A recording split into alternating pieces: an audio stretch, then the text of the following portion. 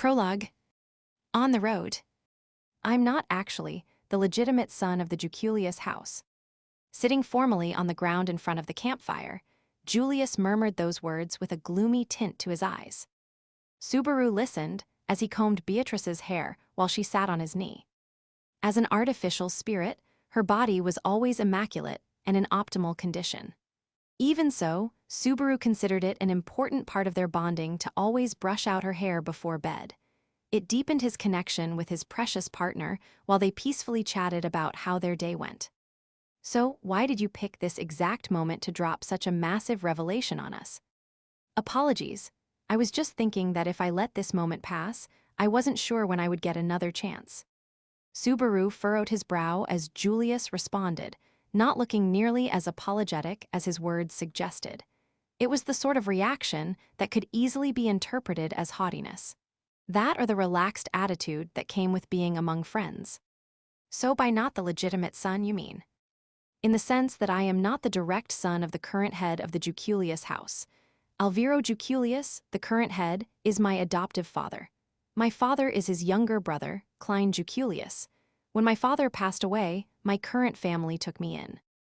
I see. Oh, then that means you have two fathers and two mothers, Emilia commented. Julius's eyes widened for a moment. He almost seemed amazed by the idea, but then his expression softened slightly. That's right, he nodded, still smiling. What, did I say something strange? No, not at all. If anything, it was just quintessential Emiliatan, very EMT. Sorry, I have no clue what you're talking about. Subaru grimaced as Emilia pouted. She was practically sulking. He wasn't trying to be sarcastic or anything of the sort, though. If he was being honest, her completely innocent and naturally kind way of thinking had been incredibly moving, and Julius probably felt the same way. That was why he was just playing with his bangs like always. The moon was hidden by a few sparse clouds, so the campfire was the only thing that illuminated their surroundings. Looking around at the gathered faces, Subaru was struck again by what an odd group they were. Leaving the Watergate city behind, their party had set their sights on the eastern reaches of the world. Their goal was to contact the sage rumored to reside in the distant Auguria Dunes. Meeting the all-knowing sage and famed hero would give them a chance to receive some wisdom. Even the preliminary information gathering made it sound like an unbelievably difficult journey. Auguria was a hive of dangerous demon beasts and notorious for a terrifying miasma that stalked the land. More than anything, what made it sound like the most hellish place was a hell that even Reinhard failed to get through. Like I told the man himself, that phrase seriously makes you lose hope the moment you hear it. This was the same Reinhard who, as far as anyone else could tell, had returned alive from the moon. The fact that he couldn't break through those sandy dunes made it feel like they were about to challenge something humans were never meant to overcome. That just means we have to do the impossible. This is a rescue mission, not a suicide mission. No matter how hopeless the odds seemed, they would have to find a way to persevere. The purpose of this journey was to give hope to all the people whose futures had been stolen away, to grant them the right to have a tomorrow again. Your face is getting scary, Subaru. As he started dwelling on that somber thought, he felt a poke on his cheek. It was Beatrice, who was leaning with her whole body against his chest. Fiddling with her hair, she looked at him fondly with those distinctive eyes of hers. If you're going to worry so much that it turns your head to mush, then you might as well focus on our skinship instead. Or else Betty's adorableness will go to waste. What are you talking about? Holy crap, it's true. I can see your cuteness evaporating into the air. It is not, how rude. Betty is as lovely as always. She puffed out her cheeks and jumped down from his lap. I'm just kidding, Subaru said with a laugh. Beatrice was unconvinced and went straight to Emilia, who was waving her over. She leaned against Emilia's chest as Emilia smiled. Emilia, it's about time for bed. Staying up all night is bad for the body. That's right. Why don't you sleep with me tonight as punishment for Subaru being mean? A fitting punishment. The two of them were in total agreement that Subaru was the bad guy. Beatrice rubbed her eyes sleepily as Emilia took her by the hand. She glanced at Subaru while leading the little girl away. After watching them go back to the dragon carriage, Julius spoke up. Those two are quite charming together. They look like the best of buds, right? Just a little over a year ago, they couldn't have been more different. It's hard to believe, in a single year. If you were involved, I suppose it's possible. Subaru scratched his cheek as Julius looked at him, a twinkle in his eye.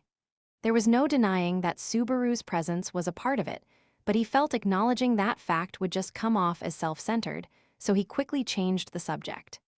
So about what you were saying before. You mean about my family? Right. Emilia is a bit airheaded, and Biko was considerate enough not to say anything, but talking about the past in a situation like this is. I know, I'm sorry if it added another burden. Interrupting Subaru as he struggled to get the words out, Julius slowly shook his head. Seeing the way he was acting, Subaru grimaced internally, like he had bitten into something especially bitter. Due to the Archbishop of Gluttony's power, the memory of Julius's name itself, had been erased from the world. The very fact that he existed was torn from the minds of everyone who ever knew him. It was the third way this affliction manifested, similar to and yet different from Crush, who had lost her own memories, and Rem, who had been forgotten by everyone and had fallen into a deep slumber, lost in memory. Subaru was painfully familiar with that feeling of despair that came with being isolated from the rest of the world. When Subaru died and time rewound, he always returned with memories of a world that no one else could ever know about. He lost the bonds that he had painstakingly built more than a few times. Even his friends at Roswaal Manor had forgotten him before. It's hard to relax with you staring at me like that, Subaru. If you have something to say, then why not just come out and say it? You're a real piece of work, you know that. Subaru looked away. One time I show a genuine bit of concern for him, this is what I get. That's the finest night for you. When Subaru had found himself in a similar situation, recovering all by himself had been a hopeless task. That was precisely why he understood just how amazing Julius was to have managed it alone. But it pissed him off to admit it, so he just snorted dismissively. The only thing I want to do is register a complaint. Don't go bringing up stuff like that out of nowhere. It ruins the mood, and it's not something you should be telling me anyway. That's not true, it's nothing particularly special. Reinhard and Ferris know, and it is common knowledge among the other knights. Lady Anastasia also knows, of course, or I should say, she knew. It's something that everyone knew, which is probably why I wanted you to know it, too. Other than myself, you're the person in this world who knows me best now. After saying that in a soft, tranquil voice, Julius stood up. Gently brushing off his legs, the finest knight looked down at Subaru, who was still sitting next to the fire. It's about time for me to rest. What about you? I'm going to watch the fire a little bit longer. It's a safe road, but it's still better to have someone on lookout. Understood, then I'll rest first. With those parting words and a quiet nod, Julius left the fire and returned to the carriage. Alone with his thoughts, Subaru stared at the flames and touched his right leg. The scar of the wound he had received in Pristella, the black pattern that wouldn't disappear. What was that? It was soft, almost indignant. He didn't know whether he was talking about Julius or himself, but either way, an odd feeling of annoyance had gotten caught up like a little bone lodged in his throat. Og damn it, what am I stupid? Yeah, I guess I am. Scratching his head, he vented his annoyance. It wasn't going to make anything better, but he couldn't bring himself to not say anything either. He glared at the fire when a voice called out. No need to go blamin' yourself so much, is there? It was an elegant, reserved voice coming from behind him. Subaru stopped scratching his head. Slowly turning around, he saw a girl with her hands clasped behind her back. It's hard to tell what I should call you on the spur of the moment. You can just call me Anastasia now and every other time, too. If you don't, it'll be a problem for me. The first half of what she said had an entirely different tone from the second half, almost as if the person talking switched in the middle. Of course, the voice itself was the same throughout.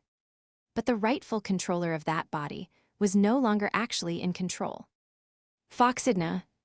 I'm not particularly attached to my name, but I can't deny that I feel a little bit of resistance at being called that, Natsuki. The woman whose pale blue-green eyes were squinting at him was Anastasia Hashin, or at least the body belonged to the royal candidate. However, someone else was inside, something else. At present, her body was being occupied by the white fox scarf wrapped around her neck, the man-made spirit echidna in disguise. It was like a bad joke. An artificial spirit with the same name as the Witch of Greed was joining Subaru and company on their journey, all while continuing to deny that she was said witch. Her presence was headache-inducing. I wish you wouldn't be so suspicious of me. I've explained before that this situation isn't what I wanted, either. I even took the job of acting as your guide on this dangerous trip. What she said was true. The success of their journey depended on her guidance. Without it, they had no hope of surviving the hell that forced even Reinhard into submission. Despite acknowledging that, Subaru couldn't get over the fact that she shared a certain witch's name. Even so, my stance is that your creator is never to be trusted. Believe me, I'd trust you if I could. It would be easier that way. Dearie me, my creator who I can't even remember must have really done a number on you. Anyway, don't get so upset. It's scary. When he narrowed his eyes suspiciously, Foxidna flashed Anastasia's usual expression and stuck out her tongue before turning away. She started heading back to the carriage, probably planning to sleep. You shouldn't burn the midnight oil so much, either, Natsuki, especially considering how much you tend to worry about every little thing. Says one of the things that I happen to be worrying about. Forget I brought it up then. Foxidna shrugged at his sarcastic response and finally left. But Subaru really did need to change gears. He was going to accidentally call her Foxidna at some point. He needed to get in the habit of referring to her as Anastasia. Now I've got even more things to hide. This is the exact wrong way for things to be going. Subaru poured water on the campfire and put it out. Returning to the carriage pulled over to the side of the road, he started to lie down on the seat that was his bed. Emilia and everyone else were already sleeping inside, so he took care to stay quiet as he lay down. You look like you have even more things on your mind now. Were you awake? Just as he lay down on the seat, a voice called out to him. Opening his eyes, he saw Beatrice with her hair down standing next to the seat. There's no hiding anything from you, is there? That's a bad habit of yours. You should share your concerns with Betty. Betty is far more attentive than you are. Yeah, that's right, Semir. Squeezing into the seat to make some room, she slipped in close so they could nuzzle together. Beatrice was the only one who knew the depth of Subaru's worries. She was also the only other person on the trip who knew that Anastasia and Foxidna had changed places. The problem was Echidna, who he had been calling Foxidna to distinguish her from the witch. She was an artificial spirit like Beatrice, and she swore that she had no intention of harming Anastasia. Talking about it to others was bound to cause confusion and maybe alarm, but Subaru also needed to stay on guard. So, as a compromise, he had shared the secret with Beatrice.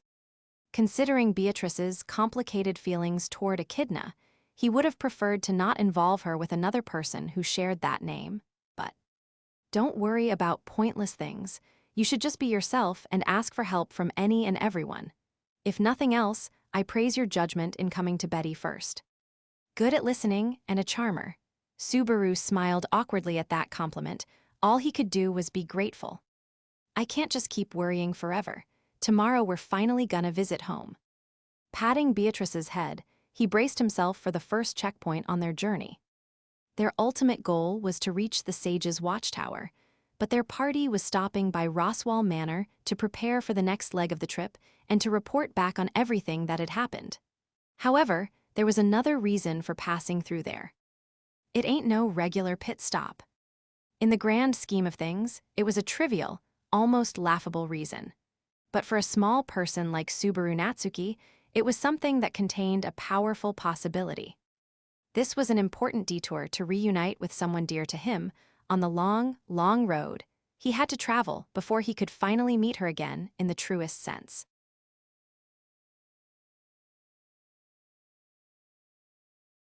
Chapter 1. A Reason to Bring You. 1. The trip from Pristella to Roswaal Manor was approximately 10 days. Going to the Watergate City took about the same time, so it had been nearly a month since they first set off. There had not been any jobs that kept them away from the mansion that long before, so it was actually a bit emotional for Subaru. Subaru. Oh, Petra GH whoa. Getting down from the carriage, Subaru thanked the driver as a girl in a maid outfit came running from the mansion and wrapped him in a flying hug.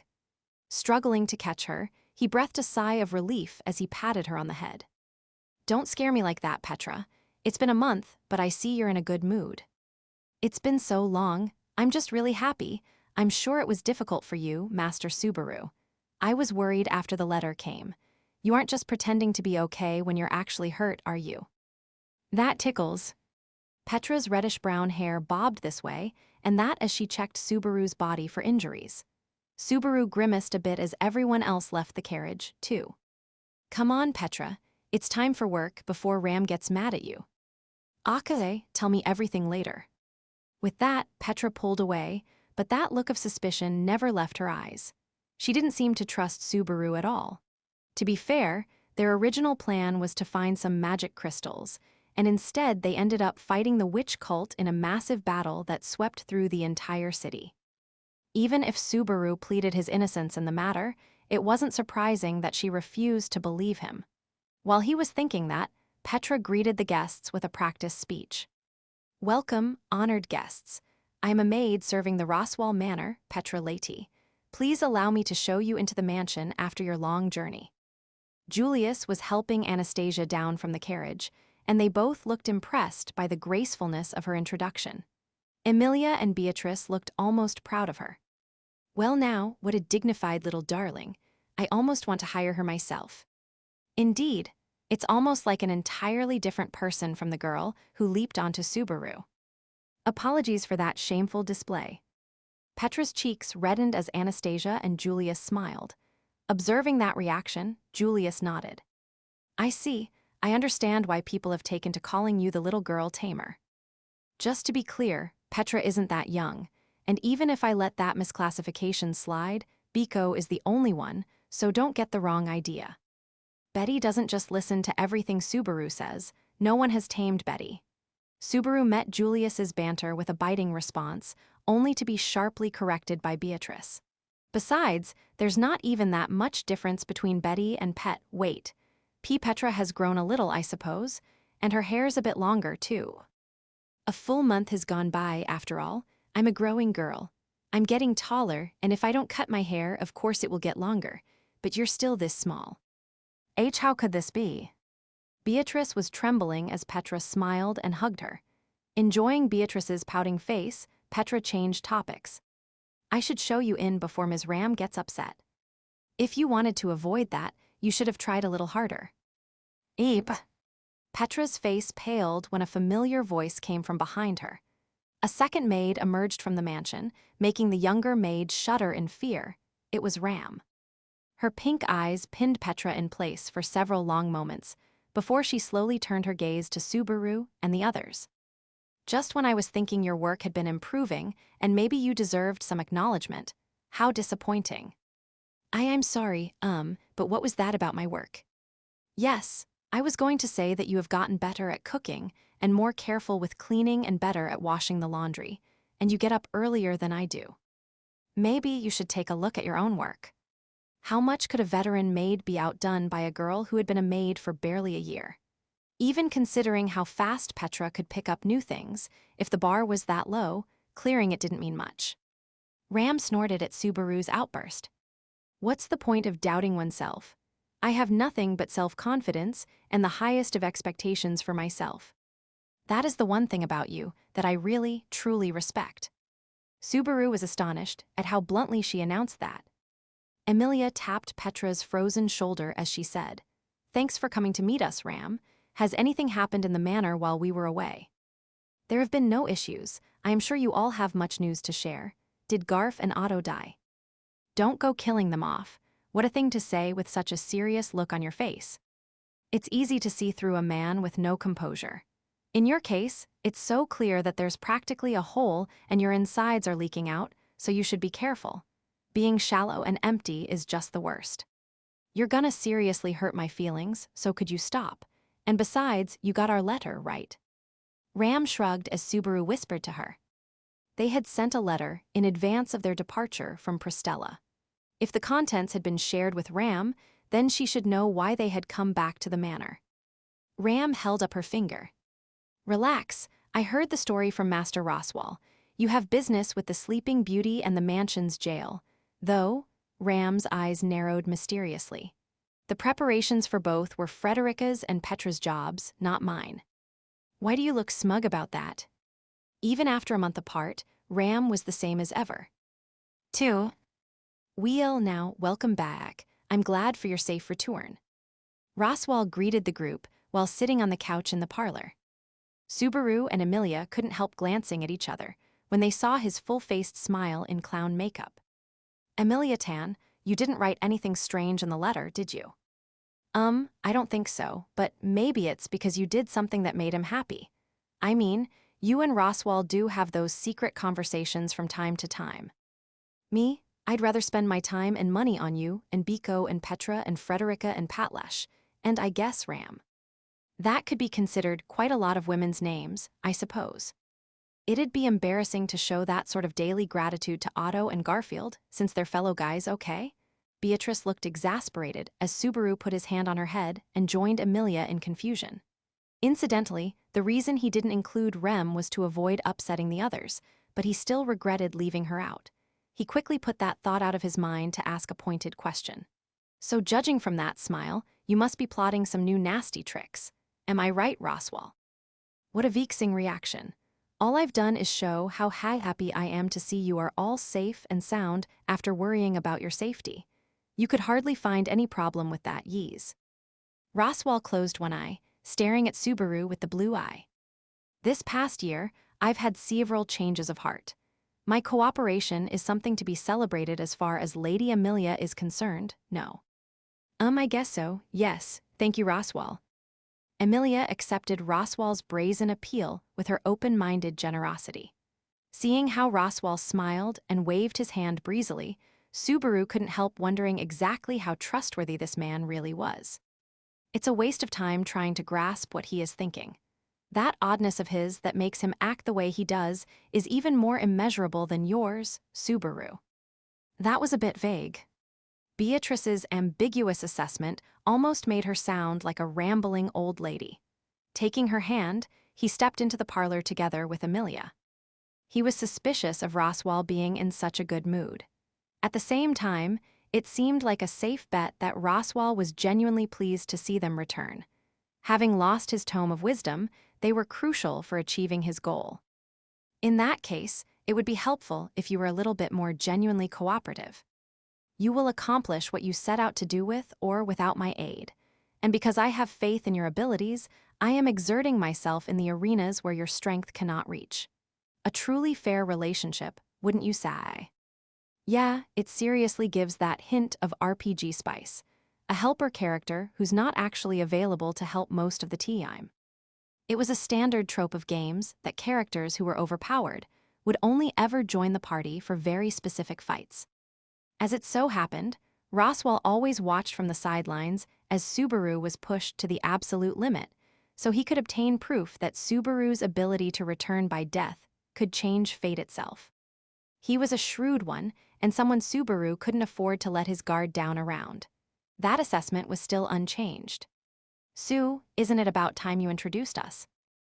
Sorry. Roswaal, we've brought some guests. Can you make some room? So I've heard. Still though, this is quite the intriguing assembly.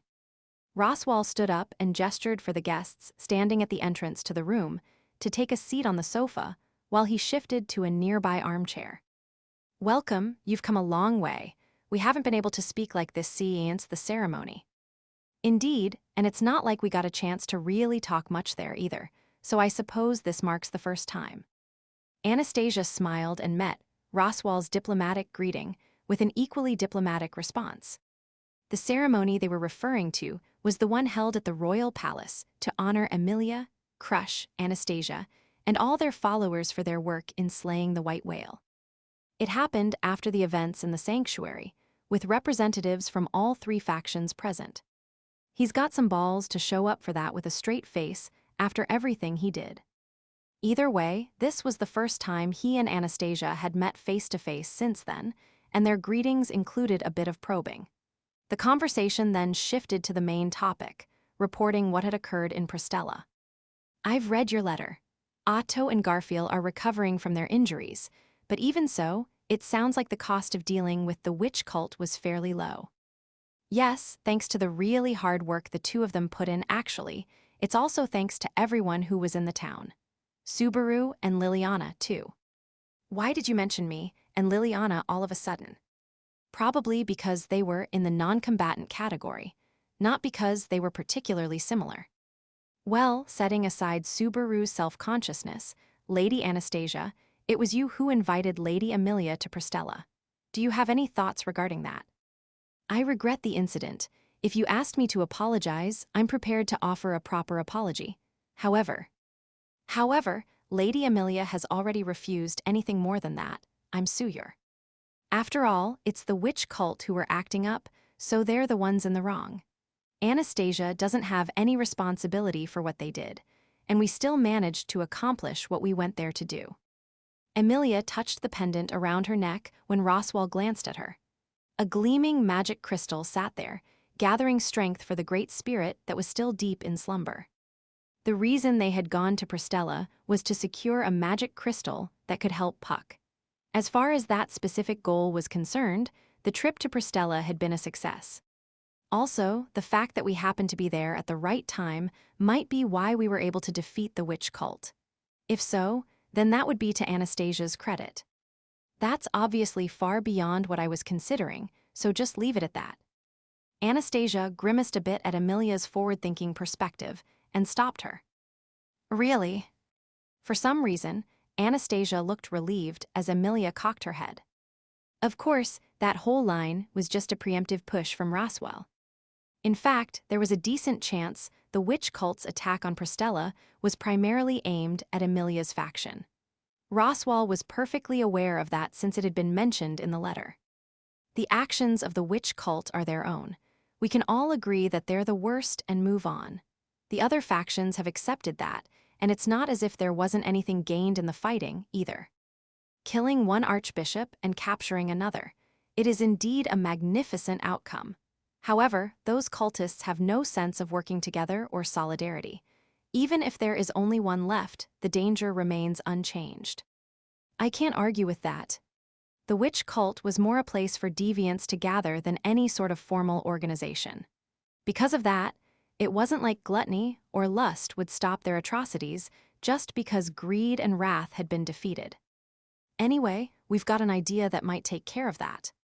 And that is why you are setting out for the Sage's Watchtower. That is quite the perilous path.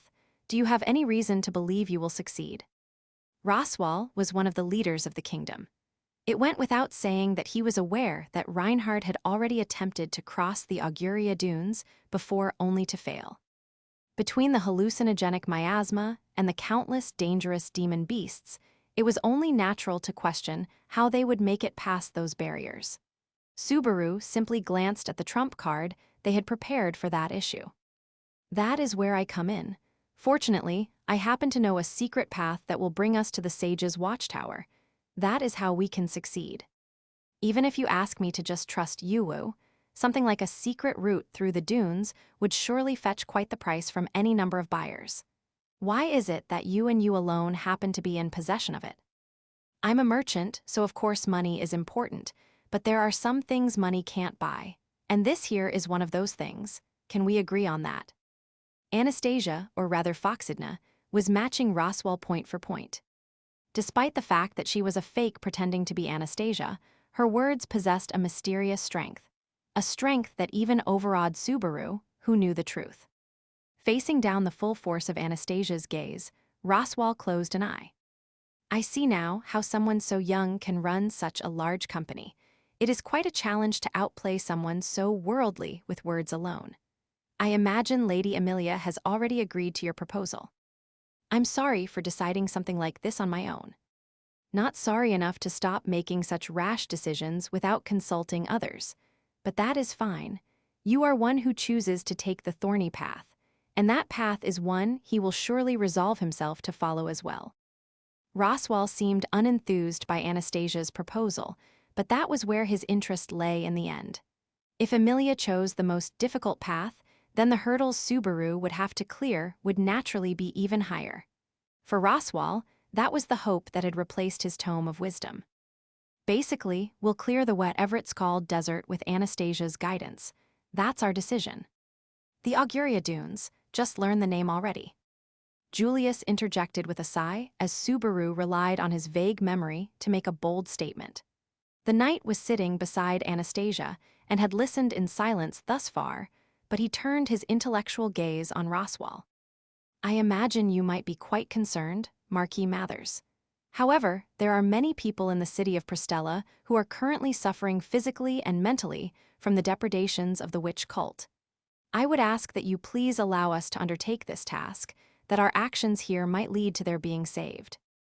What an elegant bearing. Considering you are not in my memories, I suppose you are one of those victims, yes.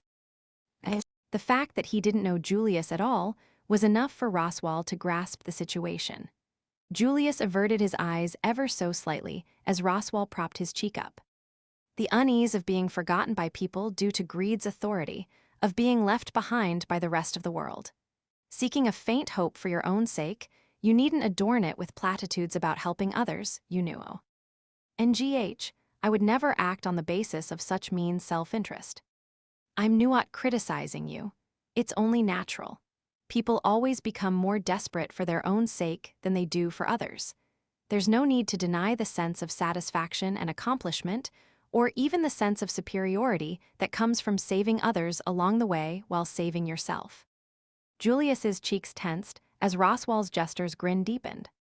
All the more so when the odds are quite high that others will also be saved if you succeed in saving yourself. You have a just cause, and you are taking action. There's no need to feel such pangs of conscience. That's enough, don't you think, Marquis Mathers? Stopping Julius as he struggled with how to respond, Anastasia faced Roswaal instead. She was smiling elegantly and cocked her head charmingly. Honestly, I don't remember either. But even so, he is apparently my knight, and it's not too pleasant to see him toyed with over something he can't help. Even though the memories are gone, the lady and retainer relationship remains. So it seems, I can't say I totally understand it either. But the time spent with Julius while traveling here wasn't so bad, and also. Anastasia pointed at the sofa across from her. And it'll keep your faction from splitting apart, too, right? Well now, dear me. Roswaal shrugged at Anastasia's point, in other words, at Subaru, who was on the verge of exploding. It wasn't shocking that Subaru was on the verge of erupting in anger, but even Amelia and Beatrice were on edge. Seeing that, Roswaal raised his hand as if in surrender. Very well, I was in the wrong. I was simply pointing out that perspective also exists. You were just harassing him for the hell of it. Don't screw with us. From your attitude, it seems as if there is more than just a few days shared between the two of you. Roswaal closed an eye, meeting Subaru's sharp gaze with his yellow eye. And then he licked his lips as if seeing straight through Subaru. Again, you are the only one who remembers, just like Rem. No clue why, though. That is proof you are special. You should take good care of that. There are many who cannot have that no matter how much they want it. The last part was murmured softly, just to himself, and didn't reach Subaru's ears. Beatrice alone had a thoughtful look in her eyes. With that exchange, Subaru let out a heavy sigh. The rest is like we mentioned in the letter, the Manor's prison and... Rem, quite the bold decision, even though you are so loath to bring her up. There might be a way to wake her up. I'm gonna take my chances. It's only natural, right? It's surprising to choose her as the first subject for that potential method. You like to pretend to be selfish, but you are actually terribly self-punishing. Is there not somewhere in your heart or some corner of your mind telling you that you have no right to be saved first? Subaru fell silent as Roswaal hit the mark dead on. He had been worrying during the whole trip about whether to bring Rem with them. Not because he wanted to avoid waking her up, but because if there was any chance of waking her up, he wanted it to happen as soon as possible. But that was different from Subaru Natsuki being saved. In Pristella, there were lots of people other than Subaru experiencing the same sort of suffering. So why did he get to be first before all of them? That sense of guilt had been causing him to hesitate until the very last moment. But if that's what you mean, then I talked to Subaru about that already, so it isn't a problem. That is even more surprising. Emilia spoke up in Subaru's stead when he fell silent. Roswaal looked dubiously at her as she puffed out her chest and then winked at her. It's perhaps not for me to say this, but it would be rather inconvenient for you if Rem was to awaken, wouldn't it, Lady Emilia? No matter how you look at it, Subaru has quite strong feelings toward the girl. They might even rival his feelings for you. Yes, that's probably true. I imagine if Rem wakes up, Subaru will spend all of his time with her for a while. He might even stop caring about me. No, that's not. Subaru could confidently say that wasn't true. There was no way his feelings toward Emilia would ever waver. But the fact that he cared for Rem a great deal was not a lie either. And Emilia was right. If Rem woke up, he would undoubtedly devote a lot of time to her, making up for the year they had lost. But even so, Emilia had told him it was okay. If Subaru pays a lot of attention to her, then I'll just have to work hard to make him look at me again. It would be a problem if Subaru disappeared, so no matter how cute Rem is or how special she is to him, I'll convince him to stay with me too. Emilia Tan. That's my resolve and what I decided. No one will complain about Subaru getting saved, so it's okay. Let's wake Rem up. Emilia put her weight behind Subaru's decision. Subaru gasped, and his knees trembled a bit at what sounded a lot like a confession. Emilia had said things that sounded affectionate any number of times before. But even then, they were all still in the realm of just a sort of soft attraction. Whether with me, with Rem, with Beatrice, with Petra and Patlesh, or Frederica and Ram, or even Otto and Garfield, I want Subaru to be really, really happy. There was a land dragon and a couple guys mixed in there at the end. Subaru couldn't help interjecting despite the mixture of embarrassment and certain other emotions he was feeling. But Beatrice, who was sitting next to him, jabbed him in the side. Looking over, he noticed Beatrice had an indignant look on her face. After this long, Betty won't complain about how fickle you are, but always keep one hand open. That's Betty's special privilege. You are ridiculously adorable. Naturally, Betty's cuteness rings out in every realm. Subaru couldn't speak for the gods and goddesses who ruled the earth and the heavens, but it certainly echoed loudly in his heart. With Emilia and Beatrice giving him their full support, Subaru could devote himself to waking up Rem without worry. There was no more doubt. Sorry for being so loved by everyone, Roswaal. Looks like we'll be taking Rem with us. I'm quite surprised by all of you, but do as you please. In the first place, I never intended to stop Yaowu. Then, what was the point of asking that question? Just making sure you understand what it is you are doing, out of an excess of thoughtfulness. I was also rude to the nameless knight there. All the way to the end, Roswaal refused to let up on his teasing banter. However, Julius shook his head and looked towards Subaru and Anastasia.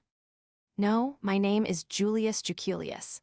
At the moment, Subaru may be the only person who remembers me, but I am a knight in the kingdom of Lugunica's royal guard. I am not so immature that something like this would cause my heart to waver. Saying that, he magnificently brushed off the nasty mage's terrible provocations. You were a little bit shaky there, though. Whose side are you on? It feels almost like I was just stabbed in the back. Subaru and Julius did have a quiet little exchange among themselves at the very end, though. 3. With the discussion over, they left the parlor. Well, I wonder if that makes me one of his little friends new. What do you think? Spare Betty such disgusting statements. It sounds almost like you mean it, which is a scary thought. I've never been so inconstant as to press matters in this body, Thuo. You've been a woman, too. I suppose that's enough for Betty to be on her guard. Roswaal's smile deepened as Beatrice remained composed while playing with her hair. It was a habit she had picked up when she needed something to do with her hands. That, or it was a sign she was getting annoyed. That habit of yours never changes, but it seems as if your feelings have.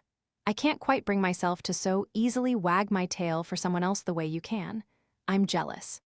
Compared to you, who could never touch Mother despite your single-minded determination, Betty can actually hold Subaru's hand, which is 1,000 times better. You won't get a rise out of Betty. Look at you, you've really grown quite resolute.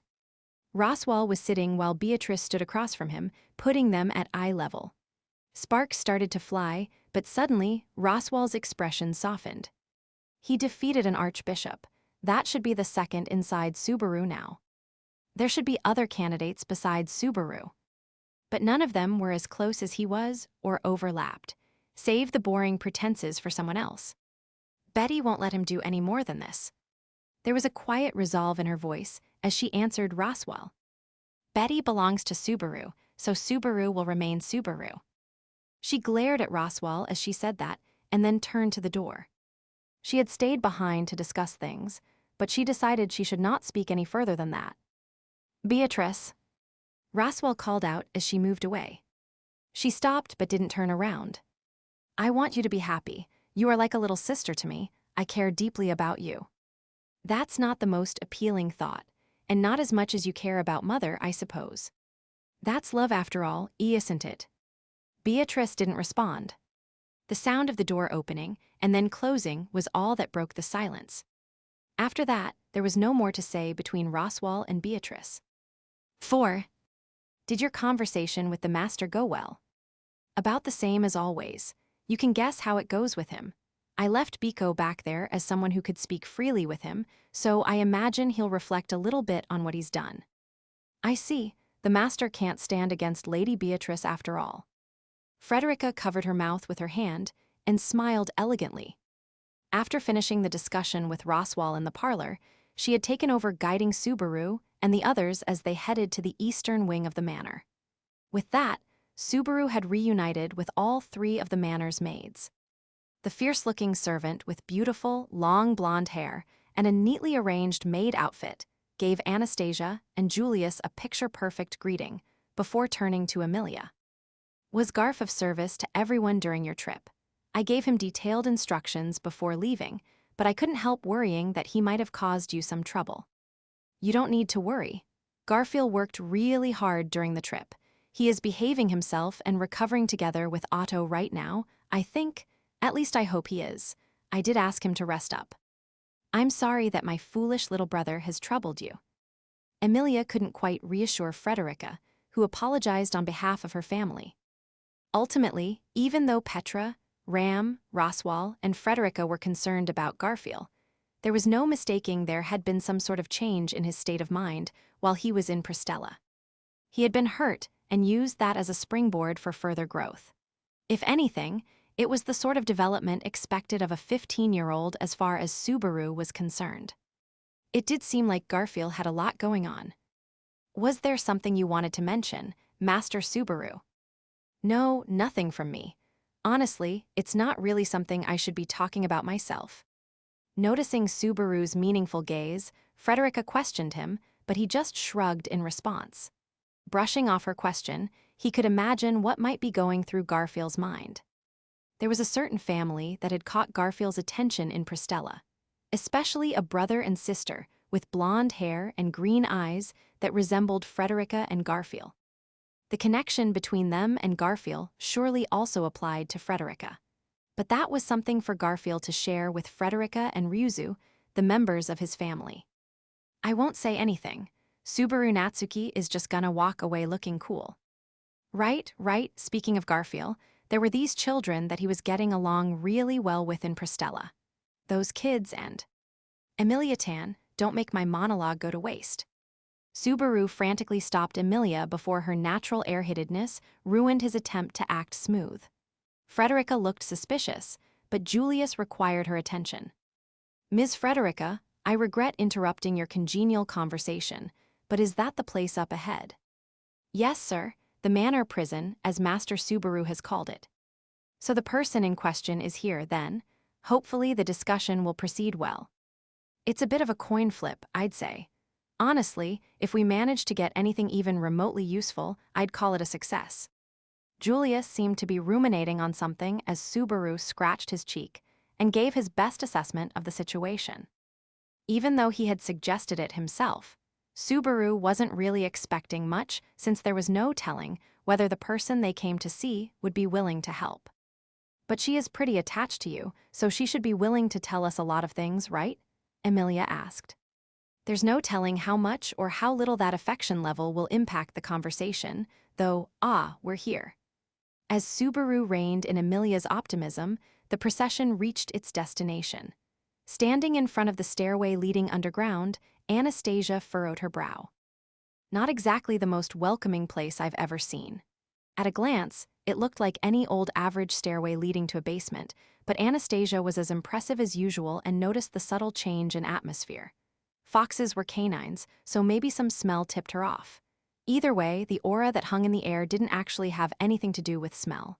Is it miasma? No, it seems different, but I can't say it's a pleasant feeling either. That is the aura released by the person being kept in the room there. I will lead you in, so please watch your feet. Frederica took the lead going down the dark staircase that Anastasia was peering into, and Subaru and the others quickly followed her underground. Reaching the bottom, their footsteps rang louder on the stone flooring. The cool underground air chilled their lungs as Frederica unlocked the sturdy metal door at the end of the passage. There was an almost palpable tension as the metal door creaked open. Woof woof, I'm gonna eat yao. Kaya, save me nuo. Ga ha ha, plead all you want, but no one is coming to save you. A bright light shone from inside the room, and they could hear a high-pitched voice. There was a single small figure inside the room, a girl with her back to the door. She had several stuffed animals arrayed around her and was playing with dolls in either hand. She was doing different voices, playing all the various parts in her little story. No, I'm sure he'll come, the prince promi him. The girl shot up from her seat, gripping the little girl doll as she sensed something was off.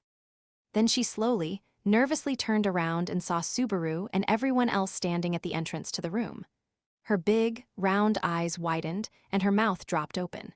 Her deep blue hair hung down and her simple, adorable face gradually reddened. Hey, it's been a while. How have you been doing? Subaru decided to act as if nothing happened and raised his hand to greet her. He glanced toward everyone else, trying to urge them not to say anything. But, oh, you're so cute, Meili. I used to do the same sort of thing with snowmen. Why you big meanies, arg, whatever. Naturally, because Emilia didn't get the message and immediately said what first came to mind, the little girl imploded. 5. Come on, Meili, we said we're sorry. I can't hear you. I already said I wasn't trying to be mean, right? Come on, Meili. Whatever. Meili was sitting in the middle of the room, hugging one of her dolls and sulking, leaving Subaru and the others who had upset her standing there awkwardly. Subaru wanted to talk with her, but it would be difficult as long as she remained resistant to any attempts to soothe her. Julius asked, Ms. Frederica, did you talk to her beforehand about us coming? No, Master Subaru said it would be a long story, so he would talk to her directly himself. Subaru. I didn't mean for it to be like this. I thought it would be better this way is all. Damn it. If it's come to this then. Subaru wouldn't deny that his initial plan had come back to bite him, but he refused to take all the blame. He quickly decided to play his ultimate card. He had been working on it in the carriage ride back from Pristella. Look, Meili, I brought you a present from our trip, so can you please cheer up? It's a new design, a droopy panda stuffed animal. Wow, so cute. Seeing the black and white stuffed animal Subaru was holding, Meili's eyes suddenly lit up. In the past year, Subaru had been helping out with various chores, and his sewing skills had gone up dramatically. He was finally able to make stuffed animals and women's clothes. Meili's clothes and all the stuffed animals and dolls she was playing with while locked up had all been handmade by Subaru. Phew, making me break out my secret weapon so quickly. Talk about a troublesome princess, what is it? No, I was just marveling at the depths of your preparation. I think I'm probably more disturbed than anything. Beatrice, then Petra, and now this. You don't have much of an excuse for this, do you, Natsuki? You've got it wrong. I'm not gathering little girls because I want to. All of a sudden, the title of little girl tamer was starting to seem a bit too real. But Subaru wanted to assert that it was due to some sort of strange outside force that had nothing to do with him. Either way, after acquiring the new stuffed animal, a panda that was droopy from the heat, Maylee's mood quickly improved. She was rubbing it against her cheek. Yeah, I've decided. I'm going to call this one Giant Bear Cat. So a straight-up translation of panda. That gets right to the nature of it, though. Oh, when did you come in, mister? Ignoring Subaru's comments about her naming sense, Maylee cocked her head quizzically. Apparently, she was willing to let bygones be bygones and pretend nothing had happened.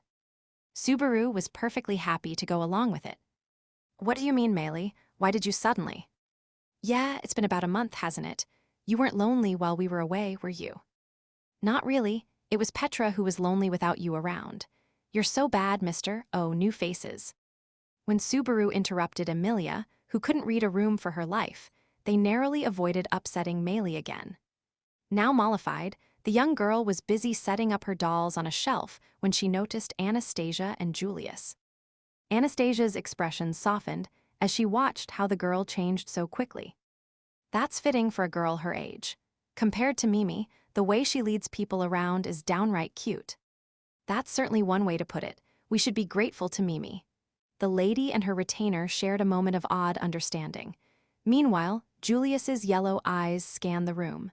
Still, I imagined a harsher environment for something called a prison. This is quite different from what I had pictured. She is a young girl, and it's not like we want to make her suffer. But we can't really just let her out either, so it's complicated. Amelia's eyes fell to the floor as she murmured regretfully. As Julius indicated, the prison, the space where Maylee was being kept, allowed her more freedom than even the most low-security jail. It had originally been a simple stone room, but the walls had been painted bright colors, and there was a simple but comfortable carpet lining the floor. There wasn't much limiting her movements inside the room, and all the dolls Subaru had made for her were neatly lined up on a shelf. There were even books and toys to keep her entertained. In other words, it was the sort of place a shut-in could live in peace and comfort. A part of Subaru would have loved to just hole up there himself. But this unique atmosphere is emanating from her. Julius scanned the room again, before looking at Maylee specifically. She smiled at his observation. The sinister air that emanated from every pore of her body was the reason she was being held there. Like I mentioned in the carriage, this girl Maylee was originally an assassin of sorts who was trying to kill Emiliatan and everyone else here. Makes sense so far. Can't say it does, but let's hear the rest. Feels like you're thinking of something else, but whatever. Anyway, she was an assassin. As for the method she used, put simply, she can control demon beasts. Yep, I get along really good with bad animals. Hee hee. Maylee puffed out her chest in open pride, but it was a confession that would shock anyone who had not heard it before. Demon beasts were not the sort of creatures that could be tamed by people. Arguably, most considered them inherently hostile. There were some notable exceptions where a demon beast would obey the one who broke their horns, but Maylee was different. According to what Mama said, my demon control blessing fills the same role as their horn. So because of that, I get along really well with them. The meaning of her claim wasn't exactly clear. There was no evidence in this world of any research about demon beasts and their natural behavior. Of course, there were people who made a living hunting them, but hunters and researchers naturally had different perspectives. A little over a year ago, Maylee and one other person attacked us as a team. We managed to stop them, and we've been holding her here ever since. Why would you do that? If she's an enemy, then you should put an end to things properly. It ain't that simple, but also, from what she said, we were reluctant to just let her go either. Mama will be mad at me. Elsa died, and I messed up too, right? If she finds me, I'm sure she'll kill me. That's why staying here is the safest. Maylee was relaxed talking about her situation, but she had a clear grasp of the reality she was in. She had lost her partner and failed the job she had been given. The person who was managing them, most likely the handler of the assassins, would never forgive such a failure. If she was set free, Maylee would most likely end up being executed. She had made her own bed, but that outcome didn't sit well with Subaru and Amelia. It's not as if that sort of consideration is new for you or Lady Amelia. We are outsiders, so I won't comment on how you've decided to handle matters, but I must ask, Who is this mother that she is talking about? Unfortunately, other than that, she was called mother or mama. Everything about her was a secret according to Maylie. From what she said, they never even saw her real face. It all seems a little too thorough. That asshole Roswaal said when Elsa died, he couldn't reach his contact anymore. Frederica answered Julius's question, while Subaru muttered to himself. Roswaal was the one who hired Elsa to target Emilia and the rest of the people in the manor. That was the truth behind Emilia's faction's greatest scandal. But from what Roswaal had said, he could no longer contact the person who had been the go-between for Elsa and Maylie. So in the end, the true identity of that dangerous figure remained unknown to this day. Anyway, that's Maylie's position. We're not pampering any more than necessary, I think. That's really like you to not have confidence on that point, Subaru. I mean, this is what happens when you prioritize conscience, right? Imprisoning a young girl like Maylie in a cold, dark dungeon would have been heart-rending.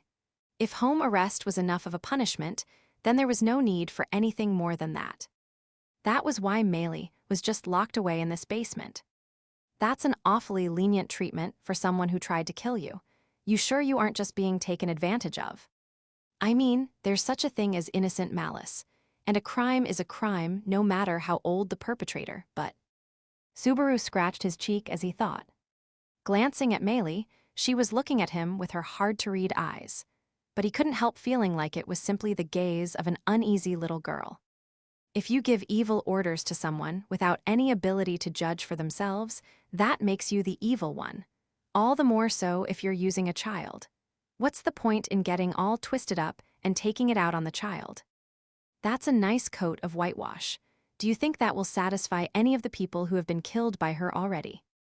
Not at all, and if anyone close to them wanted revenge on Maylie, I wouldn't blame them. I also wouldn't be this forgiving if she had actually hurt anyone here.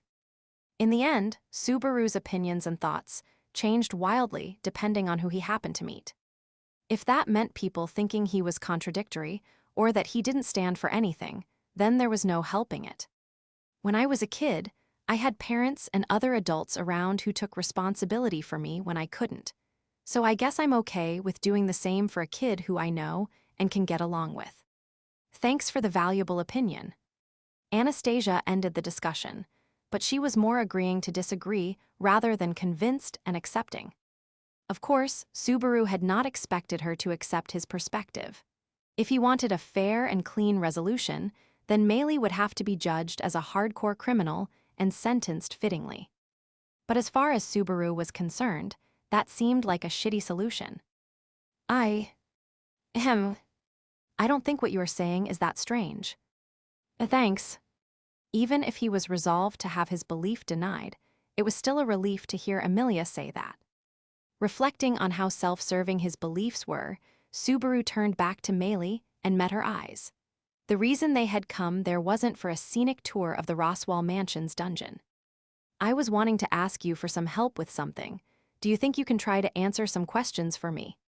Sure, on account of Miss Giant Bearcat, I'll go along with it. She hugged the droopy panda while nodding. She was hiding her face behind the stuffed animal, not letting them see her reaction to the conversation they had been having, but this time, no one commented on it. Six. Are you really going to the dunes? Probably anyone other than me would die there. After hearing their story, Maylie was playing with her hair as she responded. It was awfully ironic for the little girl assassin, who was completely lacking in morals to be looking at them, as if she couldn't believe what she was seeing. I've gone there before to get more demon beasts, but it really is overflowing with them, you know. I'd love to get some advice from someone with experience, but more than enough people have already told us we'll die if we go there. Incidentally, we do have a guide who can get us through the desert. Right, that's my job. Anastasia waved her hand. However, just because they knew the path to the tower where the sage lived, that was only worth about 30 points toward actually clearing the problematic dunes, not enough to avoid red marks and a failing grade, which meant death on this practical exam. There were 3 major problems: the Desert of Illusion, the Demon Beast dens, and the miasma. The point of their trip down to the underground cell was to discuss the Demon Beast problem with Maylie, who was an expert on the subject. Is there any way to conveniently draw out the demon beasts and round them all up at once? Well, you could try running around all by yourself. I'm sure lots of them will come for you. I've done that a few times before, and it's not exactly pleasant. Subaru had used that exact method with some dogs and a whale last year. He was about ready to put that strategy to bed for good. If there was no other option, he could do it again, but he was hoping to avoid winding up alone in the treacherous desert. In which case, what if we just wiped out every last one that came to attack us? If that's our chosen path, Lady Amelia and I would be responsible for fighting them, but what do you think, Maylie? Julius turned to Maylie about the feasibility of Subaru's brute force plan. Maylie looked between him and Amelia a couple of times.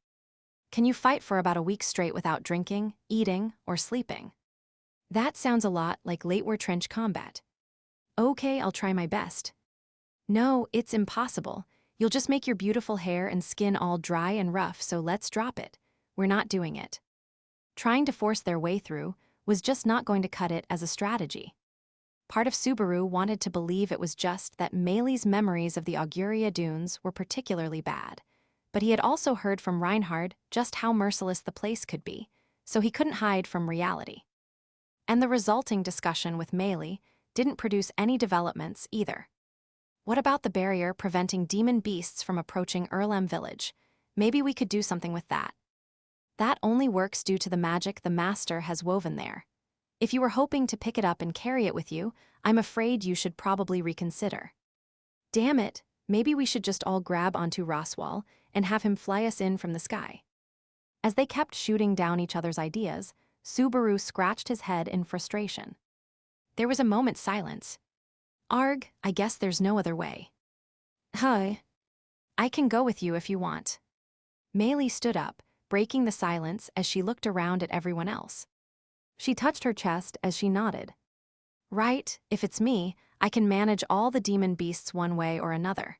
I just make them go away, tame them, make them kill each other, or even just have them eat this sage person. Don't even think about doing that last one, also. The extremeness of the statement was eye-widening, but even more than that, Subaru was surprised by the proposal. Both because Maylie was willing to cooperate, but also because she was the one who suggested going outside herself. You were so against leaving the manor before. It's not like Mama will find me the moment I set foot outside. I'm scared of her finding me, but I don't want to spend the rest of my life shut in like this either. It was surprising that Maylie had given her situation enough thought that she realized she would someday have to go outside. But Subaru quickly retracted that thought. Being closed off and isolated from everyone else meant having all the time in the world to think. He knew what kind of hell that could be. Subaru. Amelia tugged Subaru's sleeve as he felt an odd sympathy with Maylie's resolve. He knew what she wanted to say. He felt the same way. This isn't going to be a fun little trip outside, you know. It's sand and demon beasts and a sage tower tour at the end. It's been a long time since I went for a walk. All the better if things are exciting, right? She gave a real cocksure response, but Maylie pulled it off with her usual insolent tone. There was no telling how much of that was a bluff and how much of it was real, but in an unexpected twist, we've managed to recruit Maylie as our demon beast advisor. I should warn you now, you shouldn't get too ahead of yourself. Subaru clenched his fist and cheered, but Maylie sighed in exasperation and turned her attention to all of them, particularly to Amelia. It's dangerous to just immediately believe what people say. I might just be saying this in order to get an excuse to escape. There's certainly a chance of that, but it's not like we were forcing you to stay here in the first place. Subaru could appreciate her warning, but if she ever said she wanted to leave, he had always planned to hear her out. So it was a little late for that warning. Right now, I'd rather you not, but if you ever decide you want to leave and live on your own, you're free to go. Just be careful not to be found by your scary mom. Do you mean I can just go die wherever once it's not going to cause you any problems? Maybe back when I thought being cynical about everything was cool, but that's not what I think now. Subaru shook his head. He saw a bit of himself in Maylie's jaded beyond her years way of seeing things. Everyone goes through a phase where they mistake being different as being cool, but as far as I'm concerned, I want the people whose lives have crossed with mine to have a decent life and a decent death. You are free to leave if you want, but if you do, at least send us a letter. That's about all I ask." Having said that, he thought about it again and realized it was a bit strange to assume she would just leave. They would need her strength going forward. Her life was going to have a new start going forward, too. "I wonder if that's how you tamed Beatrice and Petra. I really can't let my guard down around you at all." "Huh, I feel like that sounded a bit worse than I would have liked." Grimacing at the way the conversation had led back to a false accusation against him, he looked to Emilia and the others for some support. But for some reason, Emilia and Frederica and even Anastasia looked away from him.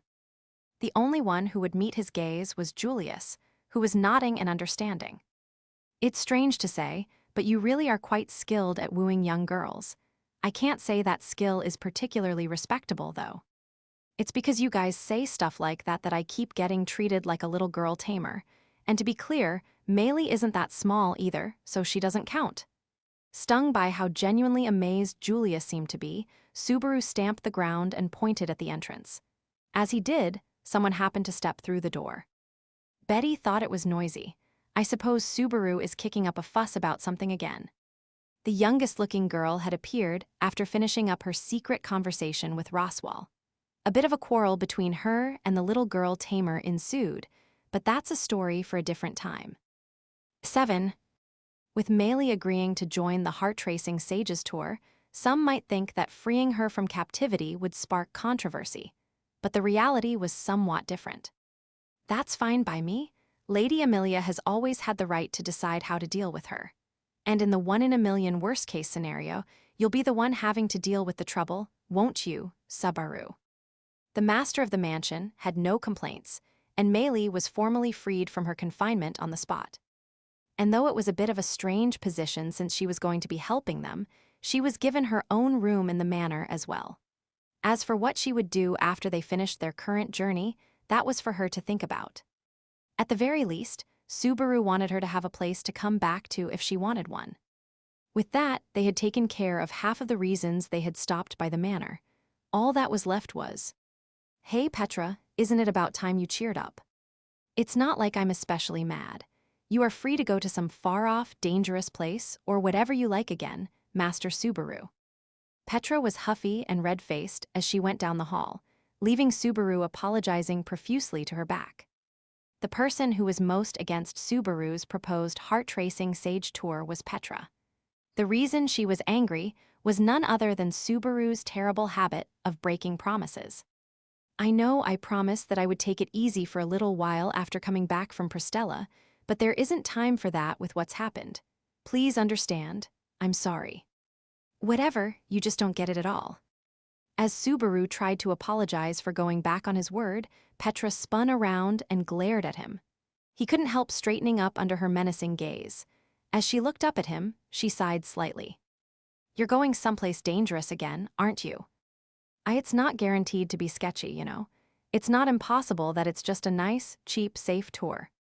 "I worry, you always race out in front whenever it's dangerous. It was really dangerous in Pristella, too. Mr. Otto and the others almost died. Don't go killing Otto again. Otto dies too much as it is." Subaru understood why people had that general impression, but he would prefer it if Otto didn't get himself killed off so easily. If he died, Subaru would have to reset. That said, he wasn't about to declare they had a friendship that even death couldn't sever. "It doesn't have to be you, does it? You could just leave it to someone else, someone stronger. Like, why not the master? He seems like he has plenty of free time. I can understand your daily frustration with Roswaal, but let's not actively look for excuses to kick him out of the house. I'm worried about the friction in our camp." Subaru could overlook Petra doing something like wringing out a rag in Roswaal's tea, but anything more than that, and he wouldn't be able to stand idly by. Bombs had to be defused before they went off. That was the iron law in all games with affection meters. But Petra's eyes were serious as she talked about how much he worried her, so he didn't want to make a joke of it. He didn't want to disrespect Petra with a half-assed evasion or a stalling tactic when she was being serious. "I understand why you're worried. The desert we are going to is supposed to be crawling with demon beasts and is apparently the Guinness World Record holder for thickest miasma, too. And to top it off, I heard that this sage isn't a people person and has been turning away visitors for some 400 years running. But even so, I can't just let myself leave this to someone else. Why, you can't possibly believe you are actually strong, can you, Master Subaru? It's already more than enough for Mr. Garf to have such a shameful misunderstanding. Your grading curve is seriously ruthless. Don't let Garfield hear you say that. Petra's marks were so strict that most guys would shudder if they ever heard how they rated. Viewing the world through her lens, apparently only wisdom merited any respect, and there were practically no points awarded for strength. Petra was particularly hard to please since she wouldn't share what she considered most important for scoring. Well, setting Garfield aside for now, it isn't as if I think there's no one better for this job than me. All things considered, the safest thing would be to just leave it all to Reinhard. So then why don't you do that? Probably because I want to be the first person she sees when she wakes up. He didn't say who he meant, but he didn't have to for Petra to understand. The girl's still deep in slumber. If they could find a way to wake her at the sage's tower, then he wanted to be the one to do it. Even if there might be someone else better for the job, even if it was more likely to succeed if someone else did it, he couldn't yield on that. He didn't want to. This was Subaru's ego speaking, and he was perfectly aware of that fact. If I set aside all emotions, then, it's not a huge deal who wakes her up. If it can save her from that helpless position, then it doesn't matter who or how. Memo. But when you add the emotion into it, I want it to be me. I want to help her myself. I want to wake her up myself. With every fiber of my being, I want to be the one to save her. That was why Subaru Natsuki was going. Even though there were any number of stronger, wiser, better people. Even if it was all just ego, Subaru Natsuki was going. In order to save her, in order to be praised by her, for that reason alone. It's selfish, and I'm sorry for always making you worry. This is the worst. It's like nothing's changed at all. Subaru had resolved himself to potentially be hated by Petra for that pathetic egotistical confession as he reached out to pat her head. But she just whispered something under her breath and looked up at him. There were tears welling in her big eyes, which made Subaru waver for a moment. The next moment, Isoflavone. Petra's head slammed straight into his solar plexus. He made a strange noise at the sudden attack and struggled to breathe, dropping to his knees. Petra slipped out of his arms, pulled down her eyelid, and stuck out her tongue at him. You idiot, Master Subaru, you're so selfish. Just do whatever you want. Petra. Go ahead and do all the dangerous things, make everyone worry, cause everyone around you trouble, and then just come back when it's over like nothing happened, just like always. HMPH. When you put it like that, I'm a pretty troublesome guy, aren't I? Standing up as he rubbed his chest, Subaru had a moment of self-reflection, unable to say anything in defense of himself after Petra's tirade. In the end, he had failed to make her feel better. She, on the other hand, had come to terms with her own feelings and was ready to see Subaru off like always. Subaru scratched his head, pathetically, at having to rely on everyone around him again. Got it. In that case, I'm sorry for always doing this, but I'm gonna just run headlong toward danger again, and I'll be back after screwing things up here and there in all sorts of ways, so wait for me. Being the first person to welcome me back after I leave is your special privilege. You won't let Ms. Frederica or Ms. Ram say it before me. Yeah, I promise. Not the master either. I'd beat myself senseless if he was the first person I saw when I came back here. Me very well, then I'll accept that. She had seemingly been convinced, and after taking a long, deep breath, Petra reconciled with Subaru over that promise. Even with his propensity to go back on his word, Subaru swore in his heart that was one promise he would keep. You are so hopeless, Master Subaru. Subaru scratched his cheek as Petra muttered that. It sort of felt like he was hearing that from everyone he showed his face to. He couldn't help but wonder how he would ever make it up to them. 8. Whenever he entered that room, he instinctively started holding his breath and walking softly. Even if he entered the room singing in a loud voice and tap dancing, it wouldn't have changed the reaction in the room. But he couldn't help but subconsciously respect the silence, probably because the girl sleeping on the bed in that room seemed so frail that he hesitated to even touch her. I'm getting too poetic for my own good. He felt exasperated with himself as he drew a chair next to the bed and sat down. It had been a month since the last time he had visited, but there was no change, not in a month and not in a year. Taking Rem's hand as she slept, he squeezed it gently and started to talk. Sorry for coming here only after everything else. There were a few problems to take care of first. No, sorry, I'm just making excuses. Naturally, there was no response from Rem. Subaru didn't expect anything different even as he talked to her, and his expression was peaceful. It was a face that Subaru Natsuki only showed to her. He only ever showed Emilia his fervent expression, as if he was ready to give up everything. He only ever showed Beatrice his expression of complete trust, leaving his life entirely in her hands.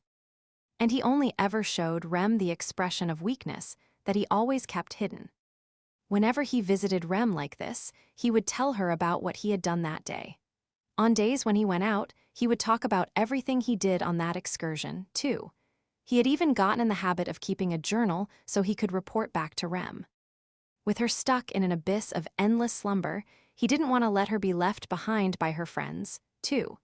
He'd do everything he could to let her know about what they'd done while she was sleeping. He had done the same day in and day out for a year, but at long last, we might finally be able to reach it. Subaru had learned about the sage, who might be able to counter gluttony's power. He was ashamed that the reason they had found that beacon of hope had nothing to do with his efforts, and someone else had set the stage, but there was finally a light at the end of the tunnel. At long last, he could act for her sake, after the isolation of watching the seasons pass and leaving Rem behind. There were lots of people in Pristella who had suffered the same fate as Rem and were in need of saving. But in Subaru's heart, his real reason for braving the dangerous journey to the Watchtower was Rem. It was a selfish, self-involved reason, but even so. I'm going to bring you back, Rem, I swear it. Just like how she had lent him her strength during those days and moments when he had felt most powerless, it was his turn to help her. Right now, when Rem needed it most of all, Subaru wanted to be there for her. Just as he made his vow and closed his eyes tightly, hearing a voice all of a sudden sent him into a panic. His eyes shot open in shock, but Rem was sleeping peacefully like always. There was no movement at all. In which case, release her hand, Barusu. It hurts just watching. It's just you, Ram. Turning around, he saw Ram regarding him with cold eyes from the entrance to the room. He felt a mixture of relief and disappointment as he looked at where Ram was pointing and realized too slow that he had been holding Rem's hand tighter than he had thought. I can't bear to see Rem's delicate white fingers violated by your lust. Could you not? That makes my resolve sound a lot dirtier all of a sudden. Did you think that your resolve was somehow pure and unselfish? You should take a better look at yourself. Seeing you lust after my twin makes me feel worried about my own safety. How little do you trust me? We've known each other pretty damn long now, haven't we? Huh? Subaru let go of Rem's hand, and Ram stole his place. She gently held her little sister's hand, and her light pink eyes softened as she looked at Rem's tranquil sleeping face. I came to change Rem's clothes in preparation for her departure. She doesn't sweat, so I'm sure she doesn't need it, but I want to clean her body first. You have a lewd look on your face. Spare me your obscenity. I didn't say anything because there wasn't anything safe to say, and this is what I get for being quiet. Simmering under Ram's scornful gaze, Subaru whined about her unfair treatment, but they were in Rem's bedroom, so he just clenched his fist and endured. After Rem's name and memory had been stolen, the vast majority of bodily functions seemed to have become unnecessary for her. Changing her clothes and washing her body were not for her sake, but for the sake of people around her. It was almost a ritual to reassure themselves that she had not been entirely left behind. It was easy enough to say they were meaningless actions, but does it feel like she's your little sister now? Subaru suddenly had the question pop into his head, watching Ram so carefully take care of her twin in a delicate way that was otherwise so unlike her. Even though she was treating Rem with such care, she had no memory of her little sister. But there was a weak, twisted sisterly connection, even if she couldn't remember ever speaking to Rem before. Even if memories were lost, it should be possible to build new ones. Perhaps that sort of connection had begun to sprout between the two sisters, even though they hadn't spoken to each other for more than a year. It does, not only do I not remember her, but from my perspective, I've never spoken with her at all. But I'm sure she is a brilliant and dignified girl just like me. There's no denying she's capable, though I can't remember her being particularly graceful. She was surprisingly careless and tended to rush into things. There were times she made assumptions and sort of went on a rampage, too. More than a few, in fact. Subaru recalled how he had died not once, but twice because of that tendency to jump to conclusions. "You don't say," Ram responded listlessly. "Talking about lost memories is all too retrospective. I'm not much of a fan of it." "Oh yeah, if you say so. If she wakes up and I can remember, then we can talk about the past all we want. And even if I don't remember, we can still just talk as long as she wakes up." Ram's expression was unchanged as she looked into the face of her sleeping sister and gently ran her fingers through her hair. Rem's hair dropped gently over her pale forehead. Seeing that, Ram's eyelashes quivered. In that moment, Subaru thought Ram looked more beautiful than ever. Even if she didn't remember, even if her memories were gone, there was no way that their bond as sisters would disappear. And even if it did, there was no reason they couldn't rebuild it.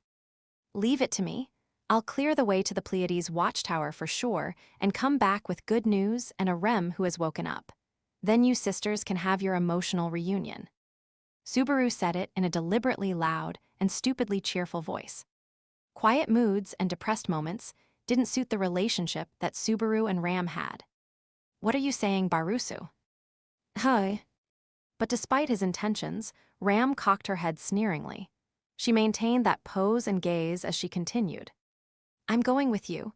Whatever emotional reunion there is, I'll do it on my own. Don't patronize me." "Why is this the first time I'm hearing of it?" Subaru's eyes widened as Ram snorted in her usual manner. But even if Subaru was surprised, and even if he pressed her on it, there was no indication in the slightest that Ram would change her mind. With both Ram and Rem coming along, the heart-tracing Sage tour had turned into a bigger family affair than expected. A difficult road lay ahead. 9. In the end, 8 people would be departing on this journey. Of course, they were all necessary for one reason or another, and they all had their roles to fill. But Subaru had never been on a long journey with such a large group. "Is this really gonna be okay?" "What is it, Subaru? Is there something bothering you?" Seeing Subaru twisting his head and worrying about the future, Emilia came to check up on him. She was wearing light clothes for the trip. That outfit is really cute on you, Emilia Tan, and I have a lot of things I'm worried about. I mean, to start with, where we're going is dangerous, right? So with such a large group, will we really be able to protect everyone?" "That's a good point. Ram and Rem are coming with us this time, plus Meili. We're going to have to be sure to protect them and Anastasia, and you, too." "What? Did you just throw me onto the needs protection side of the equation?" When it came to fighting ability, Subaru and Beatrice together were on about even ground with Ram. If it came to a serious fight, Emilia and Julius would be the ones doing the heavy lifting. As an adolescent boy, it hurt Subaru's pride to simply rely on either of them for protection. At present, there was a carriage parked in front of Roswaal Manor, and they were preparing to depart. The large carriage they had gotten for the journey had more than enough space to hold 10 people without being too crowded. Visually, it looked almost like a camper car, though it relied on land dragons for propulsion like most other carriages. And one of the dragons pulling it was Subaru's trusty companion, Patlesh. I'd love to say there's nothing to worry about as long as I have Patlesh with me, but your whole shtick is getting along with demon beasts, so why can't you get along with a land dragon? Don't be so mean, mister. Meili's cheeks puffed out indignantly.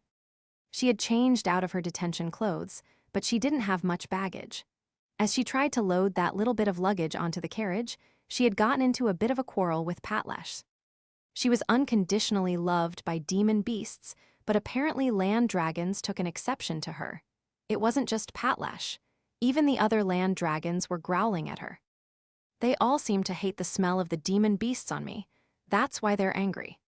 I see, that's why Patlash, she's okay. Hearing that, Subaru brushed Patlash's neck and explained the situation. The proud dragon buried her nose in Subaru's neck and blatantly sniffed him. If he had to guess, he'd say she was trying to overwrite Meili's smell with his. Patlash is usually so considerate. For her to be this obviously hostile, you two really don't get along. The others aside, it's definitely impossible for me to make nice with that dragon. She's too attached to you. Don't leave me alone with her. She might eat me. As if that would ever happen, my Patlash is a vegetarian. Soothing his trusty dragon, who had gotten a little bit excited, Subaru pushed Meili onto the carriage. And just when he was wiping the sweat from his brow, at one job done. I know you're busy currying favor with girls, but could I borrow you for a moment? Please can you stop with the scandalous-sounding descriptions? You're making me sound like I'm stupidly predictable or something. Responding to that malicious question, Subaru turned to see Roswaal smiling and waving.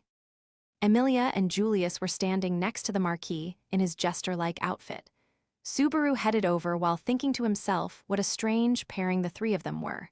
When he arrived, Roswaal winked at the three of them. Now then, regarding this trip, it's going to be quite the journey and will likely be quite difficult. So there is one favor I wanted to ask you for during the travels, regarding Ram. Marquis Mathers, is it appropriate for me to be here for this conversation? Subaru and Emilia fell silent, but Julius furrowed his narrow brow. He was going to be joining them on the journey, but he was technically an outsider and not a part of Emilia's faction, so he naturally wondered why he was being included in this conversation. I am not idly making trouble. After watching the way you carry yourself here at the manor and the way you have interacted with Subaru and the others, I've judged that you can be trusted. And because of that, I have a request. What do you say, Julius? That's the shadiest thing you've said in a while, Roswaal. Sorry, but I was thinking the same thing. Roswaal's response instead caused Subaru and Emilia to start being suspicious.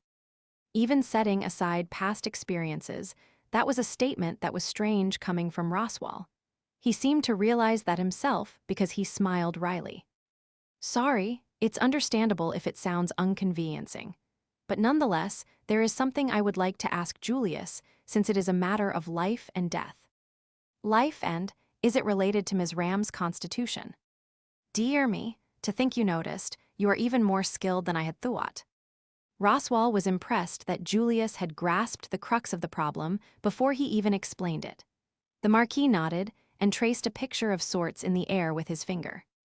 If you've noticed, then that makes things simpler. Ram's body cannot fully contain her overflowing talent. Because of that, her body is always straining under the weight of it. Languor and pain are her constant companions, though she does not show it because she is by nature a brave and stout-hearted girl. What? There's no way. It is not surprising you would be surprised, Lady Emilia, because that girl is far too strong. Emilia gasped as Roswaal slowly shook his head. Subaru was just as surprised as Emilia. He had heard that Ram had lost her horn and her previous strength. Rem had said that Ram's strength was unheard of even among the Oni tribe. But he hadn't known that losing her horn was still tormenting her to this day. I see, I understand what you had in mind then. Julius nodded as if he understood everything just from hearing that. Roswaal raised an eyebrow while Subaru and Emilia looked at each other. We just got confirmation about what's happening to Ram's body. What could you possibly figure out from just that? The poor condition of her body is clear. If a defective gate is undermining her health, then something needs to serve as its replacement. Most likely you have been personally handling that so far, have you not, Marquis Mathers? Correct, Julius. It really is a shame that I cannot remember you. Oh, so that's what it is.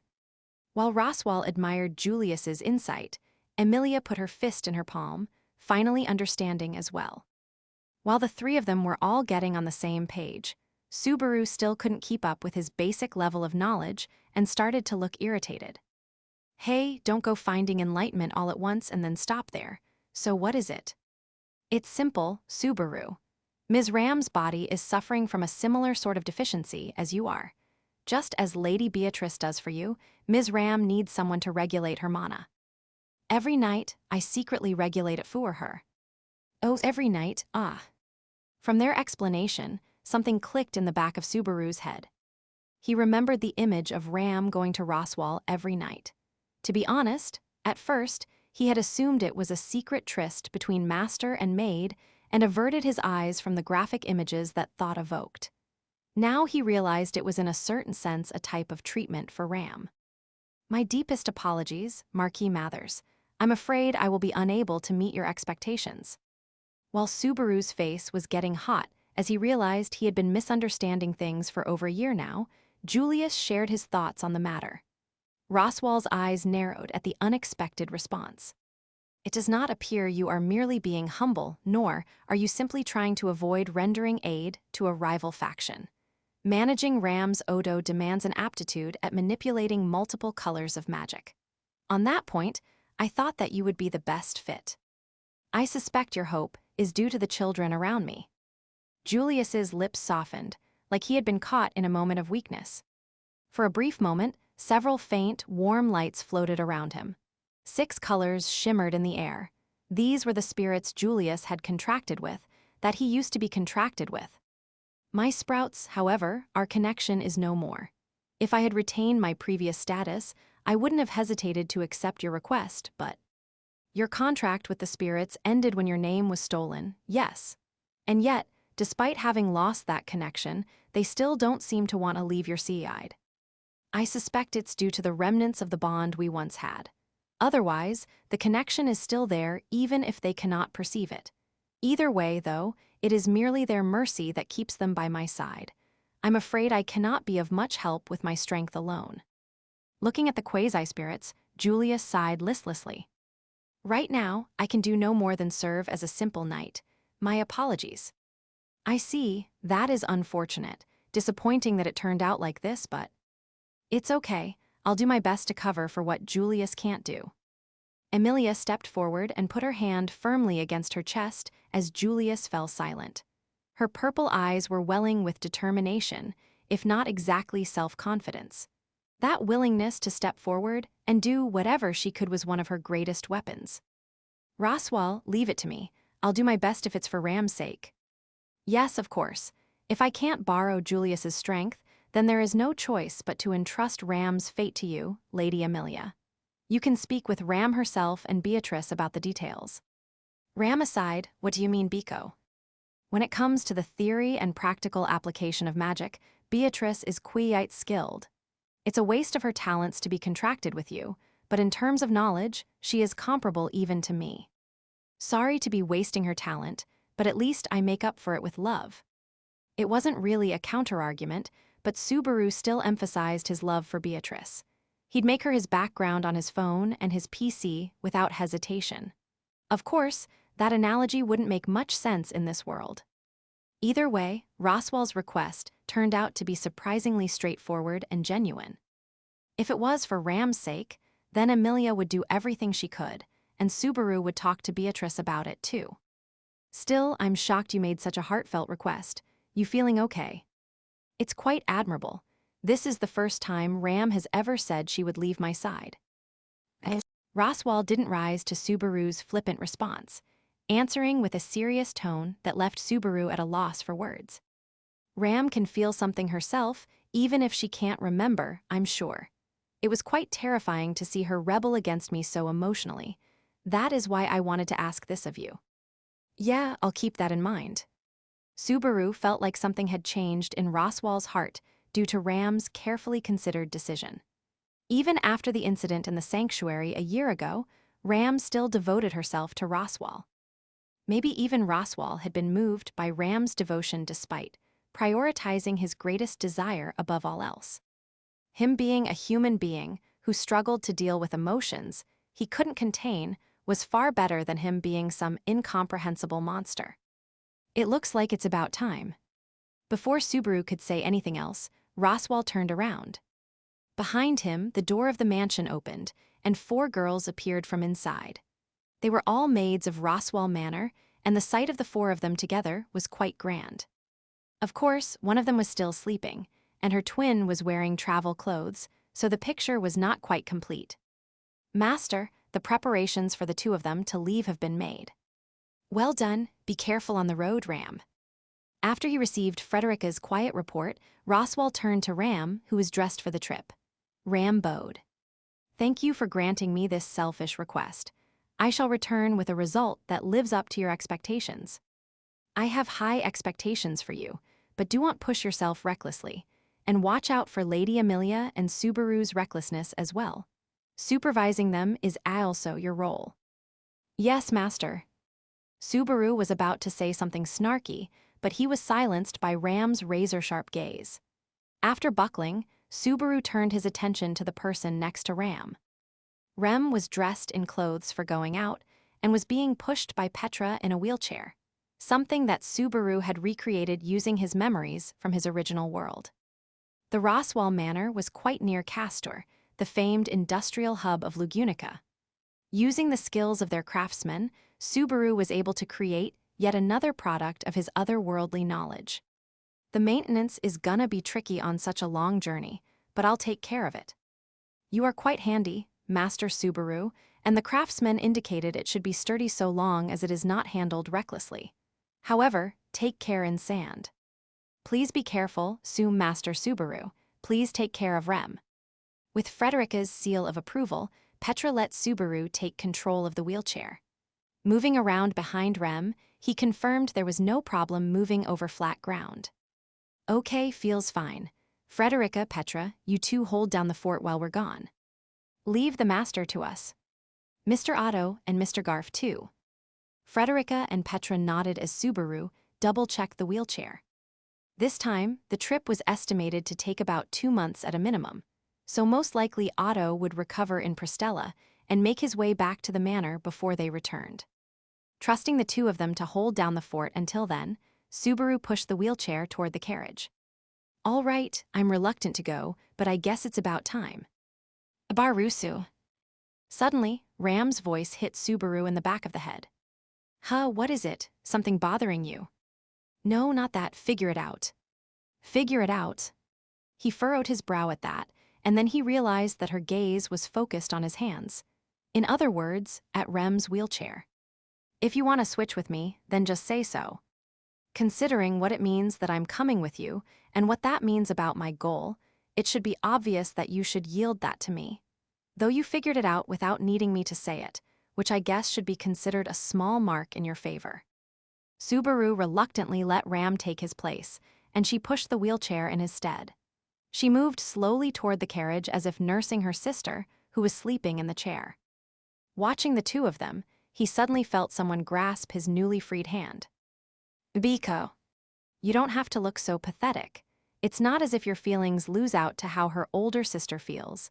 I suppose you should just do what you can in your own way."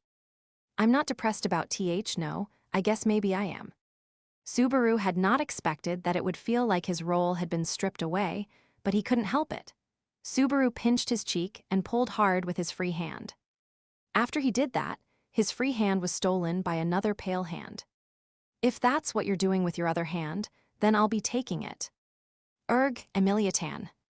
Betty wonders what you'll do when she wakes up, since you run out of hands so easily already.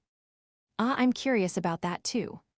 With Beatrice and Emilia on either side, Subaru looked at the 2 of them, no idea how he should respond. But a little bit of a glare and a pleasant glance were all that he got from the 2 of them. And to top it off, he could feel Petra's eyes staring holes in his back and Ram's icy, disdainful gaze when she turned around after reaching the carriage. Forsaken and surrounded on all sides, Subaru's expression tensed. And of all things, Julius was nodding to himself while watching. What's with that reaction? If you've got something to say, then say it. I see. In that case, allow me one comment. Surrounded by such beautiful women, you are truly blessed. But I cannot help but wonder whether your 2 hands are enough to satisfy all these beauties. What, is everyone just out to get me? Did I do something wrong? Julius shrugged with a sorrowful countenance as Subaru's pathetic shout echoed in the air. Unfortunately, there was no war counselor or internal counsel there to back Subaru up. For the next 2 months on the road, he would just have to do his best fighting on his own. Realizing the hopelessness of his situation, affection and trust welled up inside Subaru as he felt the warmth filling his 2 hands, which was only matched by a swelling unease. And that was how the morning of departure passed.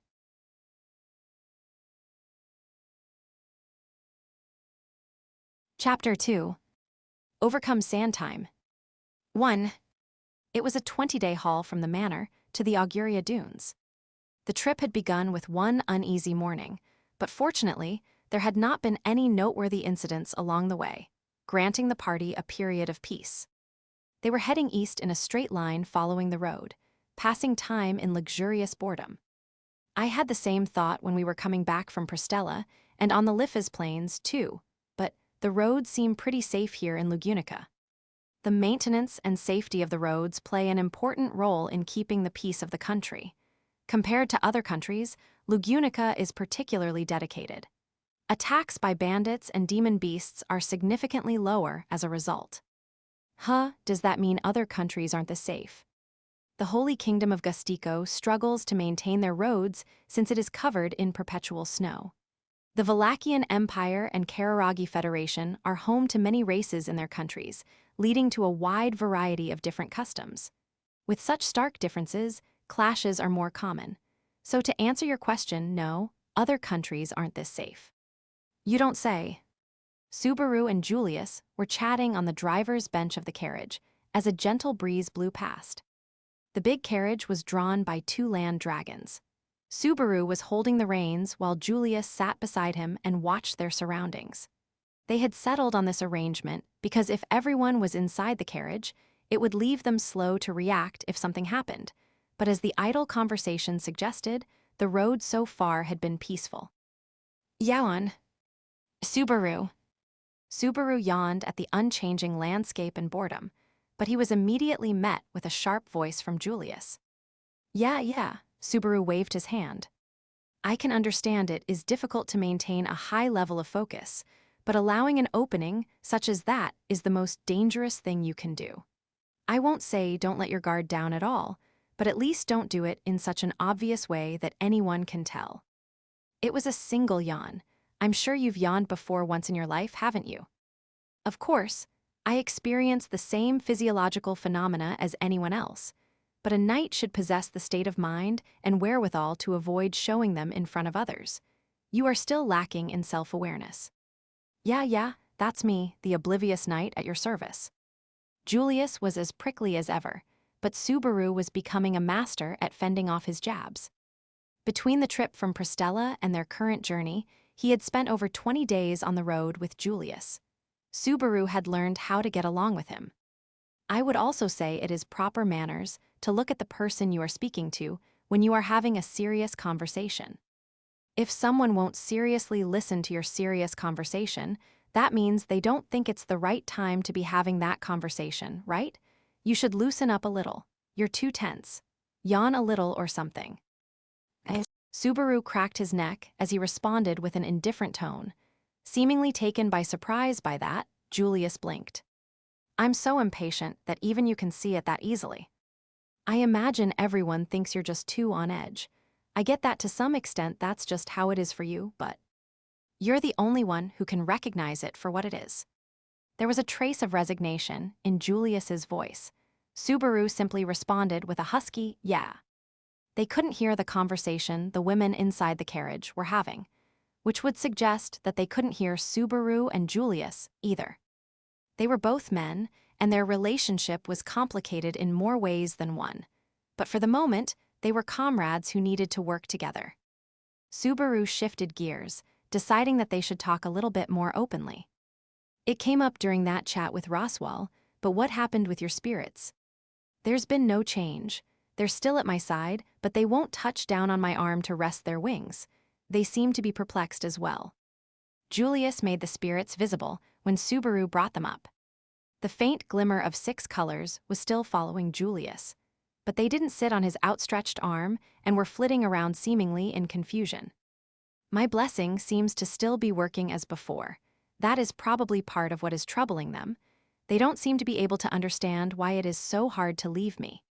Forming another contract would be difficult since it isn't like the original one was broken, huh?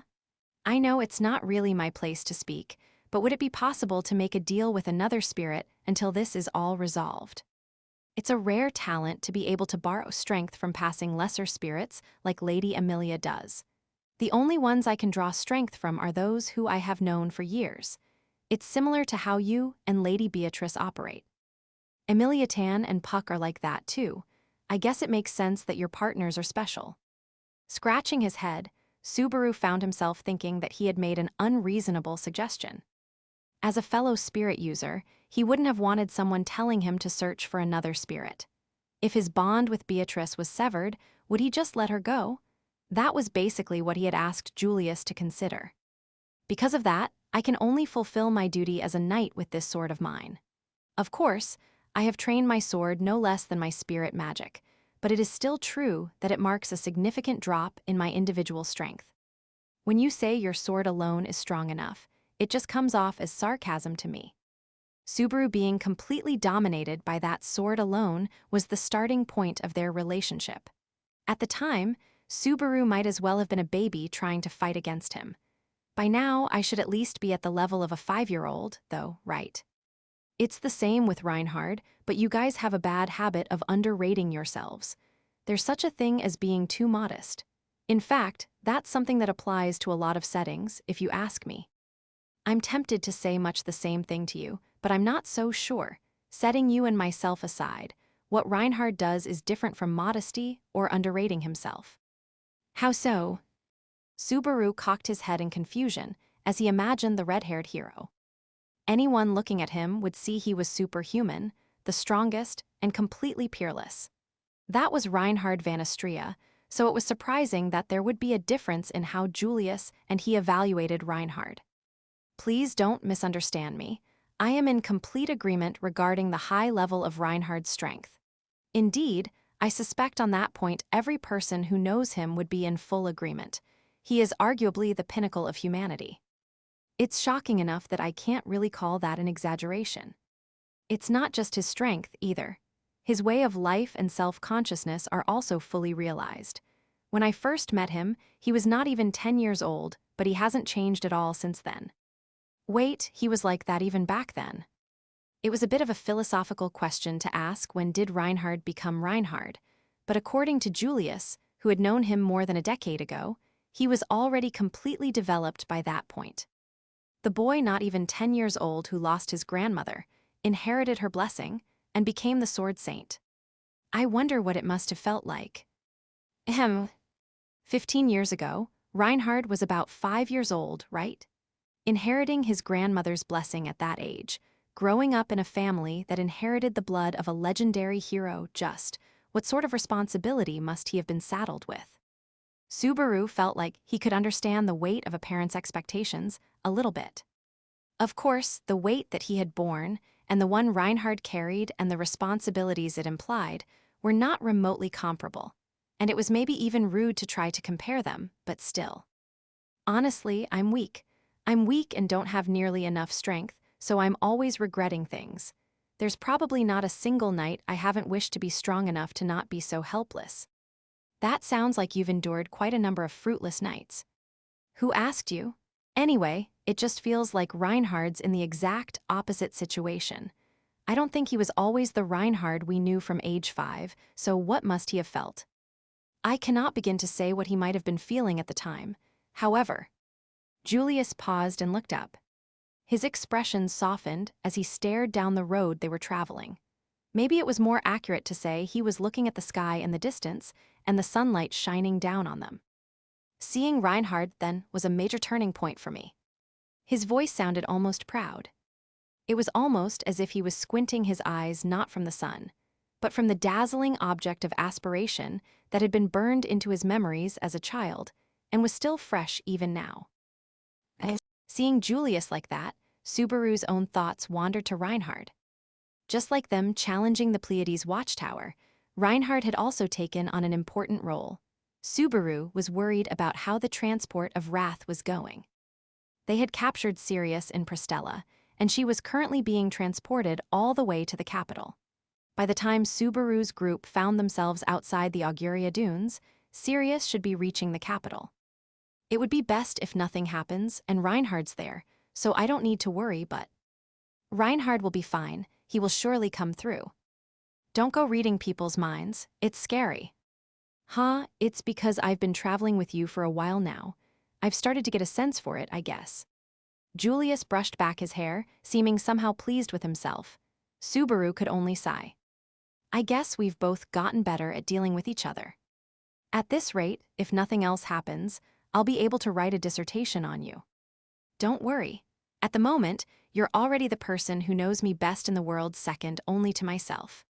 That wasn't a title I ever particularly wanted, but there you have it. I've got my PhD in Juliusology. If Joshua heard that. Subaru trailed off as he started to make a joke. Joshua Julius, Julius's younger brother with a serious case of big brother worship. And just like Rem, he had had his name and memories stolen from the world, from his family, and was at this moment still sleeping. It would certainly be good for the mood if something happened. Guessing why Subaru fell silent, Julius's smile disappeared as he murmured. It wasn't like him at all, but Subaru wasn't so stupid that he couldn't recognize that Julius was saying it for his sake. He wasn't that stupid, but... Arg damn it, I really am an idiot. Scratching his head pathetically, Subaru muttered to himself in irritation. In the end, he and Julius didn't speak any more that day. 3 days later, the group reached Murula, the closest town to the dunes. 2. In a tangible sense, Murula was an almost empty stopover town. The town wasn't especially small in size, but it didn't hold a candle to any notable cities. There were no special attractions or buildings, and because of its proximity to the dunes, there were no tourists either. The sign declaring it the easternmost town in the world didn't really have a purpose to serve in the end, and there wasn't anything to see but a desolate townscape. Visitors, in the middle of a sandstorm, welcome in. Pushing open the door and entering the shop, they were greeted by the owner at the bar polishing glasses. It wasn't a particularly welcoming tone, but that wasn't too shocking. If a bunch of sandy guests happened to stop in the middle of the sand time, it was only natural to be a little bit bitter. They had made a point of brushing off all they could before going inside, but they had been doused in sand. That was the price for ignoring the person at the inn and going out during the sand time. I'm sorry for making this guy pay the price for our stupidity. What'll you have? Milk cold, please. Milk warm, please. Sitting down at the bar to order, Subaru could see the owner's gruff face screw up.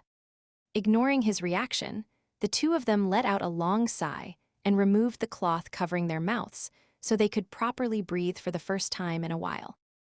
That really hits the spot. But going out during the sand time is seriously risky business. You were standing downwind from me, but my mouth is still really dusty. Subaru grimaced a bit and nodded as Emilia stuck out her cute tongue. She was wearing a white robe over her head, and her beautiful face and silver hair were almost entirely hidden. Subaru had joked that if such a beautiful girl appeared in such a rural town, the people there might have a heart attack from the difference in sensibilities. But in truth, considering her position, hiding her identity was the considerate thing to do. Though covering her head and mouth in this case wasn't just to avoid trouble. It was also to protect from the winds blowing from the dunes to the east that were filled with sand. Doesn't look like you're doing so hot at the moment. Not much business during the sand time. Sliding the hood he was wearing off his head, Subaru looked around the empty tavern. The gruff owner grunted in response as he set down the ordered milk. The cold one was Subaru's order, and the warm was Emilia's. It's not like anyone from the outside ever comes here. Opening this place during the day, and during the sand time at that, is basically just a hobby of mine. Not like I expected to actually get any customers. I see. So then, since we're outsiders and customers, that makes us VIPs, right? And then you had to go and order milk at a tavern. Here you go, little lady. Ooh, thank you. Emilia took the warmed milk and held the mug in her hands for a moment. Subaru glanced at her, blowing on the milk to cool it a bit as the owner glared over the counter at him. "So, what are you two doing all the way out in Murula during the sand time?" "Thanks for asking. The guy at the inn tried to stop us, but I wanted to test the sand time as sort of a trial run. The real deal won't be anything compared to this after all, right?" "The real deal, huh? And that would be?" "Obviously crossing the Auguria Dunes." The owner fell silent as Subaru held up his finger and declared that confidently. Then he slowly looked back and forth between the two of them and rubbed his forehead. "I don't know what sort of joke you're playing at, but if you're thinking of going out there like it's some sort of fun escapade, then you should turn back now. You're only gonna get yourselves killed." "Whoa, whoa, what are you talking about? Do we look like we're here messing around? You say something too, Emiliatan." "Ha hey hot eh, what? Sorry, I wasn't listening." "See, isn't that seriously AMT? I'm telling you this for your own good. Go home now before you wind up dead." The owner's trust dropped even more after watching their exchange. But there was no denying he wasn't saying it maliciously. They knew the danger of the Auguria Dunes already from previous reviews, but we don't really have a choice to turn back, unfortunately. Since forward's our only path, we want to at least choose the safest possible way forward we can. You can understand that, right? You're the ones who don't understand. You listening? There's nothing that can be done for those dunes. They're swarming with demon beasts and overflowing with the witch's miasma, and no matter what you do, it's impossible to ever get any closer to that tower in the distance. Getting annoyed at Subaru's casual attitude, the owner explained in detail the menace of the dunes. Pointing out the window that was closed against the sandstorm, his lips curled. "There's no end to reckless fools like you, but there's no one who's reached the sage's tower in the middle of that sea of sand. If you're lucky, you'll make it back alive, but most of them are still out there buried in the sand. That tower was built 400 years ago, and in all this time, there's been no end to the people damn fool enough to set out for it, but there hasn't been a one who ever claimed to actually reach it. Even the sword saint couldn't do it." Reinhard's failure had apparently left a broader mark than expected. The owner may have intended that as his trump card, but unfortunately for him, they already knew about that and were still resolute about going anyway. And leading a girl into that hell. "Sorry, you're really worried about us." Subaru was struggling with how to respond to the owner's earnest and entirely reasonable point when Emilia broke in. The owner's eyes widened as she started with a gentle apology. "We're not regulars or anything of the sort, but you still told us so much. Thank you." "No, sorry for being such a nag about it, but I didn't make any of that up.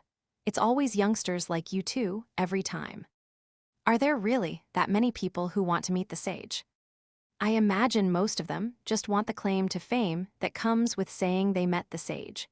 There are probably some who want to learn something from the sage, but all that cockamamie talk's pretty dubious in the first place." The owner shrugged and shook his head in disgust. He was probably telling the truth about having seen dozens of people recklessly try to reach the Pleiades Watchtower. He was a nicer guy than his face let on, probably, because he seemed embarrassed over how he reacted. "Do you mean even if we reach the tower, we might not be able to meet the sage?" "I've never heard anything about anyone reaching it. And if you believe the rumor, the sage is still at the top of the tower looking out over the dunes, delivering a righteous judgment upon all villains, but there's also demon beasts and the miasma. I can't imagine those dunes are anything other than a trap for hunting prey." "A lure for hunting prey?" Emilia gasped slightly. The owner nodded and then turned toward the window. "Don't move around outside during the sand time and avoid demon beasts as much as possible. But even then, you still can't avoid the miasma. The biggest obstacle for clearing the dunes is that thick miasma. I can't really picture what exactly that miasma even is, honestly." Subaru cocked his head. He had heard the word plenty of times, and it wasn't like he couldn't get some idea from the definition. Basically, it was an atmosphere that had a negative influence on the body, or at least something like that. Maybe sort of like a poison gas. Subaru, miasma is the word for mana that has been polluted by something bad. Mana is invisible, but it's still everywhere, right? So miasma is mana. Subaru was shocked to find from Emilia's description that it was something much more immediately at hand than he was expecting. But still, the description of polluted mana didn't really help him visualize it either. I guess it's partly because I'm a modern-day Japanese guy, but I can't really figure out this description of invisible mana. Ordinarily, mana doesn't have any color, right? Miasma, mana polluted by something bad, is really not good for your body. But your gate naturally absorbs mana, so you can't stop from absorbing mana, just like you can't just walk around without ever breathing. The little lady's right, and the miasma out there is the densest it gets anywhere in the world. If your gate keeps taking it in, your heart and body will be swallowed up in the pollution. What happens then? Do you get sick or go crazy or something? The story goes that it eats away at your heart and body. The truth is, well, I can't really deny it. He shook his head at that and didn't explain it any further. But it was clear on his face. He had seen someone die from miasma pollution. And it was because he had experienced that he was concerned for them from the depths of his heart and was warning them as adamantly as he was. If you can live your life without going there, then that's for the best. You. Thanks for the milk, and thanks for the story too. Emilia finished her milk, but she shook her head at his warning. Seeing that, the owner sighed in resignation. The reason he had spoken with them about the dunes, even though he had not wanted to at first, was because he had hoped to change their minds. But unfortunately, they wouldn't change their minds on that point. That should cover the bill. Subaru, let's go. Yeah, thanks for the help. Leaving the silver coin she fished out on the counter, Emilia tugged Subaru's sleeve. It was far too much for just 2 cups of milk, but it was also a tip for the information he had given them and the concern he had shown. It's just the past year or so now, but people have started to see a bird flying around over the dunes. As they put back on their robes and prepared to go out into the sandstorm, there was a voice from behind them. Turning around, the owner had his back to them and was polishing the glasses and talking as if to himself. From the folks who saw it, they said it looked like the bird was flying toward the tower. So if you ever get lost in the dunes, look for a bird. If you're lucky, maybe it will guide you to the tower. Old man. HMPH. If you're out there and have nothing better to rely on, your luck is already the worst it can be. Subaru and Emilia lowered their heads and went back outside. The sandstorm was dying down, and there was at least a little bit of visibility in the sea of brown clouding their vision. It was about time for them to return to the inn and meet back up with the others. The owner back there, it seems he lost a leg. I didn't notice. I don't know how he lost it, but I imagine I can guess where. Emilia's purple eyes were filled with sorrow. Subaru nodded.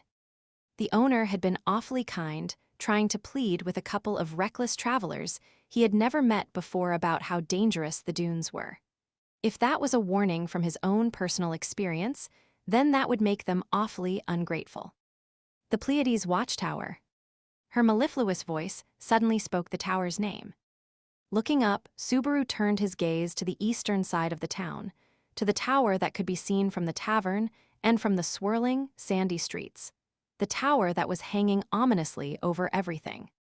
It was an enormous tower that had been visible from the road even before they arrived in Merula. It almost seemed to reach the heavens. No matter how fierce the sandstorm in the desert down below, how could you possibly lose sight of it? But Reinhard and the owner of the bar had both said how difficult it was and how reckless it was to try. The Shady Sage's tower, On the edges of his vision, the tower whose top he couldn't see seemed to waver in the sand. 3. They took 1 day of rest in Merula, a reprieve from their long journey, but the dawn of departure soon arrived. Everyone was wearing new clothes for traveling through the dunes and gathered at the entrance of the town early in the morning. Subaru gasped in amazement when he saw the state of the carriage waiting there. So this is our secret weapon for clearing the dunes, Subaru was looking at the unfamiliar land dragon in the harness connected to the carriage. It had a flat head, broad body, yellow scales, and walked on 4 legs. It was a similar sort of build to Otto's trusty Fulfew, but it seemed even more heavy-duty, like it would have a lot of stamina. It's a Gila's dragon that's strong in sandy climes, This dragon species is well suited for sandstorms and dry environments. It's on the bigger side, but it has a mild temperament and is easy to deal with. It's the endemic species here. Endemic species, they have stuff like that here too, and there were the water dragons in Pristella, now that I think about it. This world really is a big place. Julius explained the new land dragon, while Subaru observed it. In order to reach the Pleiades Watchtower, they would have to pass through a real desert. Because of that, they had switched out the land dragon they had brought with them with a local one in order to deal with the sand. Still, even if it has a mild temperament, will a new dragon be able to work in tandem that easily? It won't be a problem. Land dragons have a natural affinity with people. Gila's dragons in particular can be calmed down quickly and easily by rubbing their necks. You should remember that, just to be safe.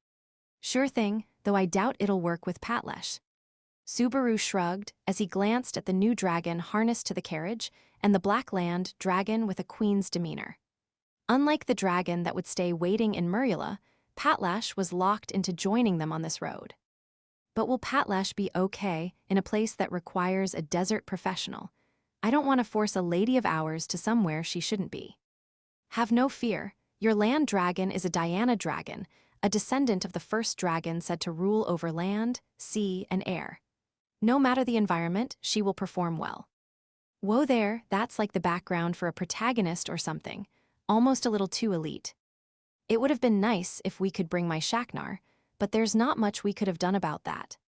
Julius's gaze drifted to the sky, as if looking off in the distance. Shaknar was his trusty blue land dragon. Unfortunately, Julius had even been erased from Shaknar's memories. In the end, he had to give up on getting it to obey him and leave it with the Iron Fangs in Pristella. They were on their way to get everything back, but there were so many things that had to be left behind for the sake of their mission. Over the course of the past 20 days, Subaru had started to understand that almost as well as Julius. Still, treating your steed as the lady closest to you. I don't know if I should compliment you for understanding how to properly handle a land dragon or scold you for your treatment of the women around you. I'm sure you'll come around once you get to know Patlesh's matronly style. Patlesh had refused to have anything to do with Subaru for being left alone in Pristella during the incident. It wasn't until Otto acted as a go-between that he found out Patlesh was ashamed for not being by his side when everything went down. Once he knew that, Subaru wasn't sure what to say. Anyway, I couldn't think of anything other than hugging her. I love you, Patles, begaw. But the lady of the party wouldn't accept such a shallow profession of love. She swung her tail around and knocked Subaru flying to the sandy ground. Sprawling on the ground, he was sandy even before they could reach the dunes. No sense of tension, even right before the critical moment. I'm jealous of Barusu's shamelessness. A face appeared upside down in his vision. It was Ram wearing a robe to protect against the sand. Subaru scratched his head at her icy response. So does that mean you're nervous? Isn't that a little out of character for you? I'm not sure what would lead you to believe otherwise. As you can see, I am just a frail and weak maiden. I am in fear of all sorts of dangers at all times. My delicate bird's heart might burst at any moment. Where did you catch the bird? Subaru raised his legs and swung himself forward to stand back up. He patted himself down to brush off the sand and then faced her again. Are you really okay? How impertinent. You're awfully attentive despite being Barusu. Your insults don't have quite the same bite as usual. I should warn you, we still haven't started yet. She didn't look pale, and it wasn't as if she was breathing heavily. She didn't look any different from normal, but she didn't deny what Subaru suggested either. She didn't try to put up a strong front or try to hide it. In that regard, Ram was surprisingly earnest about it.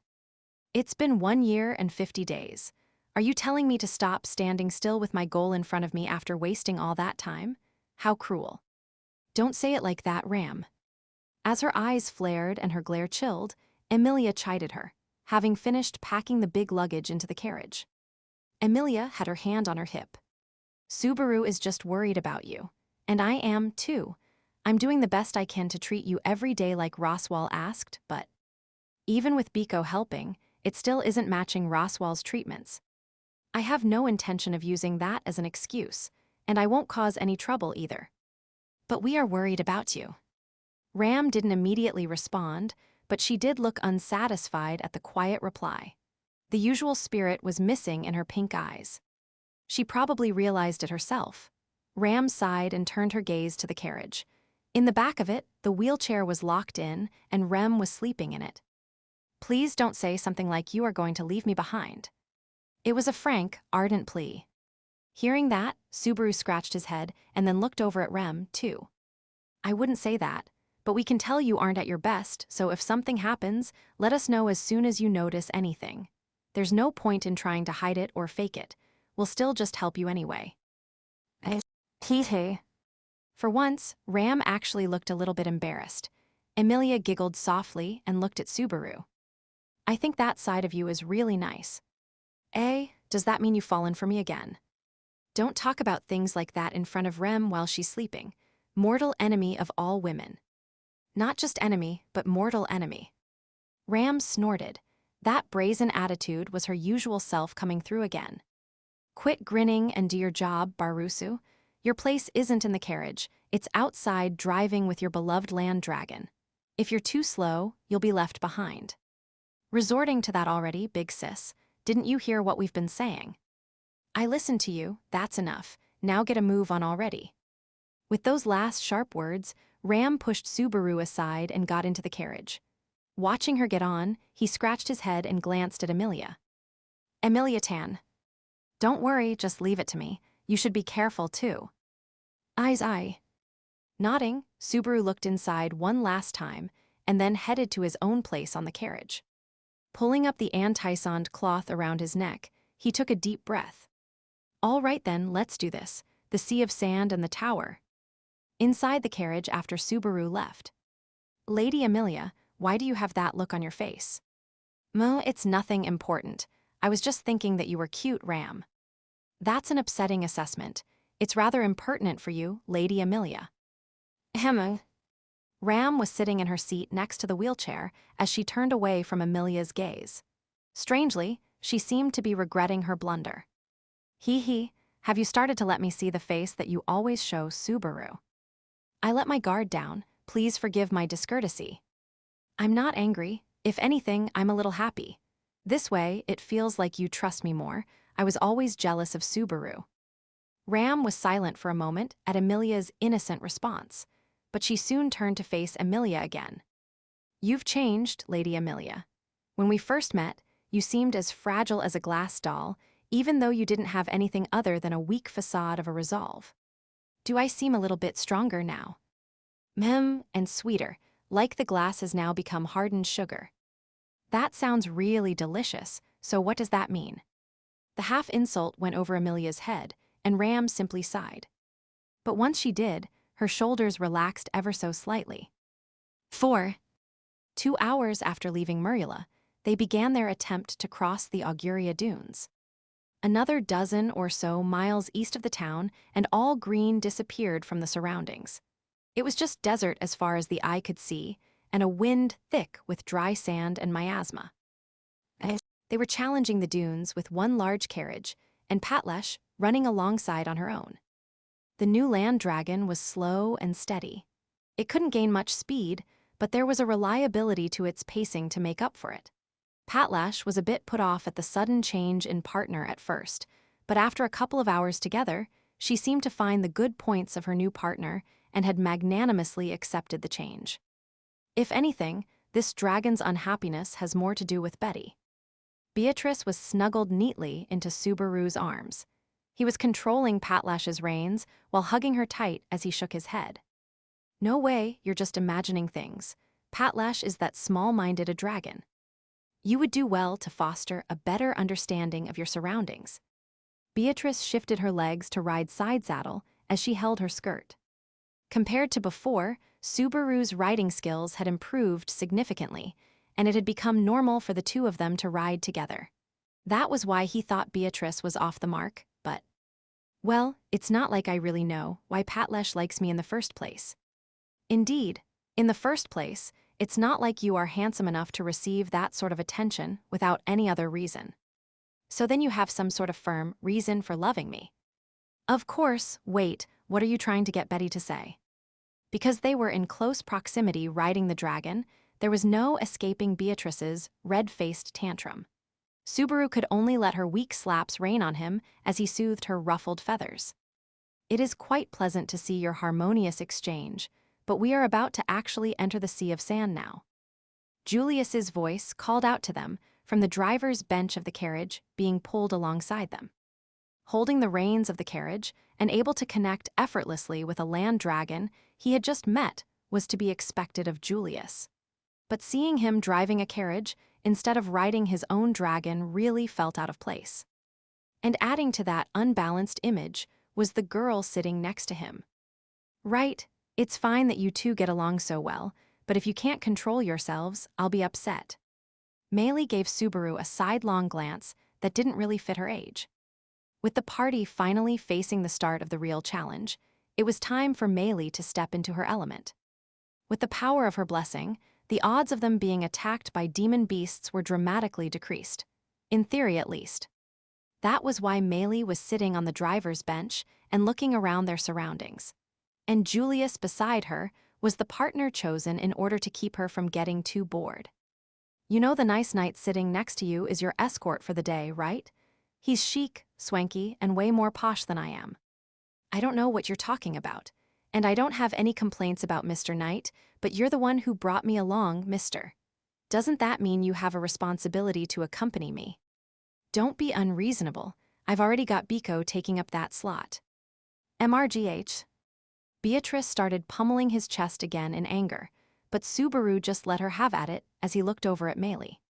I know how much you want to be fawned over, and I'd be happy to do it, but if you're going to talk about rights or responsibilities, then it will have to wait until you've done your job first.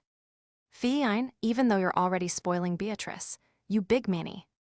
He wasn't actually being particularly mean about it, but there was no helping that she might take it that way. Beatrice seemed somehow satisfied with herself as Subaru tickled her neck and then raised his hand to Julius. Seeing that, Julius quietly nodded. It was best to have someone who was an expert at dealing with proper young ladies take over. But also, Subaru, the sand time seems to be starting. Beatrice warned him, and Patlash looking straight ahead and whinnying slightly confirmed it. The enormous tower that was impossible to miss even from back in Murula soared into the sky before them. A yellow sand blew from the tower. The Auguria Dunes' baptism, a sandstorm swirling with miasma, the sand time had arrived. They had got a general grasp of the comings and goings for the sand times from their information gathering in Murula. 3 times a day, morning, midday, and in the middle of the night, a powerful sandstorm would blow through these lands. That was what the locals called sand time. Considering what the owner of the tavern said about the miasma, it was almost like sidling up nice and close to a toxic waste dump site. Particularly during the night sand time, which lasted for several hours, it was difficult if not impossible to move. Because of that, they would be moving during the day and largely trying to avoid the morning and midday sand times. The grains of sand on the ground were fine, and just like they had been warned, the footing was terrible. Their procession was forced to go at an extremely slow pace, and their irritation just increased like sand in an hourglass piling up. But because of that situation, Subaru was also feeling a little let down. Because it's harder to walk with the wind blowing, but it's not nearly as bad as I was imagining. Turning his head away from the strong winds, he held his hand over his mouth, taking a couple of ginger breaths through the cloth blocking the sand. He could feel a little bit of sand in his mouth, but that was hardly any different from how it had been in town.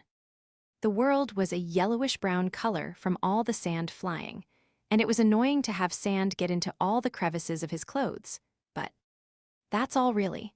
I was expecting it to be stupidly hot when I heard we were going to the sand dunes. The reason this area is a desert is because the intense miasma kills off all foliage. But it rains here, and it's not as if the temperature suddenly spikes or anything. In Subaru's mind, a desert was a blazing hot sort of hell. But apparently in this world, desertification was caused by something other than what Subaru imagined, countering the image of burning sands that he had gotten from games and manga. If anything, the real thing was a lot easier to bear than what he had imagined. I guess considering how it felt in Murula, it would be strange if it suddenly started burning up when we crossed into the dunes, too. Indeed, it's different from the Jural Red Dunes at the western edge of the world. What are they like then? All the grains of sands making them up are fragments of magic stones. It is a land that is constantly exploding all year round. There's someplace as crazy as that. His opinion of the Auguria Dunes jumped up at learning there was someplace as insane as that in this world. If the sage had just built the tower there, no one would ever reach it. Meanwhile here, all there is to be careful of is the wind and miasma, and also the demon beasts. And also not losing sight of the tower and getting lost. Even if you say be careful not to get lost. Beatrice leaned against his chest, trying to get him to focus. Subaru supported her weight while looking at the grand and imposing tower directly in front of them. Don't get lost and all, but if you ask me, wouldn't the harder feat be somehow losing track of that? Betty agrees, but anything might happen. There is no telling what sort of cunning person the sage is, but there is no denying the fact that there is no evidence of anyone ever reaching it. Of course, Subaru had no intention of underestimating the dunes. But thinking about it realistically, there was no way anyone should be able to lose track of such a massive marker. But that was surely what every other person who challenged the dunes and failed must have thought. So then Beatrice was probably right. It was a place where anything could happen. Should we really just keep going straight forward, Anastasia? You're awful dubious, Natsuki. Guiding Patlash toward the carriage, he checked with Anastasia through the window. Hearing her response, he winked. Obviously, right? This whole thing depends on you, so I'll be counting on you for some detailed navigation. Of course, it's not just someone else's business to me, either, so I won't cut corners. We're both in the same boat here, so just have a little faith. Trusting a fox is easier said than done. Anastasia, or rather Foxidna's, eyes narrowed at Beatrice's murmur. Beatrice was the only other person on the journey whom Subaru had told about Foxidna, and she was incredibly suspicious of her fellow artificial spirit who was hiding her identity. But there wasn't a thing to be gained from just being suspicious forever, either. Like Anastasia said, the moment they entered the Auguria Dunes, they were in the same boat. All that was left was to trust each other to carry out their respective roles.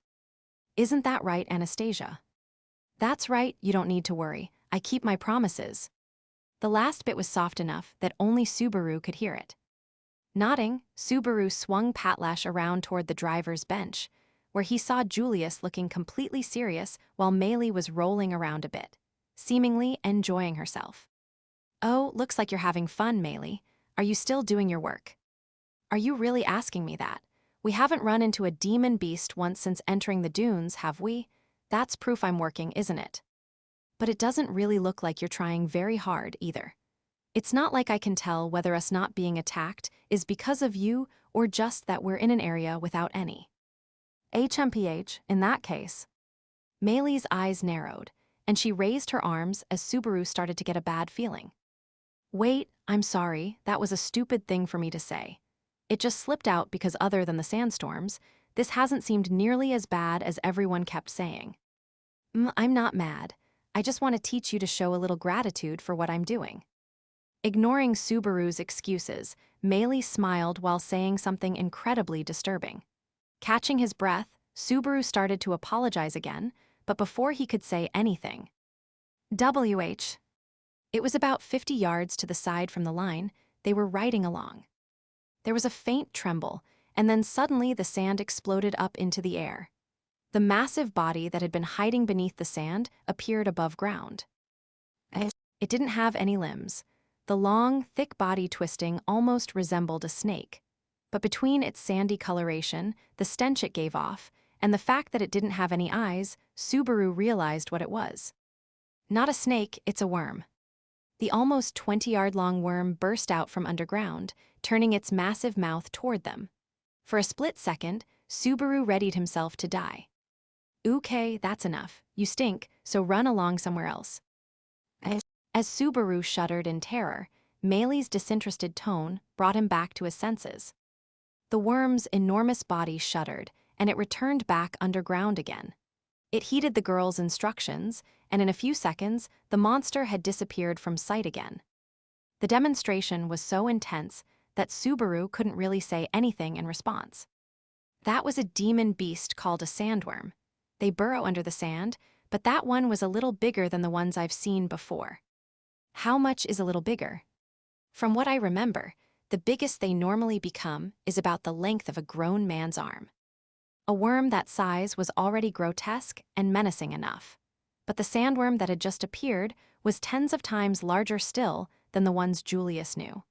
Subaru had heard that the native species of demon beasts in Auguria were supposedly frenzied, but apparently even their size had grown like crazy, too. Either way, what could be said for sure was, "Well, what do you think of me now?" "Seriously, I can't begin to thank you enough, Miss Maylie." Unfrozen by Maylee's words, Subaru spared nothing in his heartfelt praise. "Really? Are you grateful now, mister?" "Yeah, I got nothing but mad respect. I get now just how dangerous this place would be without you. This place is scary, really scary." He could understand one of the reasons why so many reckless adventurers who had taken the challenge had never returned.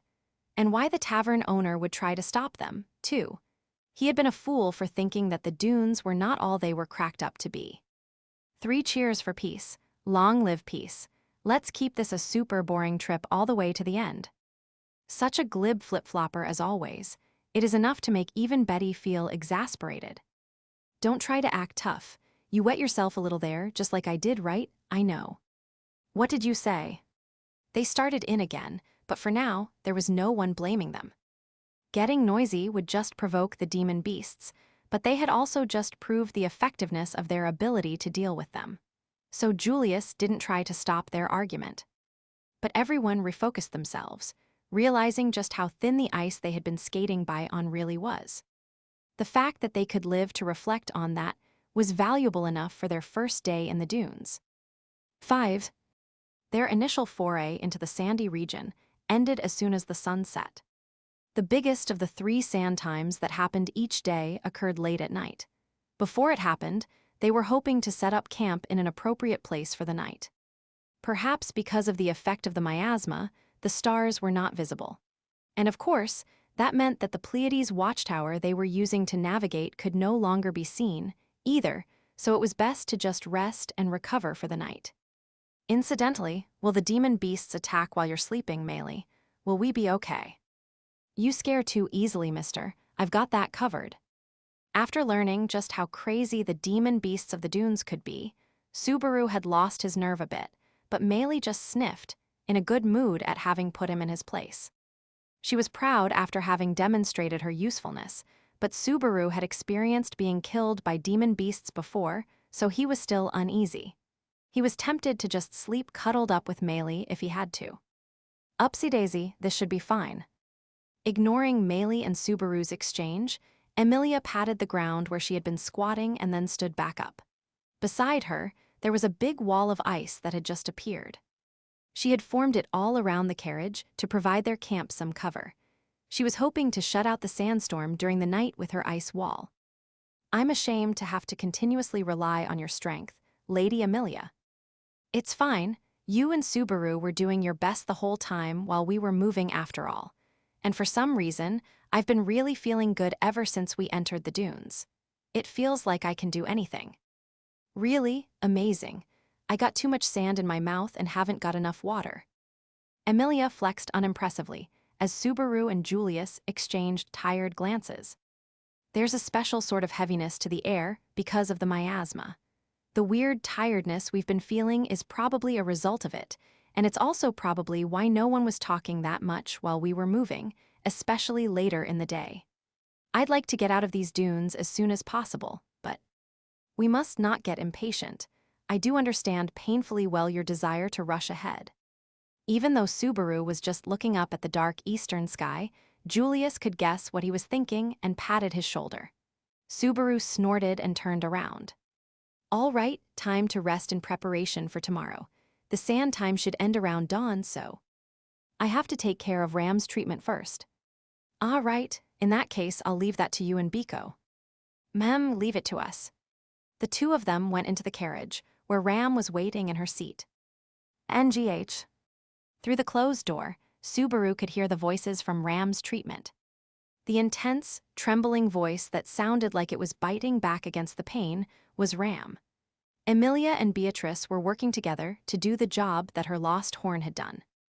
The burden that Ram bore was another of the things that Subaru had only learned about because of this trip. It's ironic. Ram has the tough sort of mentality to be able to survive by herself, but her body can't handle living on her own. I don't know. It's true that Ms. Ram has a self-reliant strength, but that does not necessarily mean it is something that she wishes for herself. After all, it's not as if she is ashamed of her current state. Well, that's true too. No one really cared what some outsider's unrelated imagination of them was. Ram had her own thoughts, and it was a bit insincere to talk about her on appearances alone. Still, you're really observant of people. It's not like you've even spoken with Ram that much. Something I've learned from painful experience. People can't live alone. Were it not for you still miraculously remembering me, I don't know what I would have done by now. Julius gave a relaxed shrug. He was acting calm, but Subaru also felt like there was a grave honesty in his words. He wasn't sure whether Julius realized it, but in the past 20 days, he had told Subaru about himself in all sorts of ways. It's probably partly the trauma of having been forgotten that's making him do that. Natsuki, Julius, you two have a moment. We should talk about the path going forward tomorrow. Whoops, that's a pretty important thing to discuss. Just when a solemn silence was starting to fall over them, Anastasia broke in. She struggled to walk on the sand as she came over to the two. Hugh, that's a pain. I'm amazed both of you can walk around normally. I've trained with poor footing, though I can't exactly claim it was all for this moment. When the footing is bad, it's better to step forcefully. That's the Klin school of thought. That was part of the fundamentals he had learned for running on poor footing from his parkour instructor. Anastasia nodded, seemingly a bit impressed, and then she lowered the cloth covering her mouth slightly. The winds are bad, too, and it's hard to get enough air. I'd love to get out of here soon so I can take nice and deep breaths again. Same. Also, I want to take a bath. Your face and head end up covered in sand so fast out here. He had now learned from painful experience why people who live in desert regions wrapped turbans around their heads.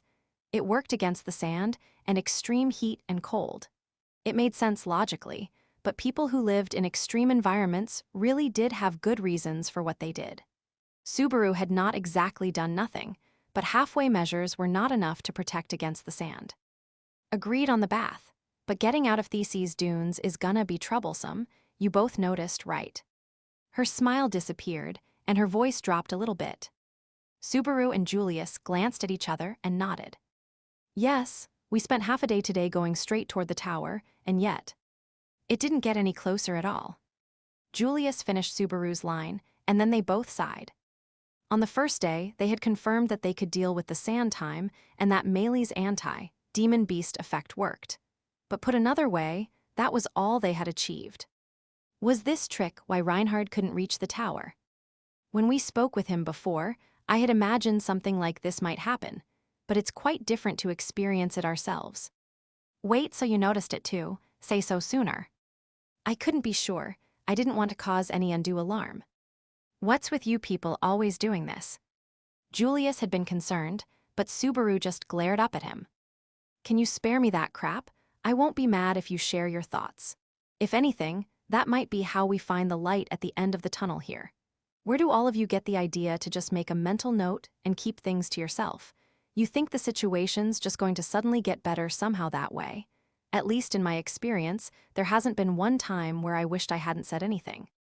Okay, apologies. Even if it's something that seems trivial, just tell someone immediately.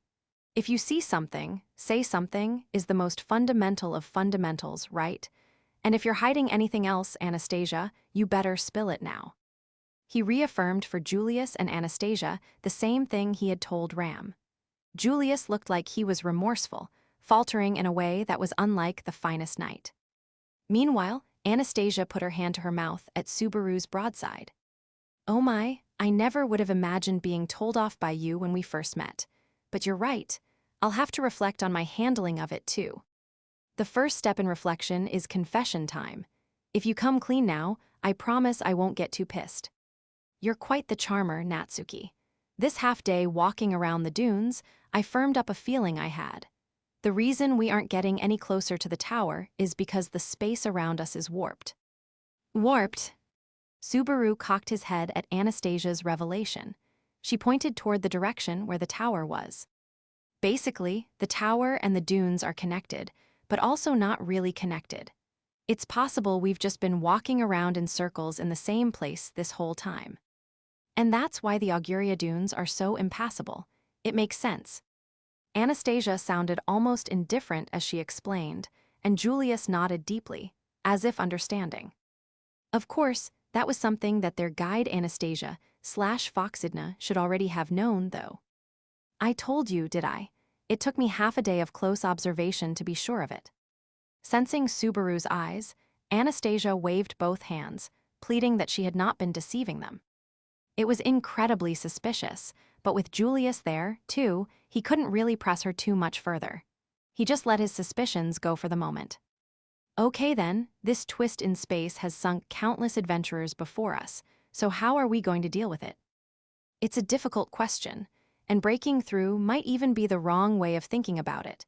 This could just be a natural trap created by the thick miasma. There doesn't have to be any intention behind it at all. This is a trap created by nature. Subaru's eyes widened in shock at that unexpected possibility.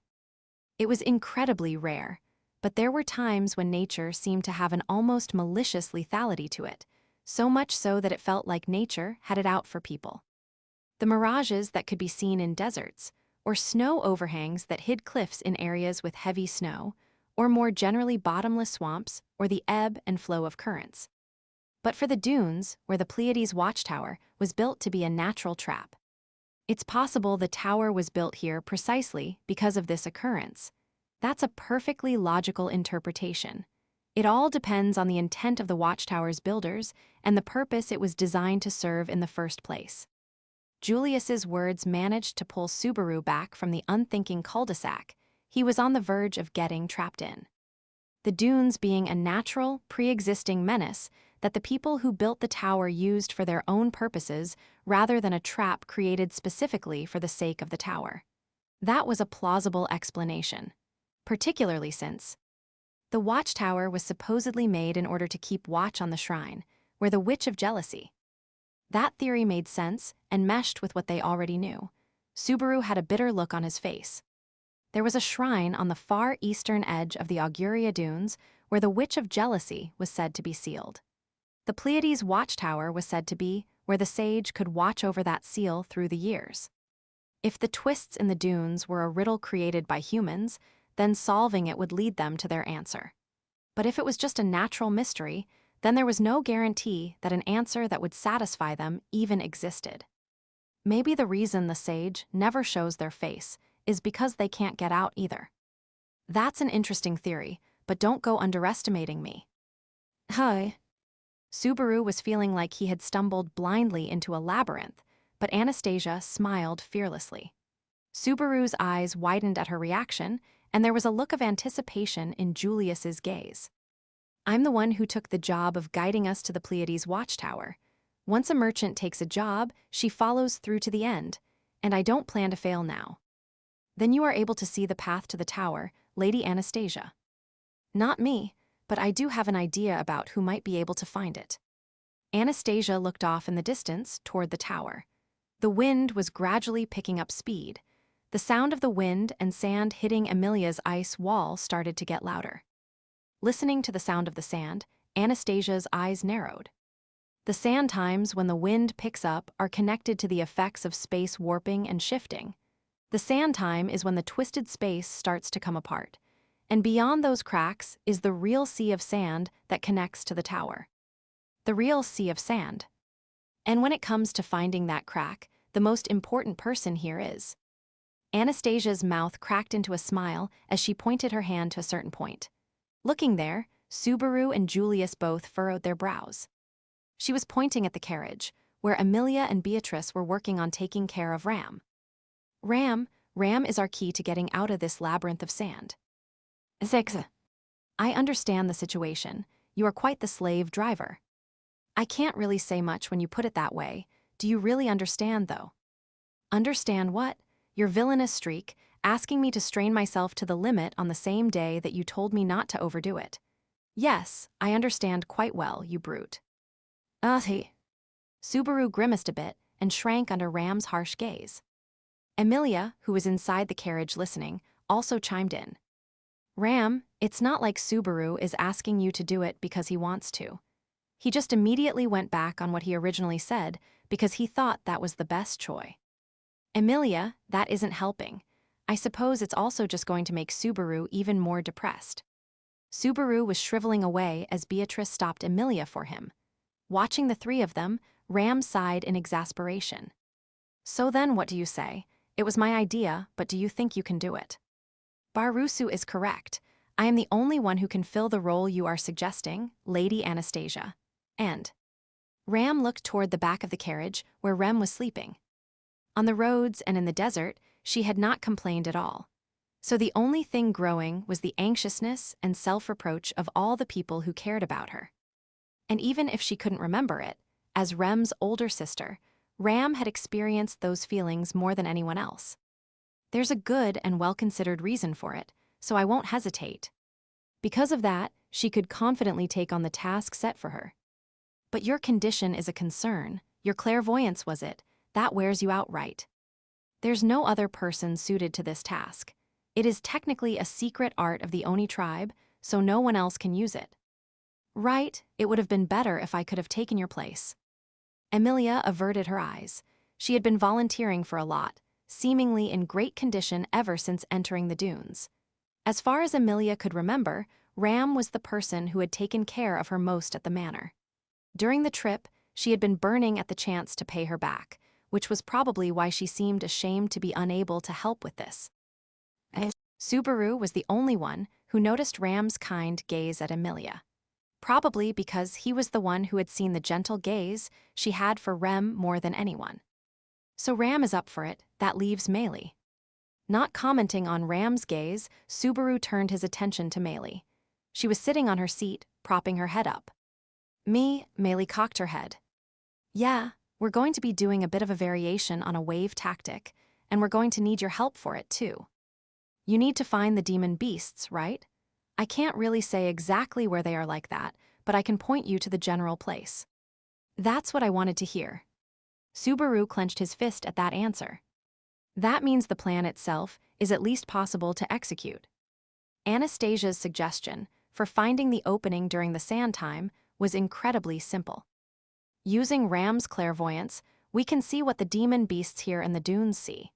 With the demon beasts active even during sand time, there should be a few that come across the crack in space wherever it is. For that to work, we need Meili to help find the demon beasts so she can share the location with Ram. It's a plan that will require quite a number of attempts, but she won't hold back. Subaru and Julius were holding the reins for their land dragons, waiting for the signal from inside the carriage that one of the attempts had succeeded. Ram's desperate attempts to challenge the sand time began the next day after they discussed it. Inside the carriage, Ram was concentrating and using her clairvoyance to peek on the demon beast's fields of view. If she could find a trace of the crack in the sand time from one of them, they could pin down that demon beast's location and rush the carriage there to get through the opening. But naturally, it wasn't that simple. It was an enormous desert, and there were an absurd number of demon beasts of all types. Ram's clairvoyance could only connect with targets whose wavelength could be matched. She was going to have to try a lot of times. Meili, skip the reports of demon beasts underground. There's no point if they can't see. I can't differentiate that much. Maybe you shouldn't give up on ones you find so quickly. As the failures piled up, the physical and mental exhaustion continued to build, and it was particularly bad for the two main prongs of this plan. No, Meili is just pointing out the location of the demon beasts, but Ram's exhaustion from using her ability is getting worse and worse. Sand time comes 3 times a day, so those are the only shots we get at it, but we also can't let ourselves get impatient either. We have a limited supply of rations and water, and the miasma here will affect them over time, too. It takes courage to choose to turn back. Remember, we always have the option to return to Murula. As 2 days blended into 3, it became necessary to pay attention to more than just their progress in getting through the dunes. There was a limit to what provisions they could pack on the carriage, and the question of whether to go back reared its head every day, and soon every hour. Was it some famous mountain climber who said the decision to turn back was the most difficult one to make? Do your best, Joseph. Everyone's counting on your horsepower. Sorry, but please do your best. They had Amelia's ice wall, too, but in order to endure the fierce sandstorms of the sand time and keep moving forward, they had to rely on their new land dragon, Joseph. His abilities were specialized to the extreme climate, and the figure he cut pushing through the sand and the fierce wind was stunning. But there was still a limit, not just for dragons, but for Subaru and the rest, too. No good, the connection broke. Ram shook her head. The past few days, Ram's exhaustion from all the misses she checked with her clairvoyance had been building to extreme levels. Amelia and Beatrice wiped the sweat from her head and cast healing magic for her. Ram's condition would improve slightly after her treatment every night, but even so, things are going poorly.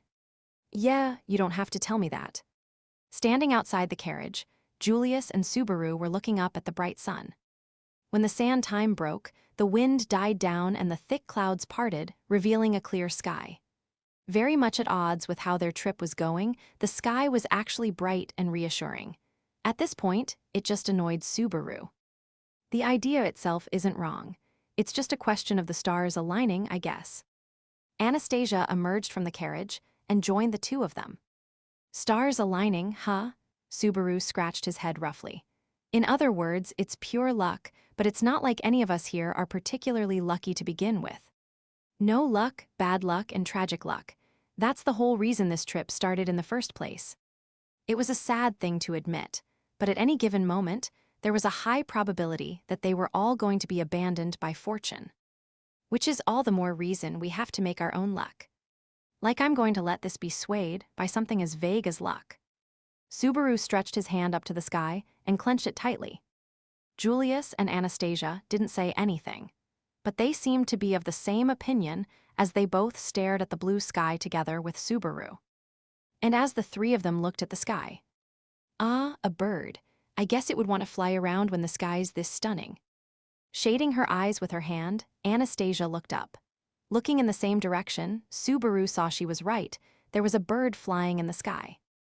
It had been a while since they had seen a bird in the sky. They had not been uncommon on the road eastward before they reached Auguria, but by this point it was almost refreshing. The air in the dunes is thick with miasma, though particularly. A bird.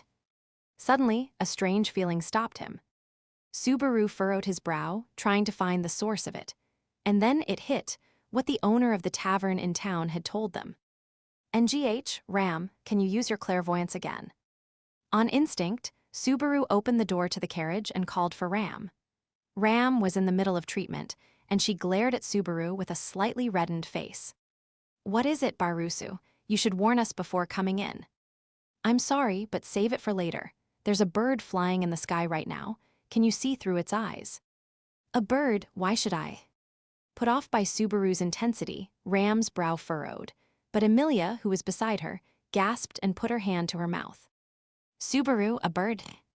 Right, the story we heard from the guy at the tavern, that the birds in the dunes fly toward the tower.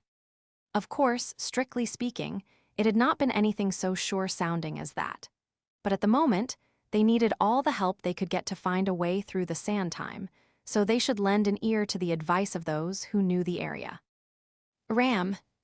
Stop shouting, you'll break my concentration. Realizing the urgency of the situation from Amelia and Subaru's exchange, Ram had already started moving.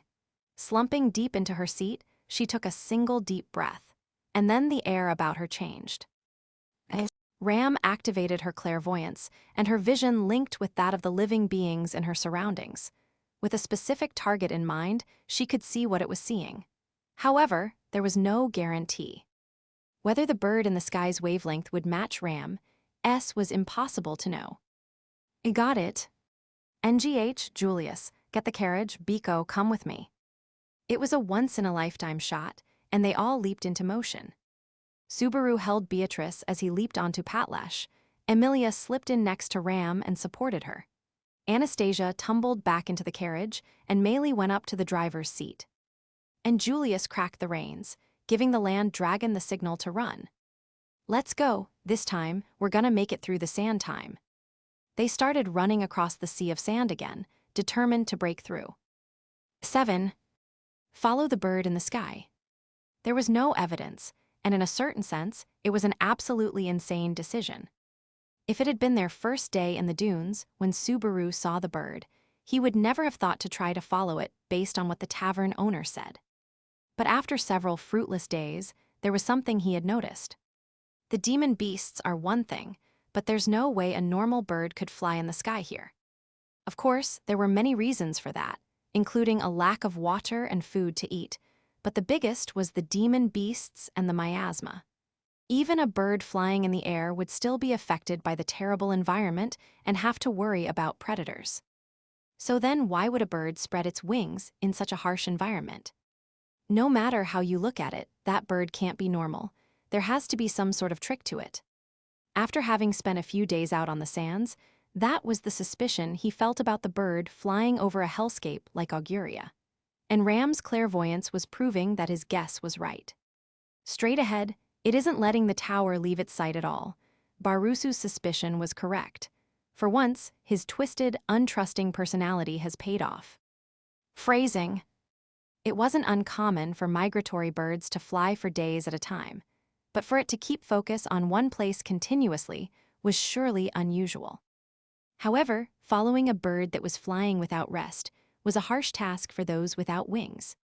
All the more so when trying to do it in the middle of a sandstorm.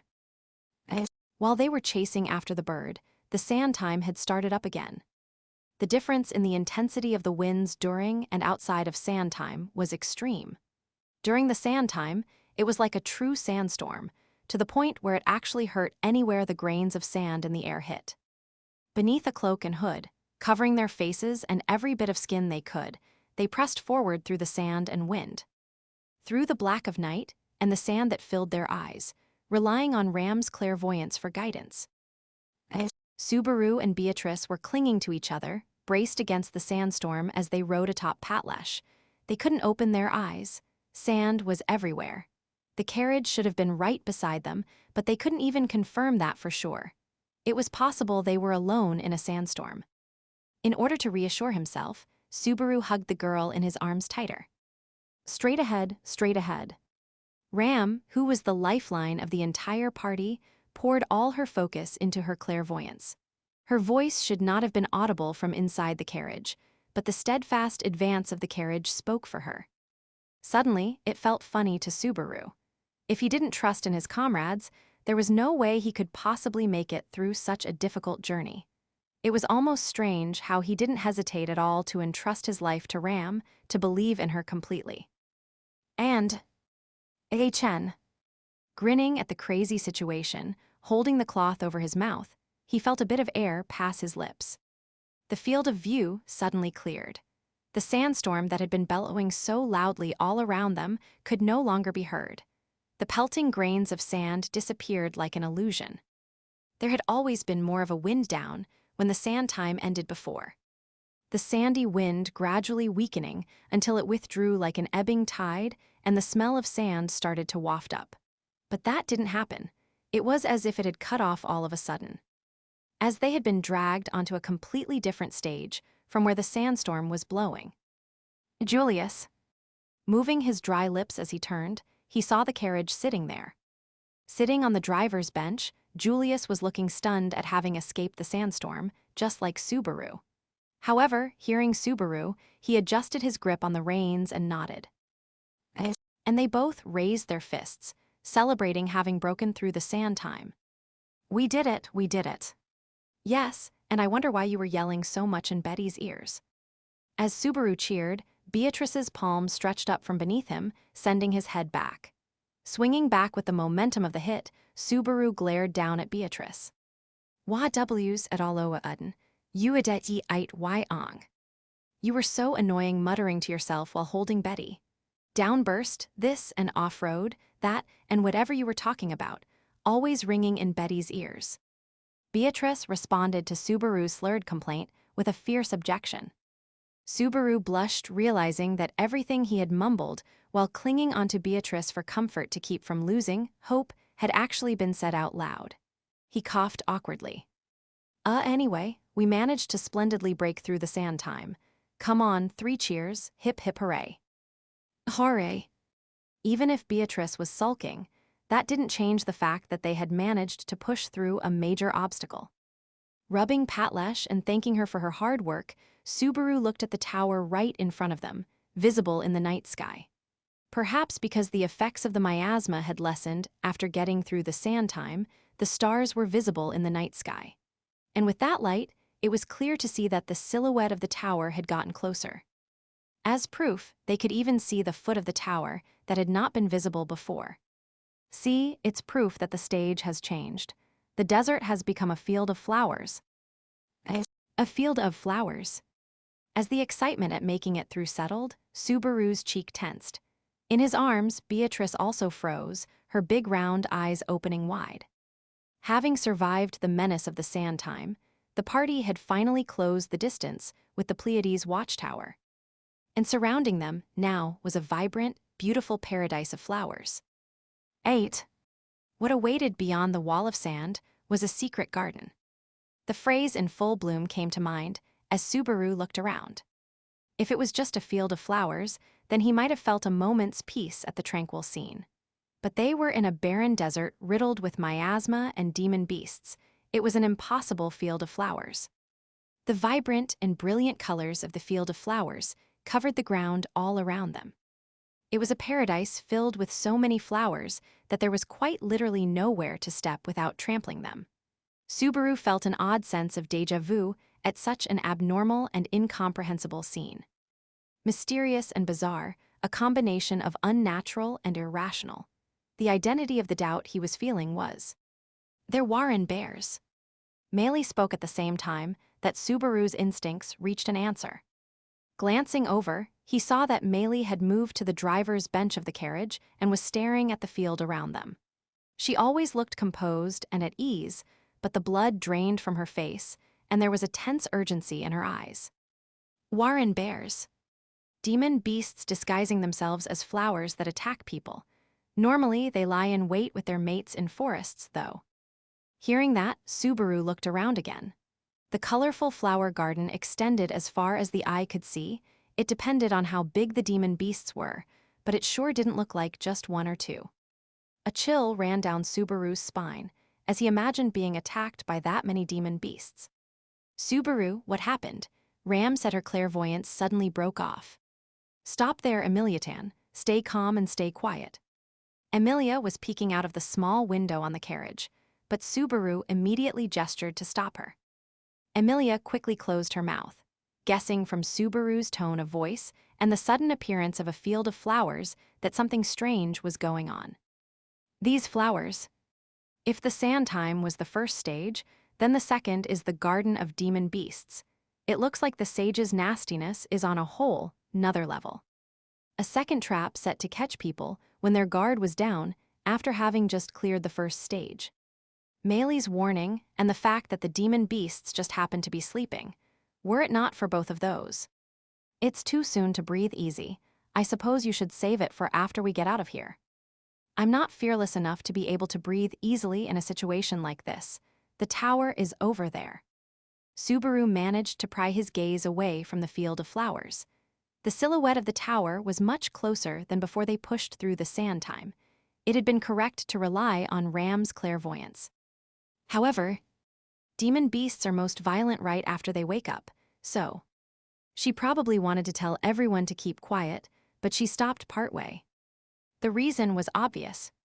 The field of flowers woke up, slowly, as if the ground itself was being peeled upward. NGH.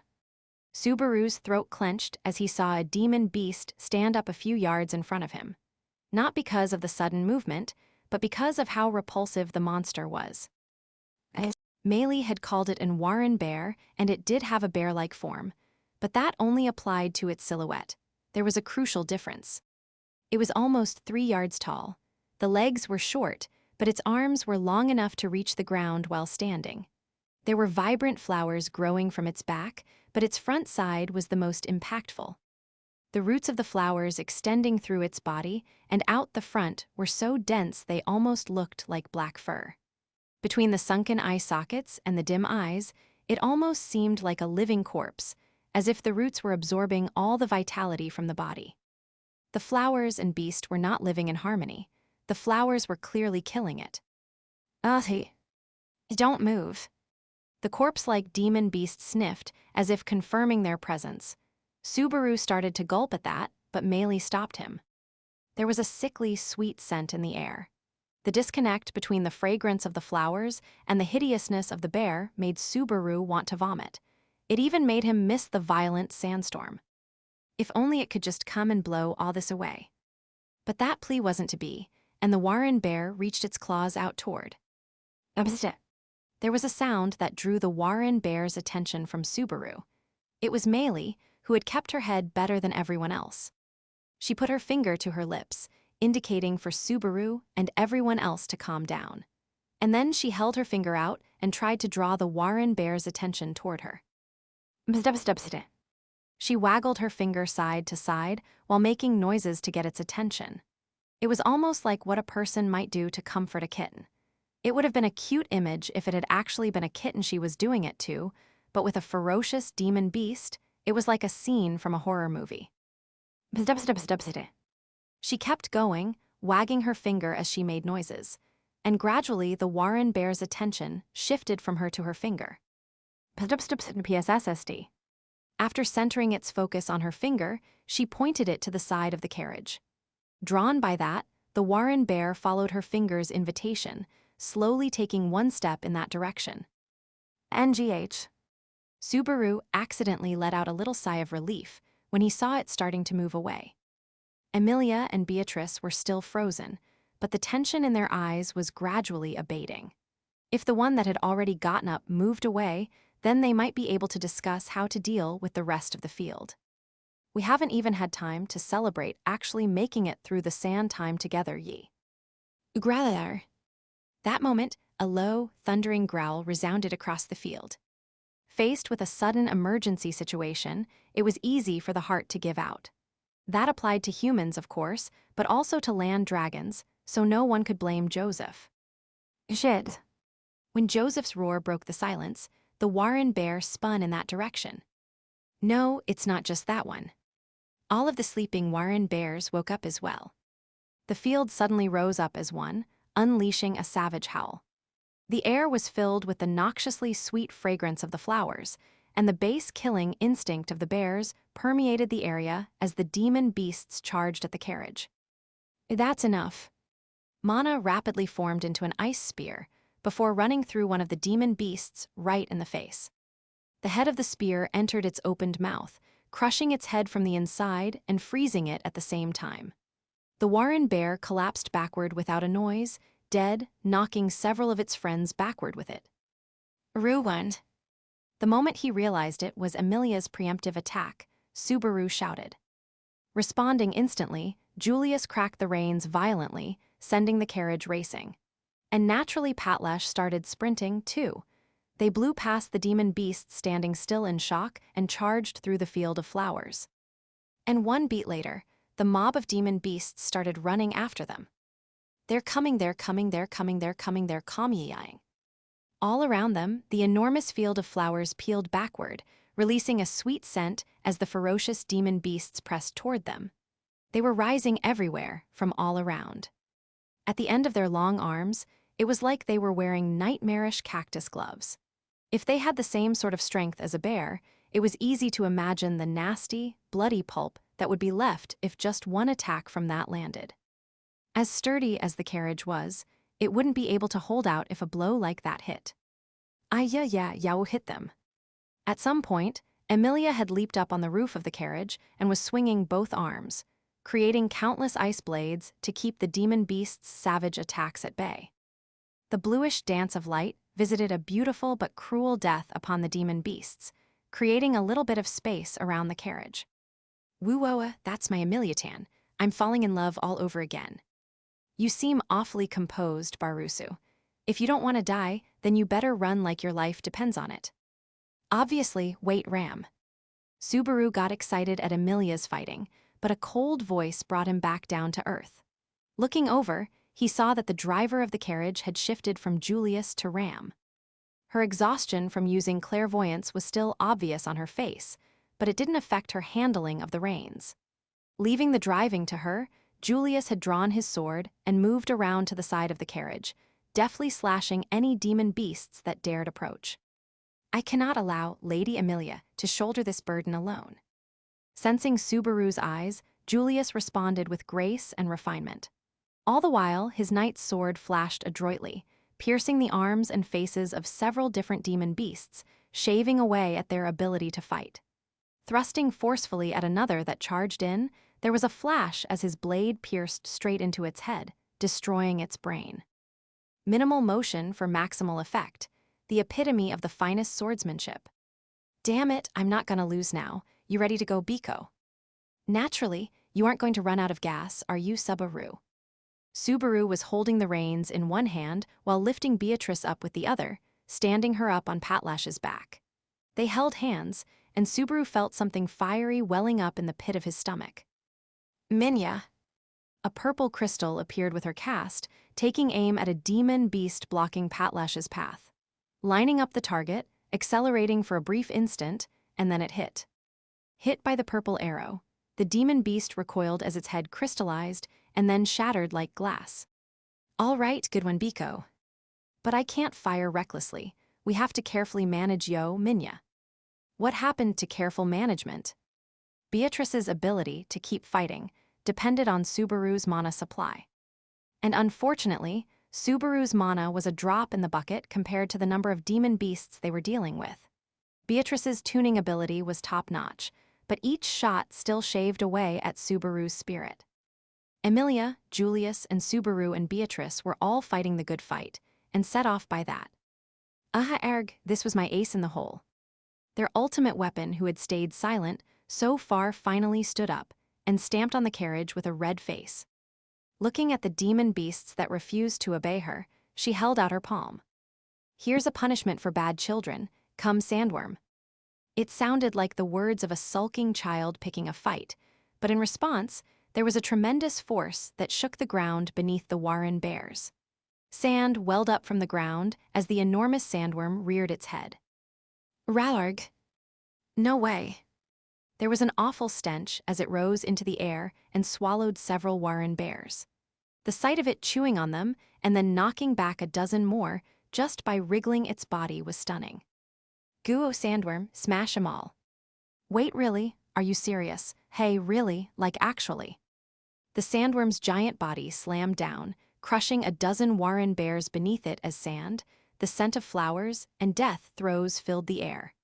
The Warren bears were not small, but they were nothing compared to a 20-yard-long sandworm. And the surprises didn't stop there. Meili clapped her hands, and there were eruptions of sand one after the other from multiple different spots. They were smaller than the first one, but the addition of 6 more sandworms as reinforcements was still dramatic. It was like a clash of titans as the battlefield filled with magic and demon beasts started to sprawl all around them. Emilia's and Beatrice's magic, Julius's sword, and Meili's power opened a path for them, and they were charging straight through the field of flowers. The tower was getting closer and closer.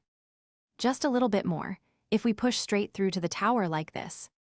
There was no way the Warren bears would just give up then, but if they could change the situation some, it might be possible to come up with a plan for breaking out. Believing in that possibility, Subaru called out to his comrades as loud as he could. Just a little bit more, just keep it up for a little bit longer. Their goal, the Pleiades Watchtower, was right before their eyes. Suddenly, Subaru's pupils narrowed. There was a faint feeling of something off. It was light. Somewhere on the middle of the tower, it looked like something was shining. WH. But he never finished his question. A light flashed through the sky, hitting Subaru's head straight on. In an instant, Subaru Natsuki was vaporized from the neck up, and his consciousness was erased without even a moment to think. There was no one able to call out in that one moment of terrible spectacle.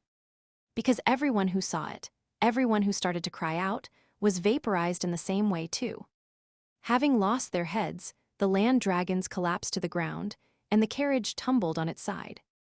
The dry desert sands eagerly drank the rivers of blood until nothing remained. And finally, slowly, the grains of sand swallowed everything, pulling it down into the depths of the desert, hiding everything from sight. Not even bloody flowers remained as evidence of their journey. All was taken by the sand. The party was completely wiped out.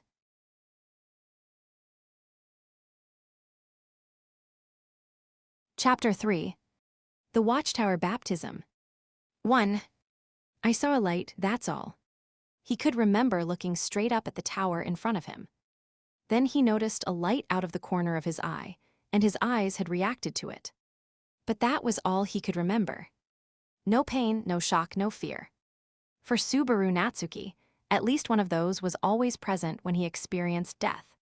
An intense pain that made him want to cry, a blood-curdling shock, or the terror of losing everything.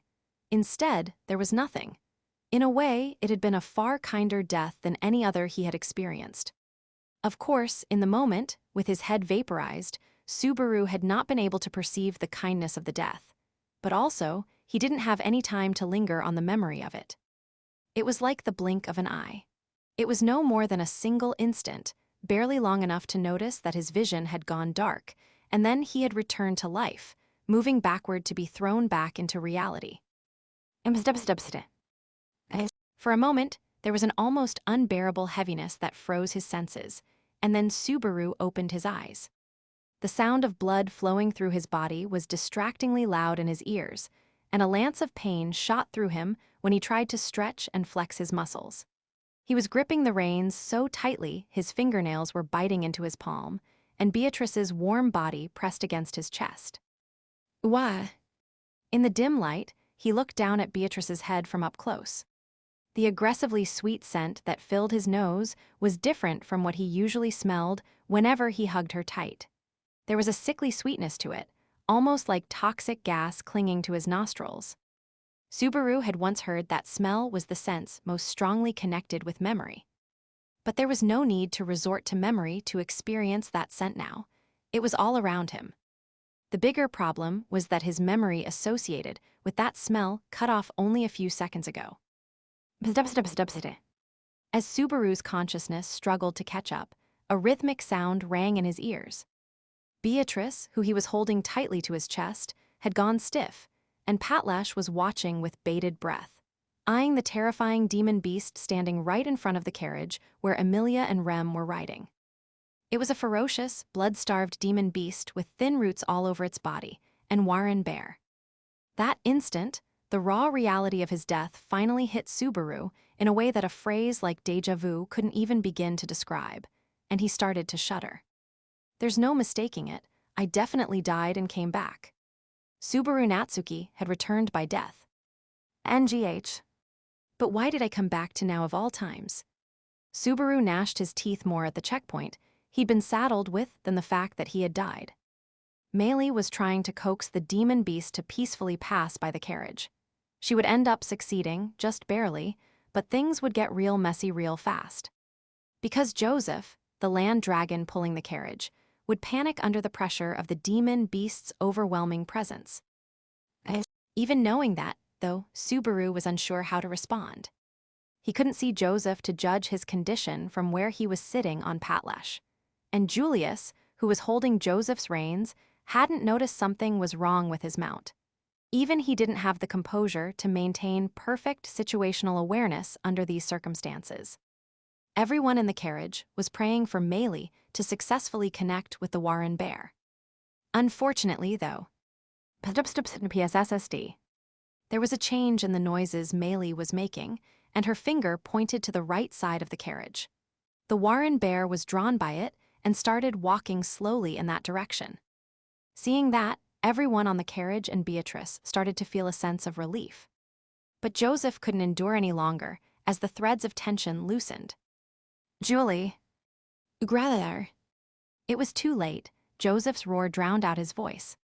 Just like before, Joseph roared and stamped, waking up all the Warren bears at once with the noise and tremors. The field came alive with a lust for blood and violence. The Warren bear charged with its lifeless eyes and spittle-flecked maw, until a bluish ice spear shot right through its head.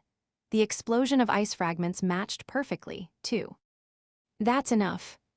Emilia leaped gracefully up onto the carriage roof as she unleashed her magic and roared valiantly. There was a crackle as the very air froze and a tremendous number of ice blades rained down, sending up blooms of blood. Arvin, run, run, run, run, run, run. Subaru immediately pushed Patlash to run and started shouting, and the carriage picked up speed right behind him as well.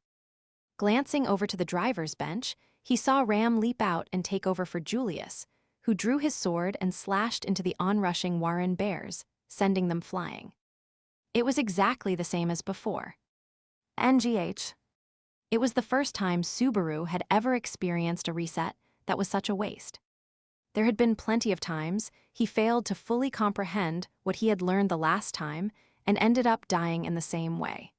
But this was the first reset where he found himself so incapable of doing anything other than repeating the same mistake. Subaru, we don't have time to get distracted. Subaru gritted his teeth in frustration as Beatrice slammed her back against his chest. Looking forward, he saw a ferocious demon beast approaching from the front with a big swinging fist. At the same time, he grabbed her small, outstretched hand, and Beatrice stood up and started firing. Minya, and another Minya. The mana in Subaru's body passed through his hand and transformed into destructive power under Beatrice's guidance. The purple crystals she created pierced the demon beasts and crystallized their hideous bodies, which Patlash shattered as she raced forward through them. My ace in the hole sandworm. Hearing Meili's desperate shout, Subaru saw an explosion of sand out of the corner of his eye. The sandworm rose from the soft ground that lay beneath a field of flowers that the Warren bears had set out, swallowing several of them in its enormous maw and crushing another dozen with its massive body. It was Clash of the Titans too, but this wasn't enough to turn things around. Barusu, if you don't want to die, then ride like your life depends on it. Subaru was simmering in an aimless anxiety as a voice scolded him sharply. It was Ram on the driver's bench of the carriage, reins in hand, doing an excellent job of controlling the agitated Joseph. She was controlling him with a masterful ability that matched Rem's, but unless something changed soon, it would all be for naught. We can't go toward the tower like this. Ram, change routes. NGH, what are you saying? It's a straight shot to the tower, and every other direction is filled with demon beasts. I know, but if we keep going this way, it won't work. If you've noticed something, then just spit it out, Barusu. If I could, I would. For now, just change routes. Ram shouted angrily at Subaru, but he couldn't do anything other than yell back. It was infuriating, but he couldn't say anything more concrete. He didn't know how he died before. With every other death he had experienced, there had been room to maneuver, and he relied on the information gleaned from that to get around whatever was checkmating him. But this time, there was no thread to pull to invoke a better fate, and he didn't have time to search for it either. This is a nasty way to seal my resetability. Ram, do what Subaru said. Ram was arguing with what were obviously nonsensical instructions, but Emilia came down on Subaru's side. Unleashing a fusillade of ice chunks at the demon beasts, she nodded forcefully. Subaru wouldn't say something strange like that without a good reason. Barusu says strange things and shares rash ideas almost every time he opens his mouth. Subaru wouldn't ever say something strange like that in such a dangerous situation without a good reason. Gee, thanks for that clarification. He wasn't sure whether to bemoan being treated like the boy who cried wolf, or be proud that Emilia treated him as a guy who could be relied on in a pinch. Save it for later. Patlash stuck her front legs into the sand and executed a hairpin turn. She kicked hard, sending a rampaging Warren bear flying before dashing off in the new direction. NGH, hold on tight, everyone outside, don't get knocked off. Following Subaru, Ram deftly guided Joseph into the same direction. The top of the carriage was particularly more unstable in such a swerve, so Emilia and Julius were forced to hang on to the ceiling for dear life to avoid being thrown off. There was a violent thud as the carriage sideswiped a demon beast, but it somehow managed to make the turn and hold together in Ki. There was an ear-splitting screech, and a bitter wind filled the air. Turning around reflexively, Subaru saw what had happened. The sandworm GH. Behind them was a 20-yard-long sandworm towering over the sands. Its torso exploded like it had taken a direct hit from an artillery round. And unable to support its massive body anymore, it slowly. Get out of the way, ye. The sandworm's body, slumping to the ground, was more than heavy enough to completely flatten the carriage. The Warren bears caught underneath, it cried out in agony as Subaru and Ram directed their land dragons, forcibly changing course to avoid the falling sandworm. Whoa! An explosive shock wave rippled out, and a cloud of sand swallowed him. Losing his grip on the reins, Subaru immediately leaped, clutching Beatrice tightly to his chest. He rolled across the sand hard, rolling, until finally he stopped. THTH, that was dangerous. Subaru, we messed up. His face was covered in sand, but he only had a moment to breathe a sigh of relief before Beatrice shouted. She brushed away the flower petals in her face and stared at the dense cloud of dust filling the sky. We've gotten separated from the carriage. We're all alone. What? Frantically looking around, he saw the giant sandworm's corpse lying on the ground in the rising sand. The Warren bears that got caught under it had all been turned into hideous corpses, and the desert had become a sea of blood. And that sea had cut off Subaru and Beatrice from Emilia and everyone else. In the distance, he could hear the demon beast roars and the ear-splitting sounds of combat. They were still fighting hard over there, but they would have to overcome a swarm of demon beasts in order to meet back up again. Half the fighting strength, and it feels like twice as many enemies. I suppose that means it's 4 times worse than before. Hearing Beatrice's determination, Subaru bit his lip, strongly regretting his choice. My mistake, my failure. I didn't get enough value out of my last loop. I thought I had learned to do more, that I could do more things now, that I was a little better than before. But fate just laughed at Subaru Natsuki's superficial wit and tricks, crushing them all underfoot. That bastard Regulus was a lot easier to deal with than a swarm of demon beasts. We don't have time for your grumbling, we have to. I know, I need to think of. Standing up, he looked around for Patlash so they could start moving. Without her legs, no plan he could come up with had any chance of working. In that moment, he noticed a white light at the edge of his vision, and every hair on his body stood on end. Light. Just as the word left his stunned lips, it closed in on him from across the sands. The white light beaming out from the middle of the watchtower. It tore through sandy ground, shredding the demon beasts in its path as it flew straight toward him. The moment it was about to mercilessly shatter Subaru Natsuki. GH. A black shadow leaped in front of Subaru, and then he went tumbling. Subaru's body flew across the sand from the impact. His head hurt, and he was woozy. Realizing he was splayed on the ground, he blinked several times. WHAT. Propping himself up like he was just getting out of bed, he looked around. And then he noticed it. Patlash's big body had collapsed beside him, completely limp. There was a terrible wound in her side, and the smell of burnt flesh and blood was wafting from it. Recalling what had just happened, Subaru realized that Patlash had covered him. Subaru. Just as he realized what happened, Beatrice cried out his name. Looking over, he saw her running from a short distance away. She had a pained, sorrowful expression on her face. Following her blue eyes, Subaru saw his own body. Just like Patlash's wound, there was a clean hole blown through the right side of his stomach. Ugh. When he saw the wound, blood welled up in his throat, and his vision tilted to the side. He had collapsed and couldn't move anymore. All the strength left his body, and his consciousness faded. He sensed someone kneeling next to him. Subaru, no, you can't, don't die, don't leave me alone. Nuh. His shoulder was being shaken. He could hear a tearful cry. He wanted to reach out his hand, but he couldn't move.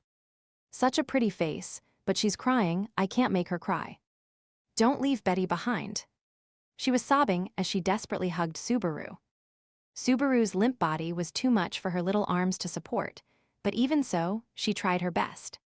Tears streaked down her cheeks. At the very least, he wanted to wipe those tears for her. He searched everywhere on his body for something that could move, but nothing worked. But if his body couldn't move, then he just had to draw on something that wasn't part of his body. Subaru.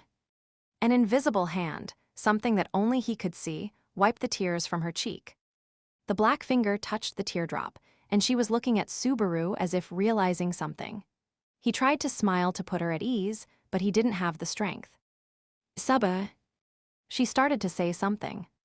But the white light that came flying from somewhere far off in the distance interrupted her. Another shock pierced Subaru's chest. Looking down slowly, he saw it had pierced the back of the girl clinging to him and then kept going until it had gone through his chest and out the back.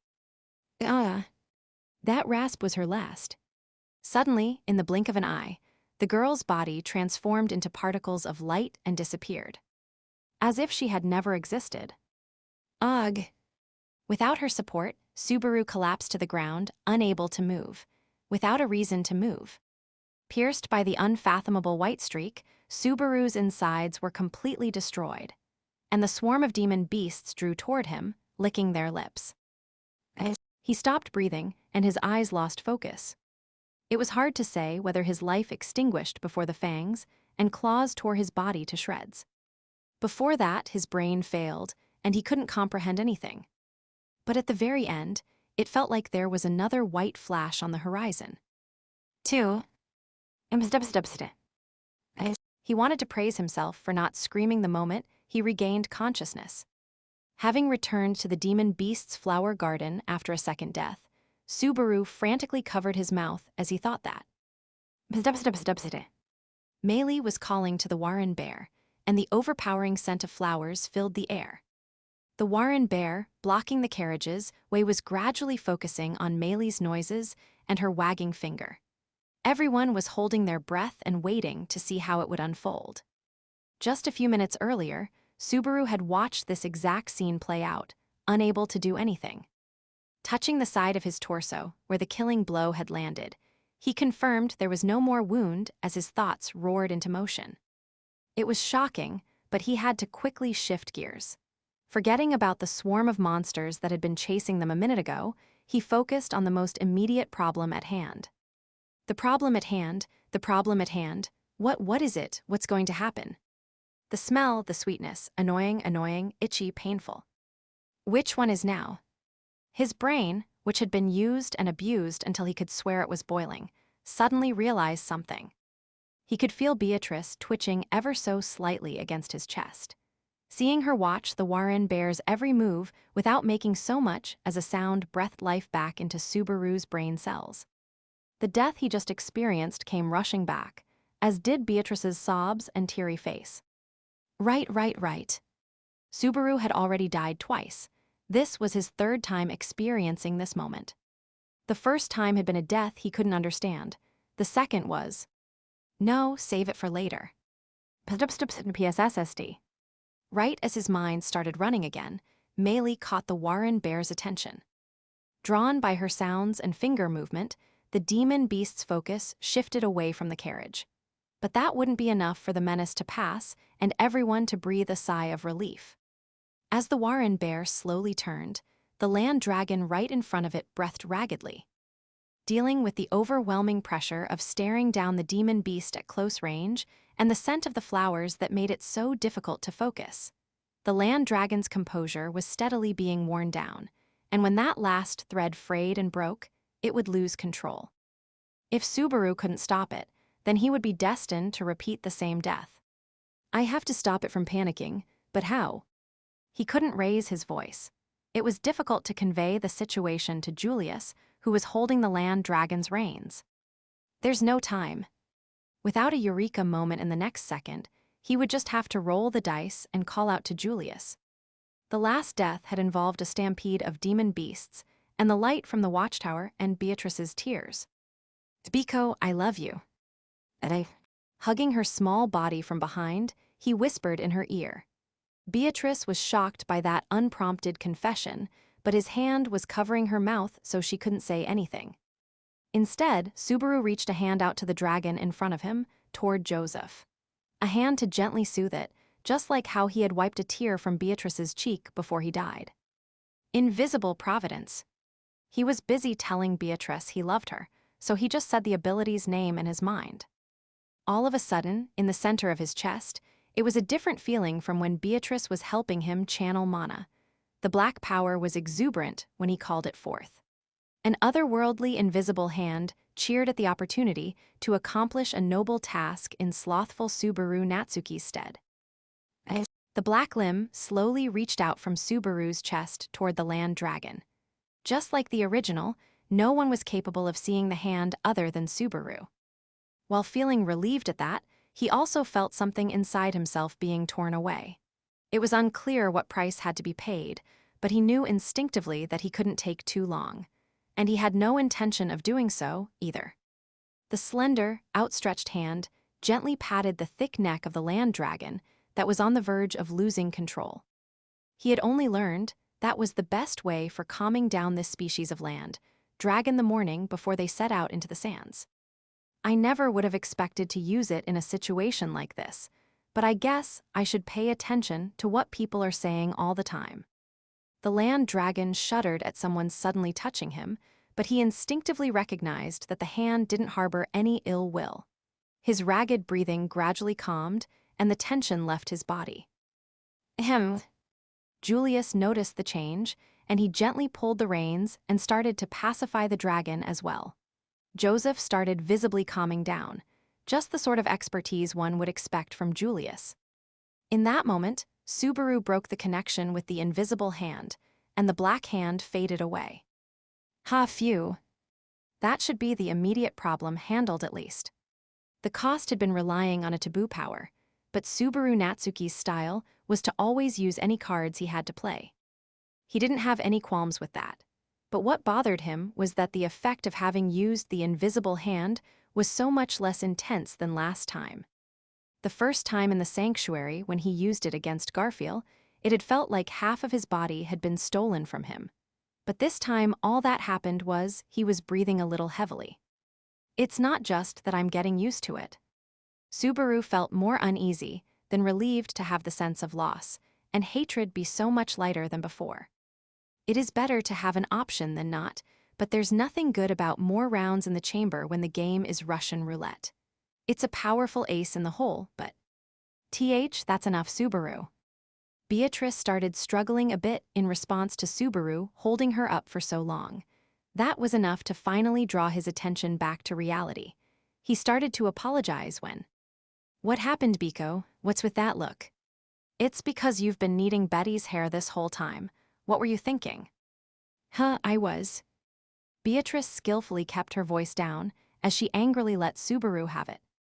Her glorious hair had been interwoven and tied up and had lost all shape. It was a style on the bleeding edge of fashion that was a little too far out for anyone to catch up with her. The fact that you didn't even realize you were doing it is annoying. You probably don't even remember what you whispered to Betty, either. "No, I remember that, because I'll love you forever." Gah. Beatrice's face turned red immediately, and she covered her head with the cloak she was wearing. Subaru would have loved to enjoy Beatrice's adorableness a bit more, but he couldn't afford to play with her at the moment. Meili's bold strategy had managed to get them out of the Warren Bear encirclement, and they finally had a moment to take a deep breath. Subaru looked around, spotting an area that wasn't a part of the flower field. When Julius glanced at him, he gestured to head over there to talk. "Fall back for now, it's time to strategize." 3. Just when I was thinking we had cleared the sand time, this happens. It definitely feels like a full dose of the sage's nastiness. There's no opening and no letting our guard down. Julius and Subaru both sighed after moving away from the flowers to a place where they could be confident in not provoking the Warren Bears. Inside the carriage, Emilia and everyone else were in agreement. Emilia was patting Meili's head. "If you weren't there, Meili, it would have been terrible. Thank you so much." It would have been dangerous for me surrounded by that many of them. That's all. Maylee looked away and responded curtly, but there was a faint redness to her cheeks. It was adorable that she couldn't quite hide how she was really feeling. Either way, though, Emilia was right.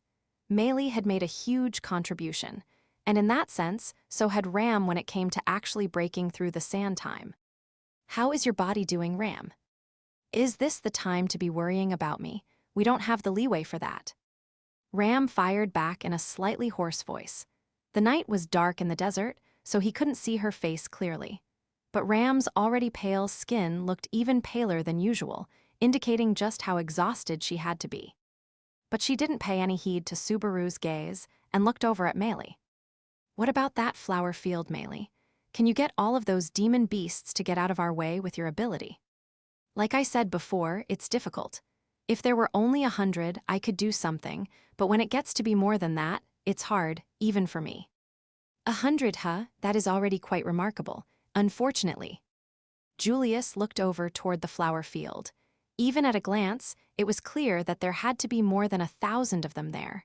There might even be more than 10,000. It wasn't a number that Maylee could handle. As a heavy mood settled around them, Julius held up 2 fingers. Our options right now are to continue forward or to go back. Is going back even an option? It won't solve anything. Can you be sure?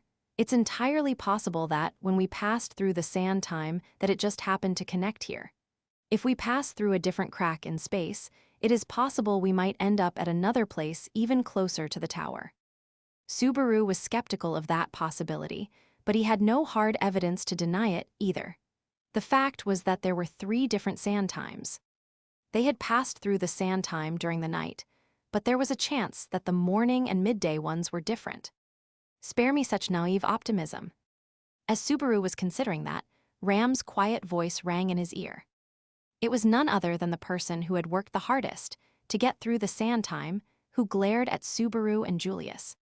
Would the sage who has gone so far out of their way to reject outsiders really leave an easy path someplace? There's no way. Retreating into dreams in the face of a punishing reality is the last resort of cowards who want an easier way.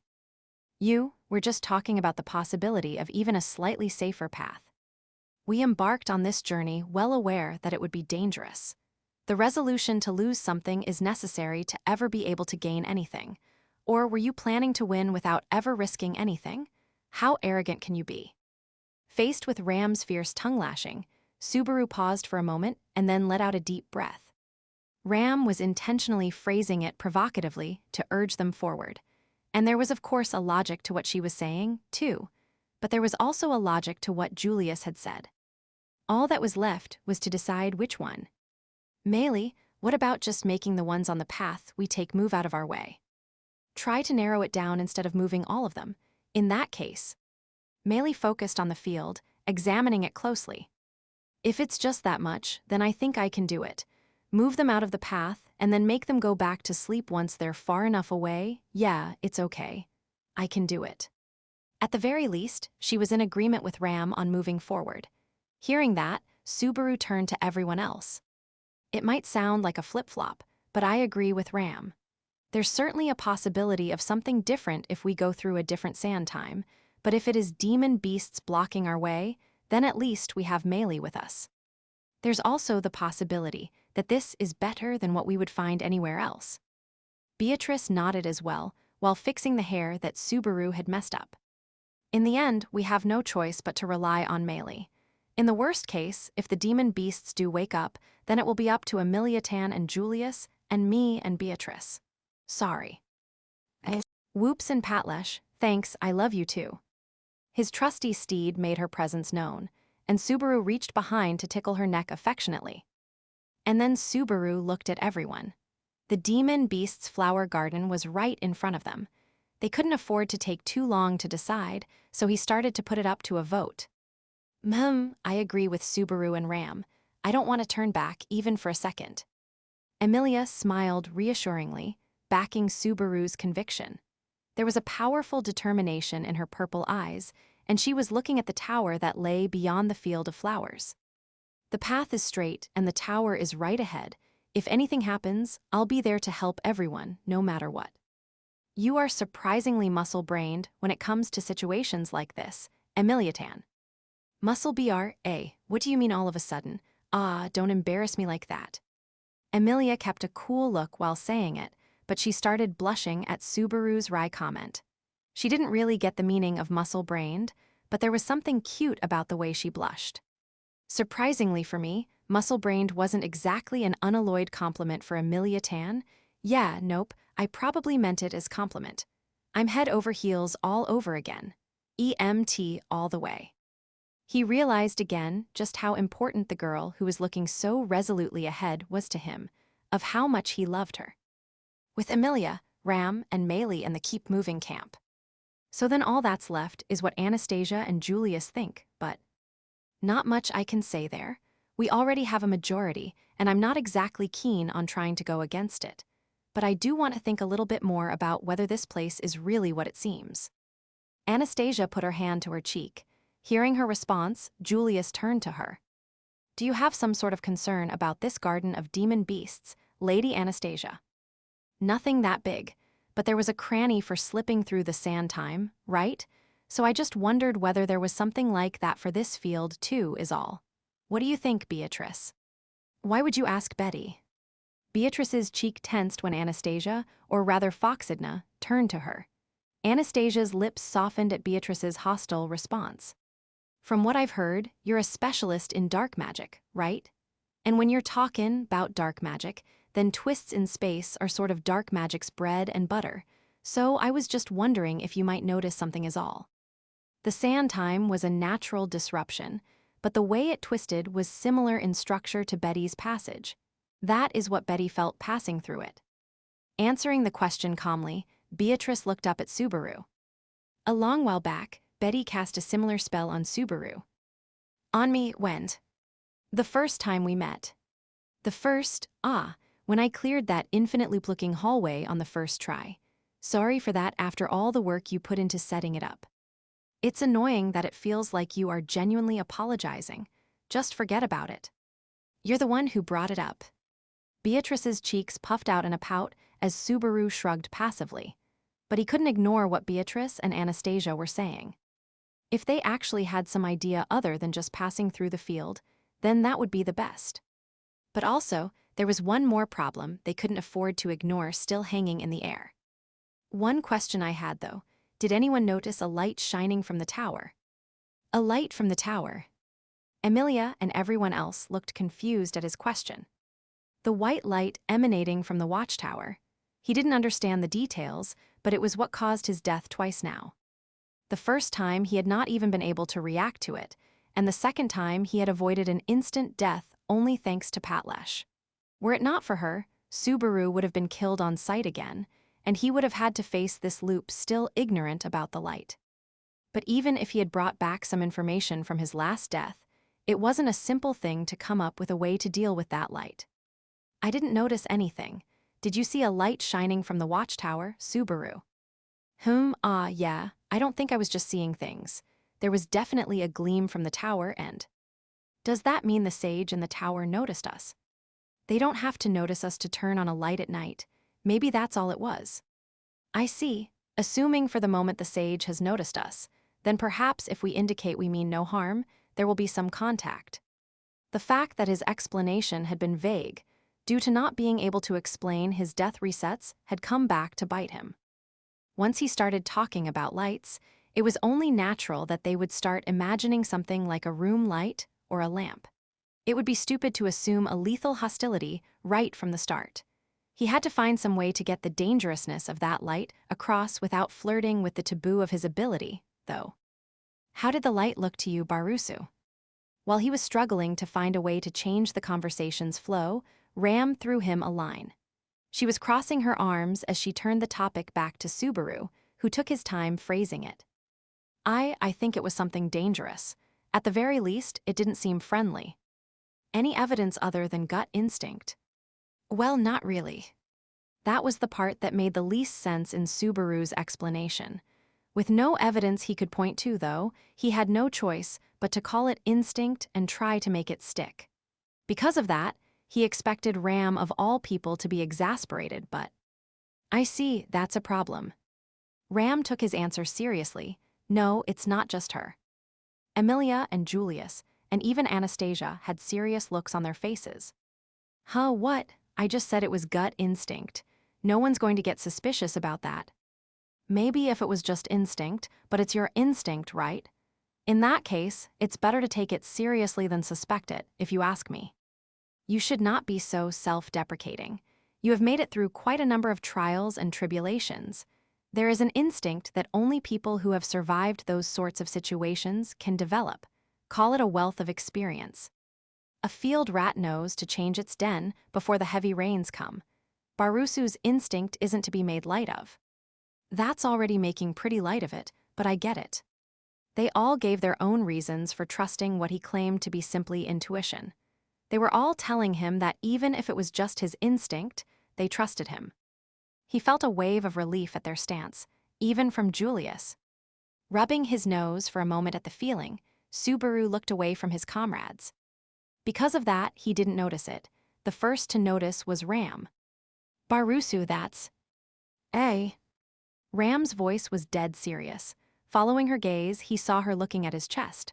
Looking down, he saw it too. There was an unusual red point of light shining on the chest of his cloak. That instant, a phrase popped into his head. It was one that didn't fit this world at all, though. A laser pointer.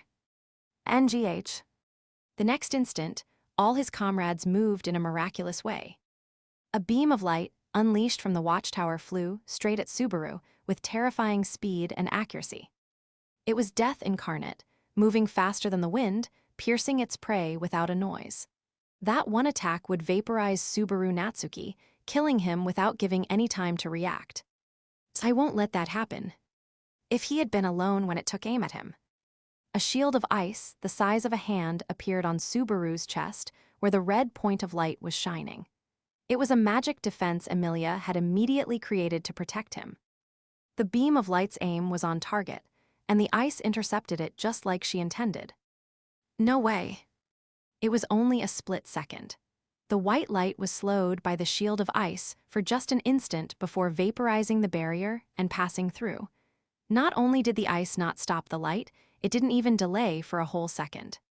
But that split second was enough. Julius swung his knight's sword, unleashing a full-strength thrust with his full body weight behind it, hitting the light that was about to skewer Subaru. His face was dead serious as he perfectly tracked the ray of light whose force had weakened ever so slightly from Emilia's ice wall. The light spun and deflected away, landing in the sand beside them. A white smoke rose from it. For the first time, Subaru had avoided a direct hit from it and could see that it was a needle. The unknown object was glowing as it stuck out of the sand. In the dark of night, it was an oppressively brilliant, intense white, and it looked like a long, thin needle. The needle started to crumble from the back and disappeared in the wind. Barusu, the next one's coming. Subaru had been reaching out to grab the light that was disappearing when Ram's warning hit. The red point on his chest was still there. Another round was coming. Until he died, the light would. Biko, are you ready? A stupid question. Beatrice was never going to say she couldn't do it to Subaru's question. Changing gears, Subaru gritted his teeth hearing his reliable partner's response and made up his mind. Emilia Tan. The next round was going to be coming. Just before it arrived, Subaru called out to Emilia. They shared a moment's glance, and Emilia nodded.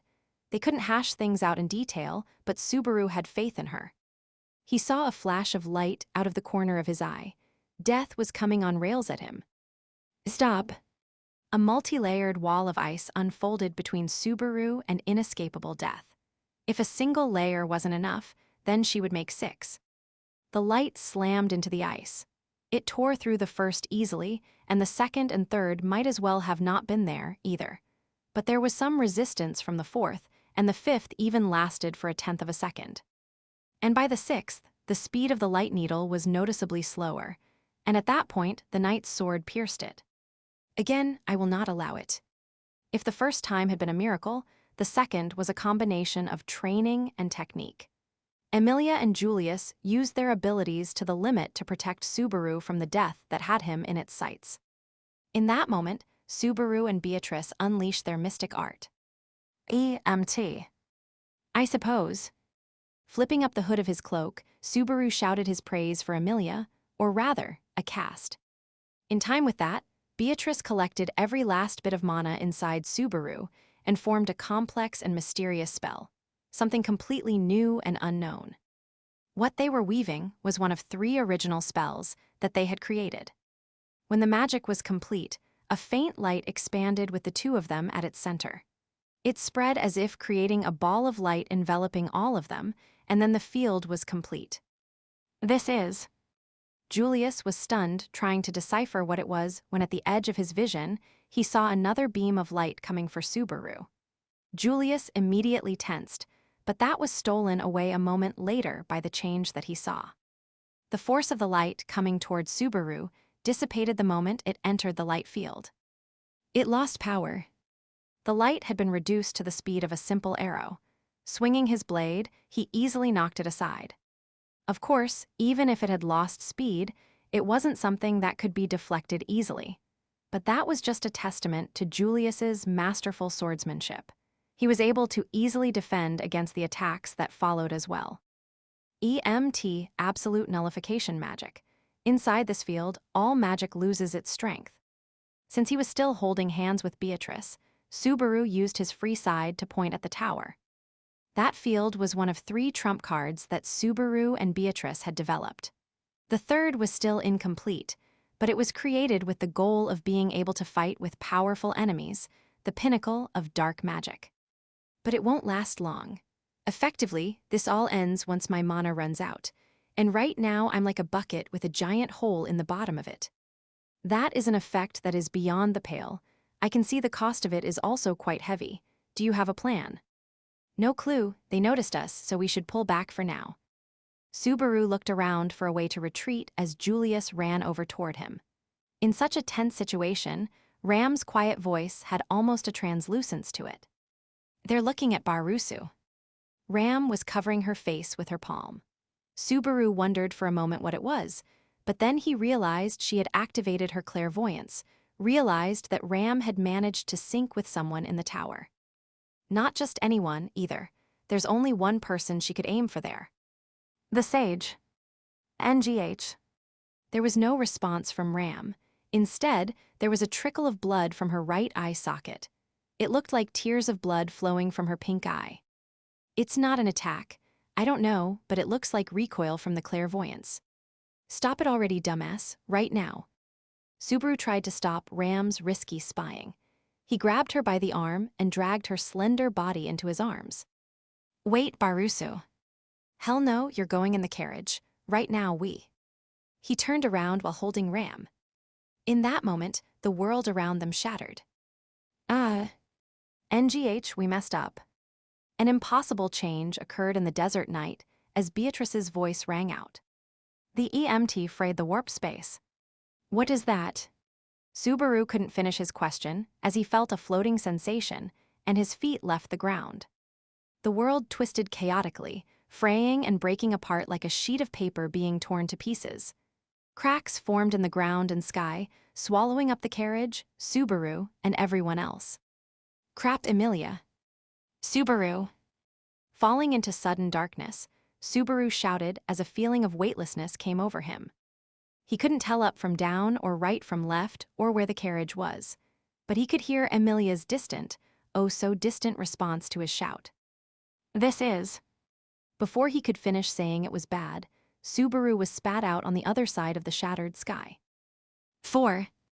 In the distance, the boundary between the field of flowers and the desert collapsed, and a shadow saw the small band swallowed in the shattering. Watching from the distance, the shadow slithered in the darkness of the tower.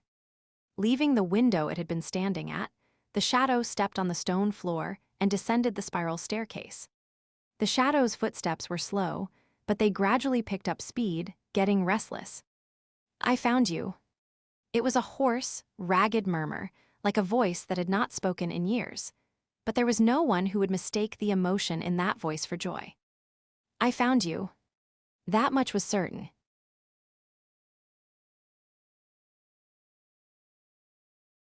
Chapter 4. Trust on the Sands. 1. Subaru was falling deep, deep into a rift, unable to reach anything. The light in the distance grew smaller and smaller, until it disappeared. Like sand slipping through fingers. Like falling into a deep, deep hole from which there was no return. How long are you going to keep sleeping? Wake up already, Barusu. PR Gaka. Something sharp jabbed into his side, causing him to yelp from the shock. Subaru sat up, breathing in a lungful of the sand that was in the air in the process, and then coughing violently. Ahi bleh bleh, kai bleh, what happened, whoa? Spitting out the sand, he struggled to stand up, but when he stepped down, his foot slipped, and he had to balance himself with his hand. But that hand sunk as well, and his face crashed into a mound of sand. Ahiga bleh. Haven't had enough sand to eat yet. Your vulgarity knows no bounds. Don't say it like I'm snacking on sand, because I'm feeling a little peckish. Firing back at the merciless insult, Subaru raised his head while coughing up sand again. This time, he was more careful, making sure not to slip into the sand again while standing up. This low a temperature without a breeze, it's likely somewhere below ground. As he looked around the darkness surrounding them, a lantern glowing with a white light, an emergency lantern with ragmite ore inside it, was suddenly thrust in front of him. Taking the handle, he could finally clearly see the other person with him. Ram. Who else would it be? And don't say something stupid like Rem. You look alike, but the aura you exude is similar, and yet utterly different. How is your body doing? The exhaustion from using clairvoyance, and there was blood seeping out of your eye, too. Ha, how awfully gentlemanly of you. But save your concerns for cute little Ram for later. Ram pointed with her chin at their surroundings. Following her lead, Subaru pointed the lantern around them and gulped when he saw the situation. They were in a cave. It was cool inside, and there was a high ceiling overhead. It was like a maze of sand. You were saying it was underground before. If Lady Beatrice's words before we were separated are to be believed, then the cause was the rift in space. So we were sent flying through a warp and separated. Right, what about everyone else? Listening to Ram's calm analysis, Subaru was finally able to catch back up to the situation he was in. Swinging the lantern left and right, he looked for anyone else nearby. As I said, we've been separated. The effect of your magic nullifying the deception of the dunes. I cannot say whether this is the correct path to the tower, or if we have fallen into a timeless interdimensional rift. How can you be so calm, and why are the two of us together? You're asking me that. Subaru's face went pale, and he held his breath when he heard her calm voice. He remembered what had just happened, Beatrice shouting and the world shattering around him.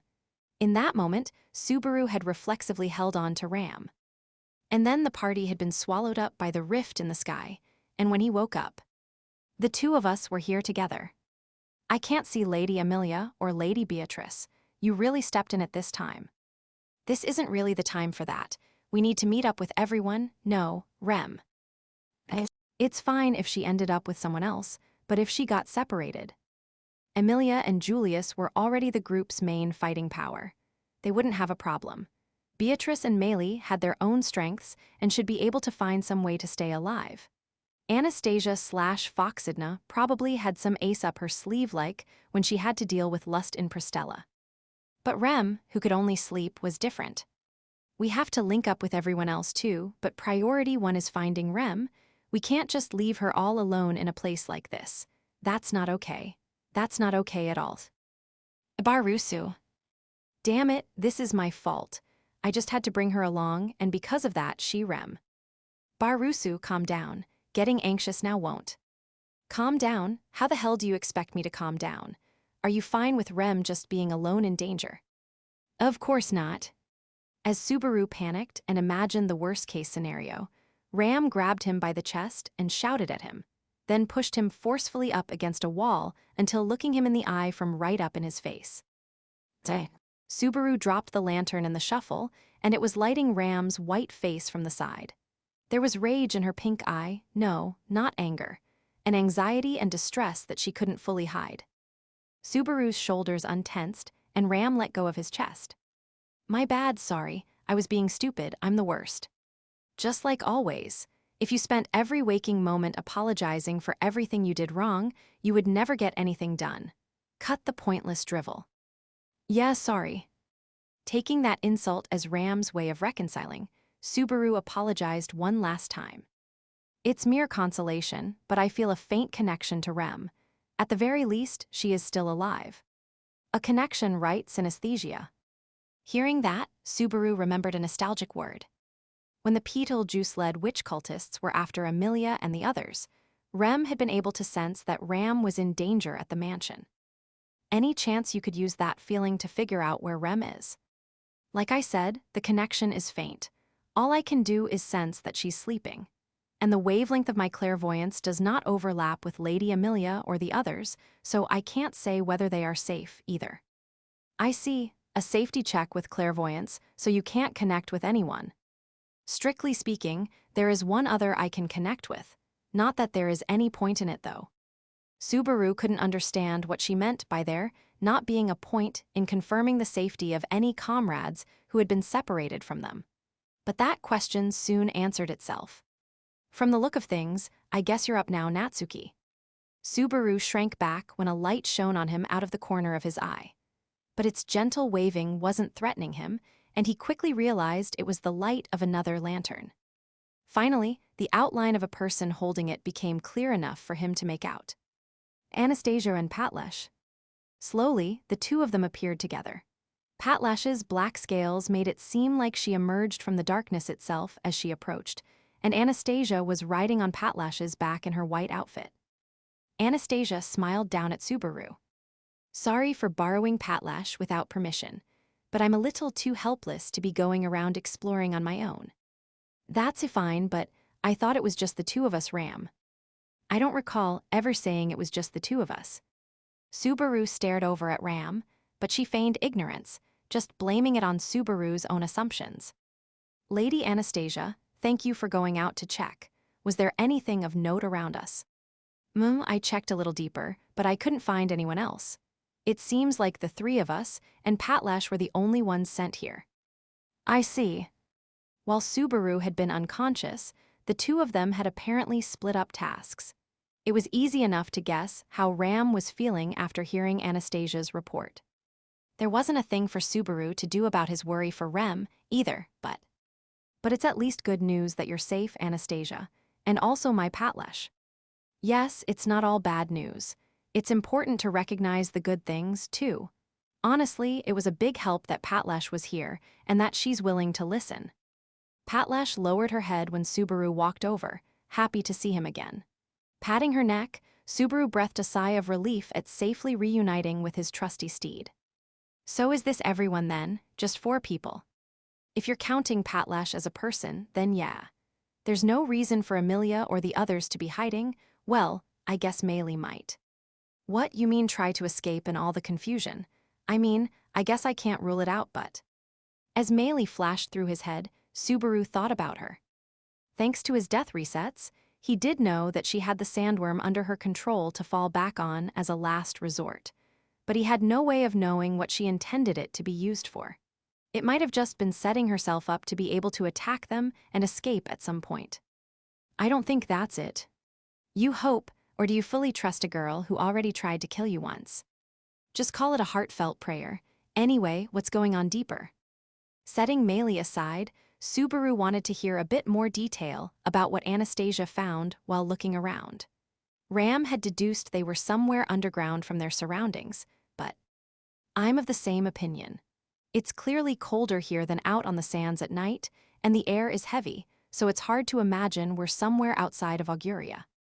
So the miasma is still thick in the air, not exactly a great place to be in any sense then. We're underneath the sands, right?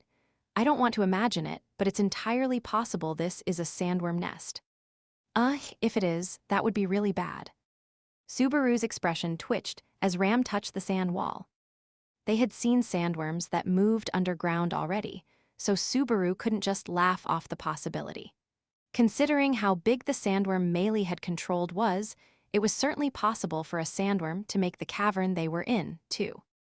In the worst case, they might just end up face to face with a sandworm down there. Also, I can sense some real malice in this party build. There's not a single person who can fight here. Unabashedly counting yourself among the non-combat members despite being Lady Amelia's knight. He's broken, Lady Anastasia. Just call it knowing my limits.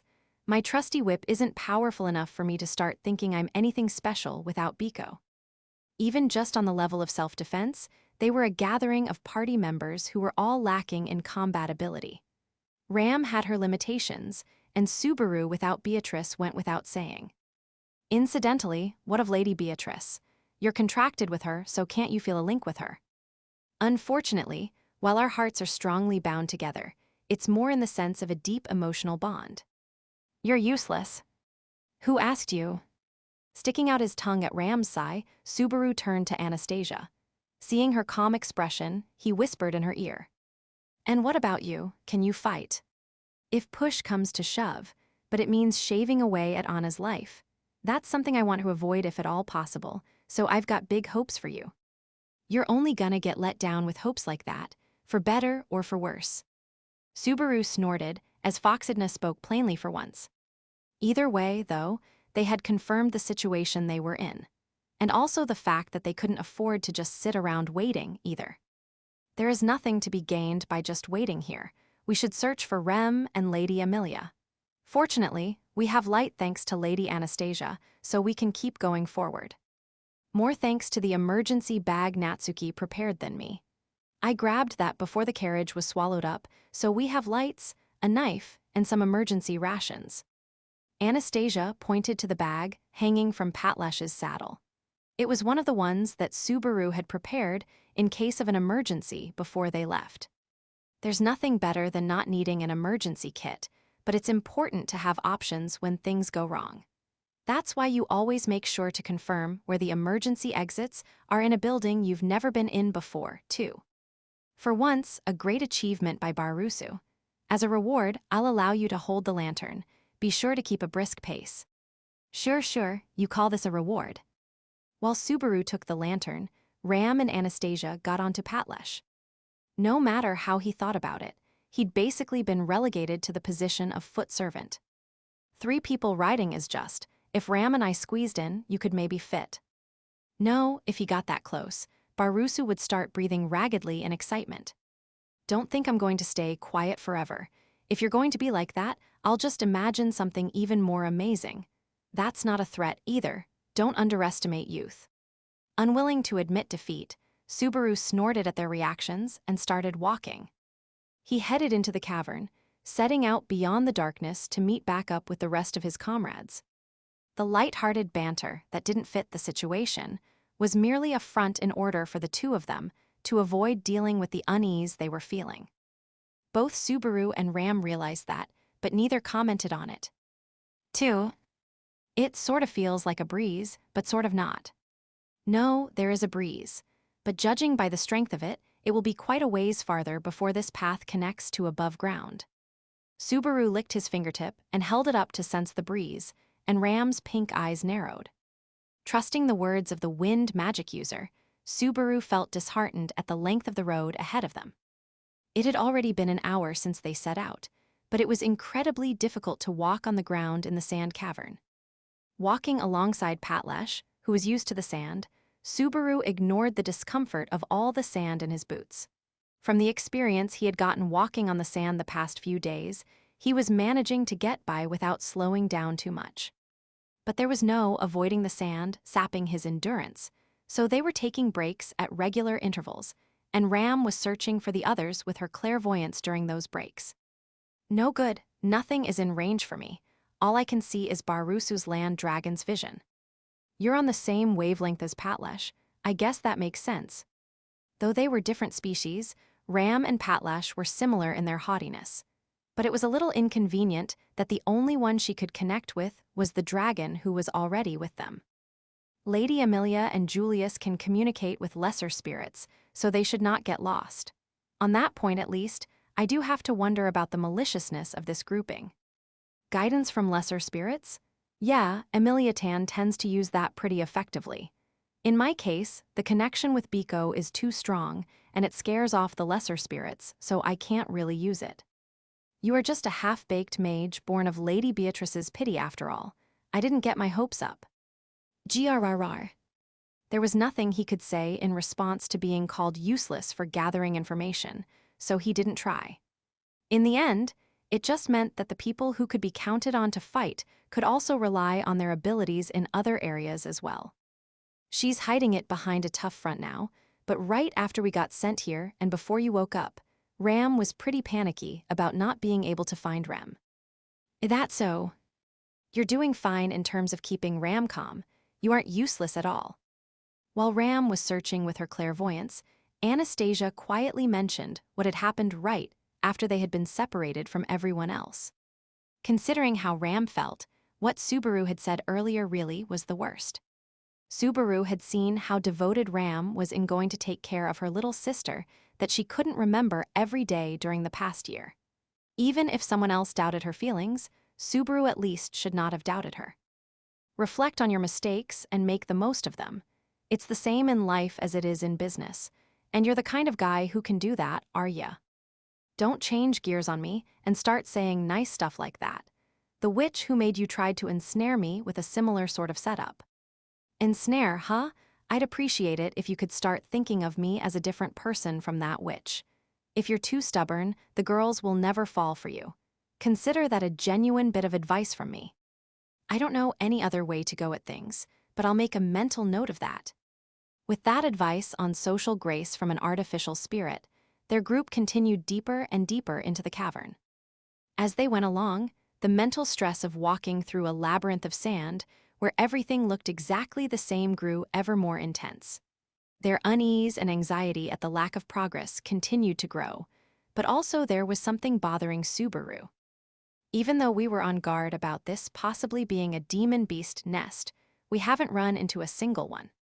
That has been bothering me as well. Subaru kicked the ground as Ram agreed. It wasn't just that they had not run into any while moving through the cavern. Ram had not caught any with her clairvoyance, either. It was an ominous sort of sign, as if the space they were in really was entirely shut off from the rest of the world. There's no way this is actually some rift in space that's not connected to anywhere, right? If it is, then where is the wind that we've been following coming from?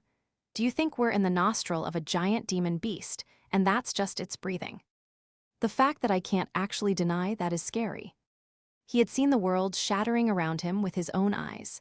After that, whatever might happen wouldn't be a shock. Wherever the rift they were in connected to should not be that surprising. You are free to get scared all you want, coward, but keep your stupid ideas to yourself, please. Ram's cold, logical voice rejected the wretchedness that Subaru felt when he realized they were trapped in a dead end. Hold up the lamp to pass. Turning around frantically at what Ram said, Subaru held the lantern up and lit the path in front of them.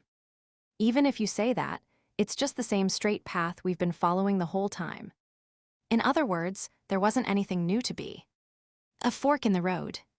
Right in front of them, the straight path they had been walking through the sand divided into two paths. The fork was nice and neat. There was no notable difference between right and left. It looked like there wasn't anything to base a decision on other than instinct, but it looks like we are being told to figure it out. What shall we do? As best I know, Zhuge Liang said to always go right in situations like this. Who's that? He could remember that, according to behavioral studies, humans tended to unconsciously go left when they were confused. It was probably something to do with a bunch of complex factors like dominant eye or leg or stuff like that. Subaru had picked up a wealth of pointless facts, but that was a useful one, or at least he thought so. I always want to check the right path first. That's my justice. You really seem to trust this Zhuge Liang. Who's that? Ram's eyes narrowed, and Anastasia cocked her head again. From just their exchange, it might have sounded like they were just screwing around, but all three of them had serious looks on their faces. It was already more than 2 hours since they had been separated from the others.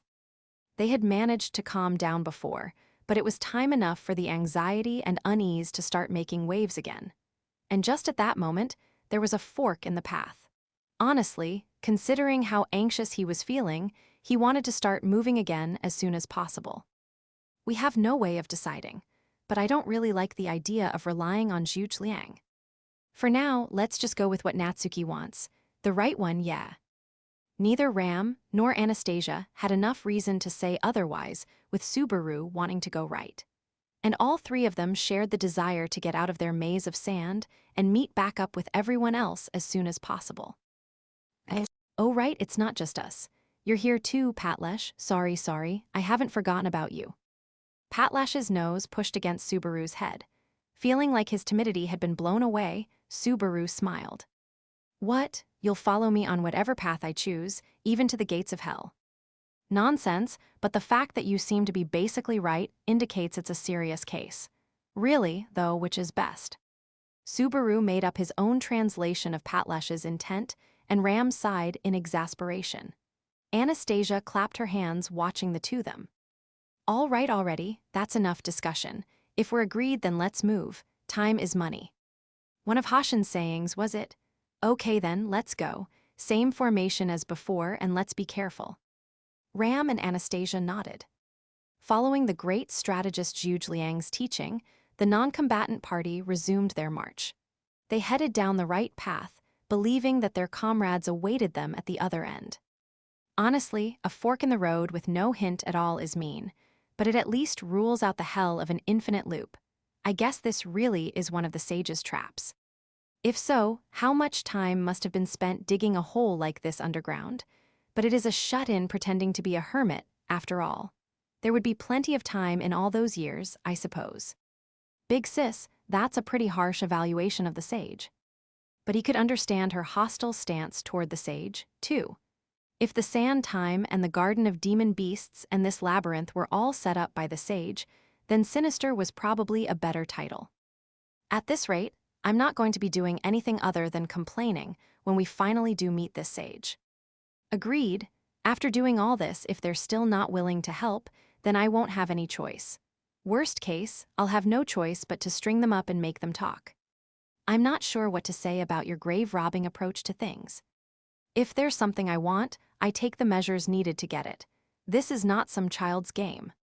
Her genuine and unshakable resolve was recognizable in her strong tone. That was a resolve that Subaru would need to have as well. Not the resolve to dirty his hands for Rem's sake, but the resolve to not hesitate, to take the steps he needed to get the result he wanted. In the end, the thing I have to do is the same as always. I've never held back before. Subaru clenched his fist and tried to fire himself up. Just then, Patlash.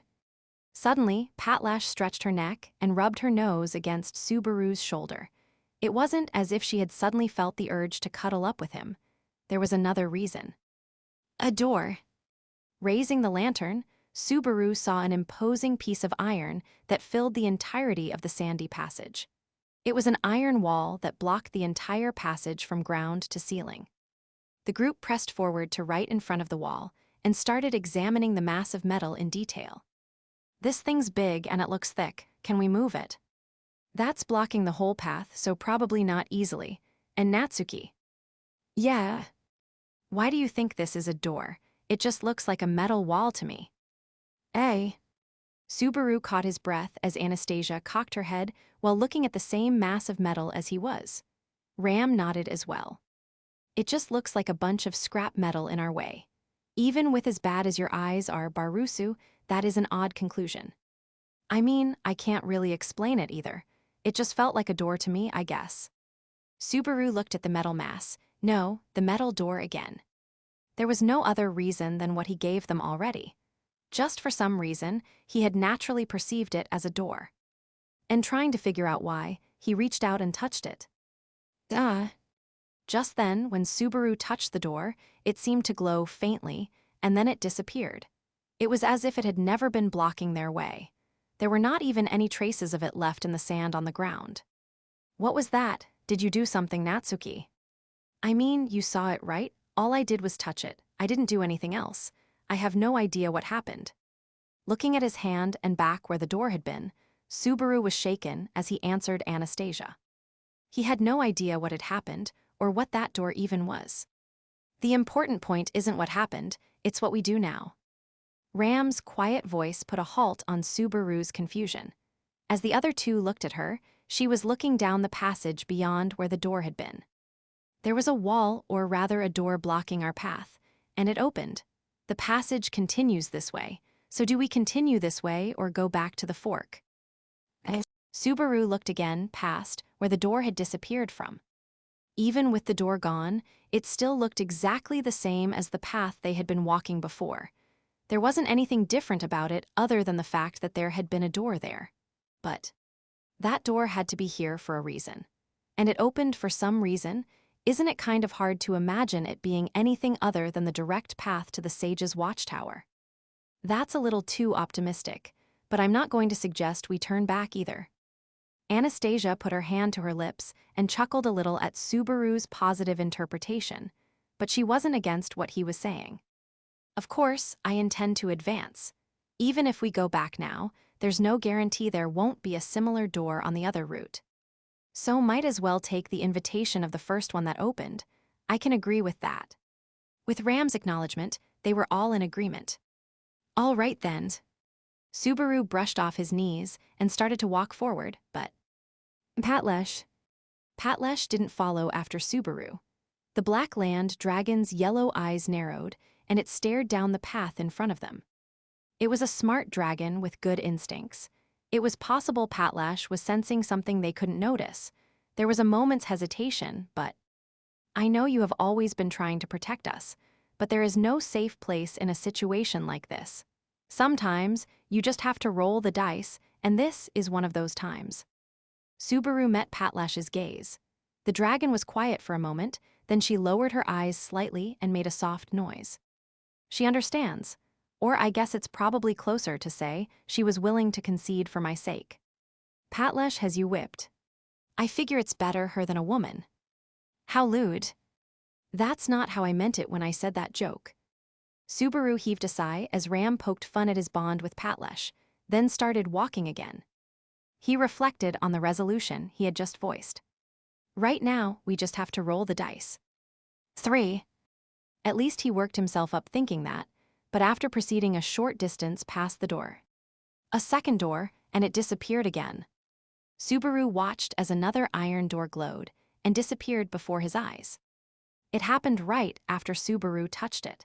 It was hard to believe he had just awakened to some new ability, so the only other explanation was they were designed to do that, but what's the point of a door in a dungeon that doesn't actually block anything?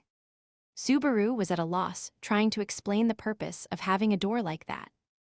It wasn't dividing up rooms or anything, so there was little reason in having a door that anyone could open.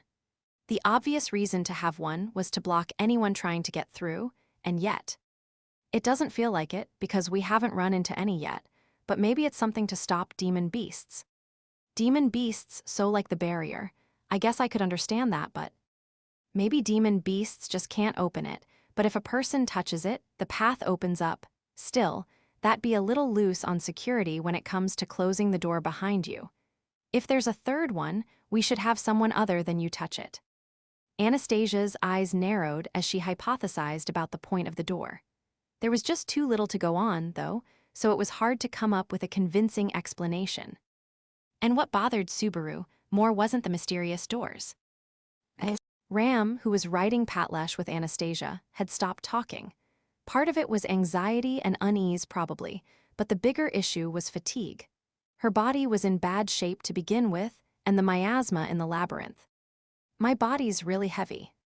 Wiping away the sticky sweat and annoyance, Subaru slowly started walking again, dragging his feet out of the sand. Ram wasn't the only one being weakened by the miasma. Subaru and Anastasia were feeling it, too. Their moods and their bodies were getting heavier. Every cell in their bodies, the blood flowing through their veins, the drumbeat of their hearts, it was all telling them to get out as soon as possible. If they kept moving forward, they could get out of the miasma. If they kept moving forward, they could find everyone else. Subaru believed that, by making himself believe that, he could keep his legs from stopping. Without that spurring him onward, the weight of the sand and sweat would force him to start questioning himself. questioning whether this was really the correct path. This isn't the time to be whining. His whole body was pleading with him as he ground down his molars. He was the one who had picked this direction. He had no right to be the first person to start complaining about it. It's a little difficult to walk, but that's all. It not so bad. I thought it would be more outrageous than this, but at this rate, maybe the end isn't even that far off. Barusu, shut up. Yeah. He had tried to put on a brave face, but Ram's curt jab shut him down. It had been a while since she had said something, but there was no trace of consideration in it at all. Subaru shrugged as Ram seemed irritated. If you ask me, it's boring to just stay quiet. Do you think we're doing this for fun? Remember the point of all this. I mean, yeah, but... Just shut up and walk. It was a reasonable point. Her attitude left no room for maneuvering at all. But Subaru had a point, too. He thought that if the miasma was bringing their moods down, then maybe it would be a bit easier if they distracted themselves somewhat with conversation. But, Natsuki, just leave it be. He understood Ram's feelings, but Subaru was annoyed at her prickly attitude. Sensing that, Anastasia shifted, blocking Ram from his gaze. I understand how you're feeling, but Ram's exhausted. Nothing good ever comes from trying to talk to someone when your heart's worn down to the nub, right? Right. It pissed him off, but there was some truth to what Anastasia/Foxidna was saying, too. He had gotten so anxious about moving forward and meeting up with everyone else that he had been inconsiderate of Ram and Anastasia. The same was true of them, but what good would come of arguing that? There's no point in saying it. It would just be a waste of time. It would simply be better to not even look at each other. Let's go. Noticing that he had stopped, Subaru started moving his legs again, holding the lantern and lighting the labyrinth of sand. Having failed to raise anyone's spirits, his legs moved forward just as heavily as before. No, they were even heavier now. Forward.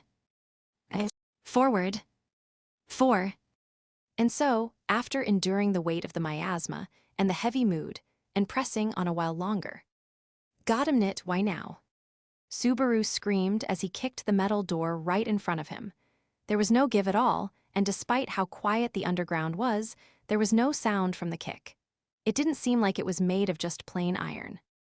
But that was no consolation. Their path had finally been blocked. You let us through the third door just fine, so why the hell are you getting in our way now?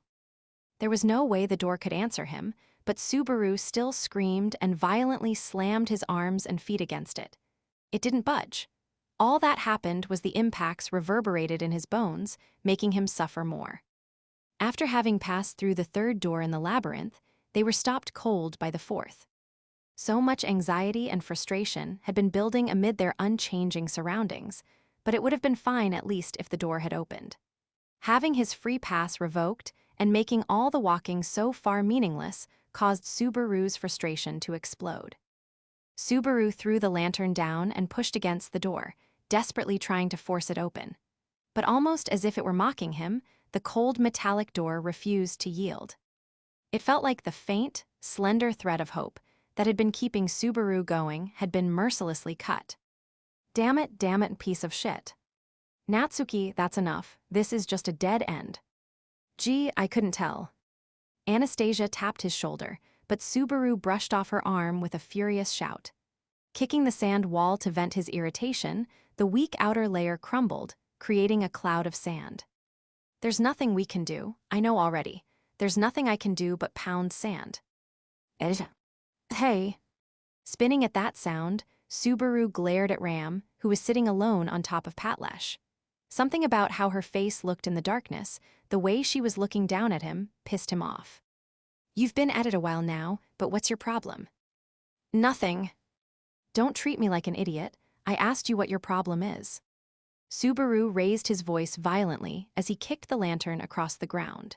It slammed into the sand wall, and the glass covering the ragmite ore shattered, scattering fragments across the sand. But Subaru didn't pay any attention to that.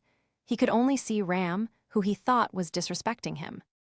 I'm here working my ass off, and you're sitting up there chirping at me. What are you trying to do? Nothing at all, it's a dead end. The path we chose was wrong. There's nothing for me to say. It is what it is. Liar, do you think I'm stupid? If you don't want to say it, then keep the whole thing to yourself. What's the point of making a shit show and then acting like it wasn't anything? How dumb can you be? In response to Ram's cool attitude, Subaru's fever just grew. We've been separated from everyone else, walking for hours, and we hit a dead end. She's being too unfair. I've been doing my best here. She's got no right to look down on me. Whoa, whoa, whoa, calm down, both of you. There's no need to. Shut your goddamn mouth. Ram and I are talking right now. Anastasia tried to mediate, but Subaru mercilessly brushed her off. Subaru's expression was wrath made manifest as he glared at Ram. If you want to talk shit, then start talking. Go on, I'm all ears. You're awfully keen to keep advancing, aren't you? Damn straight, why the hell do you think we came here? To meet the sage. That's why I'm working so goddamn hard. What of it? Wrong, we didn't come here to meet the sage. Hi. The reason we came here is to awaken Ram. Ram was looking Subaru straight in the eye as she asserted that. Even Subaru, with his thoughts seething, was slightly overwhelmed by the sharpness of her eyes. But doesn't meeting the sage equal saving Rem? They're not the same thing. Saving Rem is more important, and seeing the sage is secondary to that. You've got the order of precedence wrong. You've got things flipped. I came here for Rem to remember my little sister. So what are we doing now? Rem isn't here, and we're just wandering around in a place like this. Don't screw with me. No one's screwing with you, but there's no helping the fact it ended up like this. Ram's strained words hurt Subaru, and he fired back in an emotional rage. Hearing that, Ram's pink eyes slowly filled with grief. Why did you grab me and not Rem? She hit him with what happened in the instant the world shattered, when he had reflexively held on to Ram. I'm sure you just had your hands full with what was going on immediately around you. That's how you always are. That's how it always goes, and it's not like you really cared about Rem.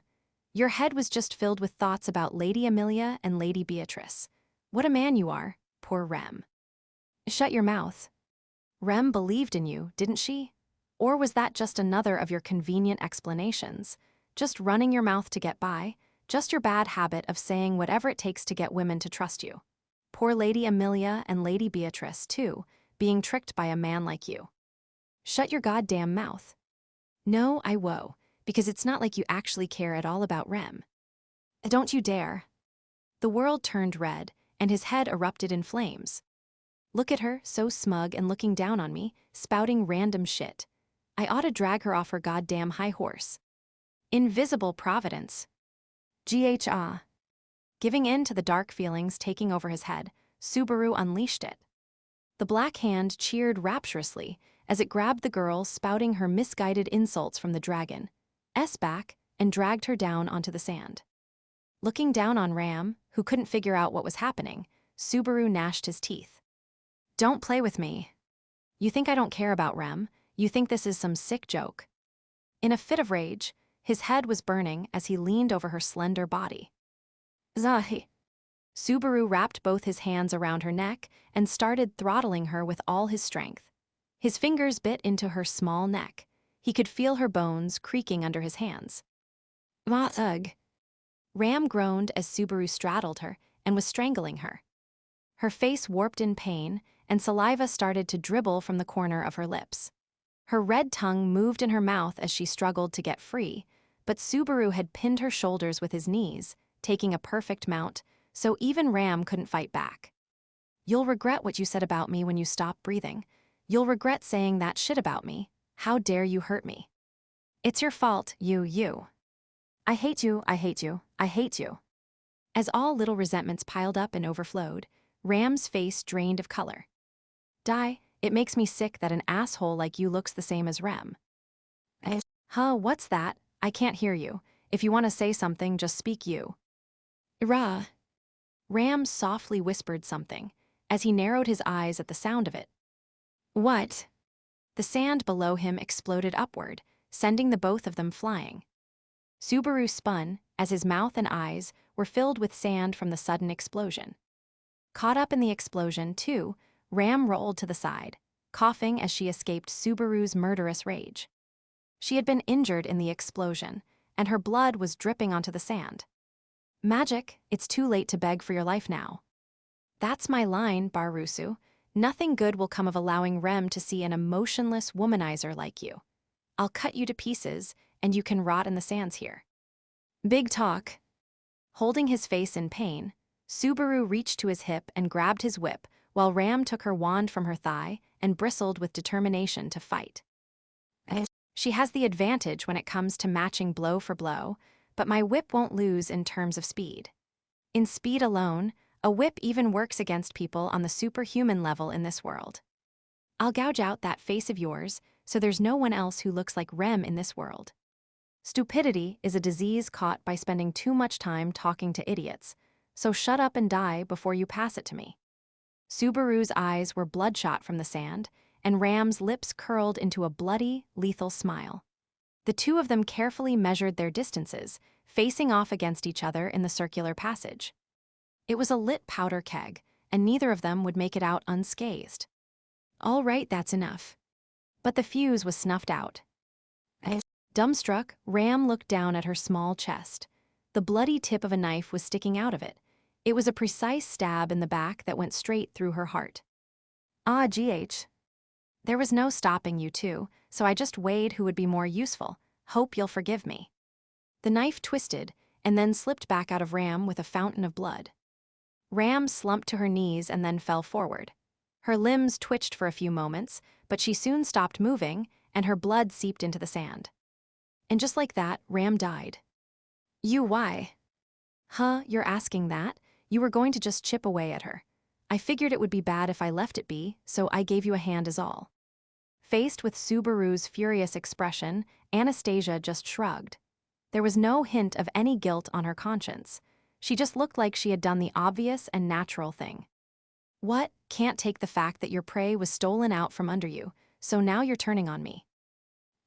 Anastasia was looking up at him with the blood-stained knife in one hand. Quieted by what she was saying, he looked her over, as if appraising her. There was a belittling nuance to it, but she has a point. It's stupid to keep fighting and kill more people like this. Foxidna is my guide to the Watchtower, and there's still a good chance she'll be useful to me. Unlike Ram, who was useless and just kept pissing me off, she's a piece that would be a problem to lose. Fine, I'll go along with your smooth talk. That's good, I knew you were a smart one. That's a relief. Anastasia smiled thinly as she made a show of breathing a sigh of relief. Then she stepped awkwardly across the sand toward Subaru, holding out her white hand. Let's shake on it, a reconciliation, and to working together going forward. Natsuki. Subaru slipped into thought at Anastasia's seemingly innocent expression. I know I was just thinking Foxidna was a useful pawn, but is that actually true?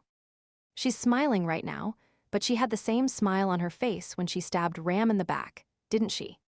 She was holding the knife in her other hand. It was a thick, top-grade survival knife. Even in her hands, it could easily cut into a human body. Not just Ram's body, but Subaru's too. Are you not going to shake on it? Foxidna cocked her head, wanting to shake hands. Handshake range, close enough to reach with a knife, and a range that was too close for a whip to be useful. I have to kill her before she kills me. What is it, Natsuki? No, nothing. Subaru smiled slightly, and then reached his own right hand out toward hers.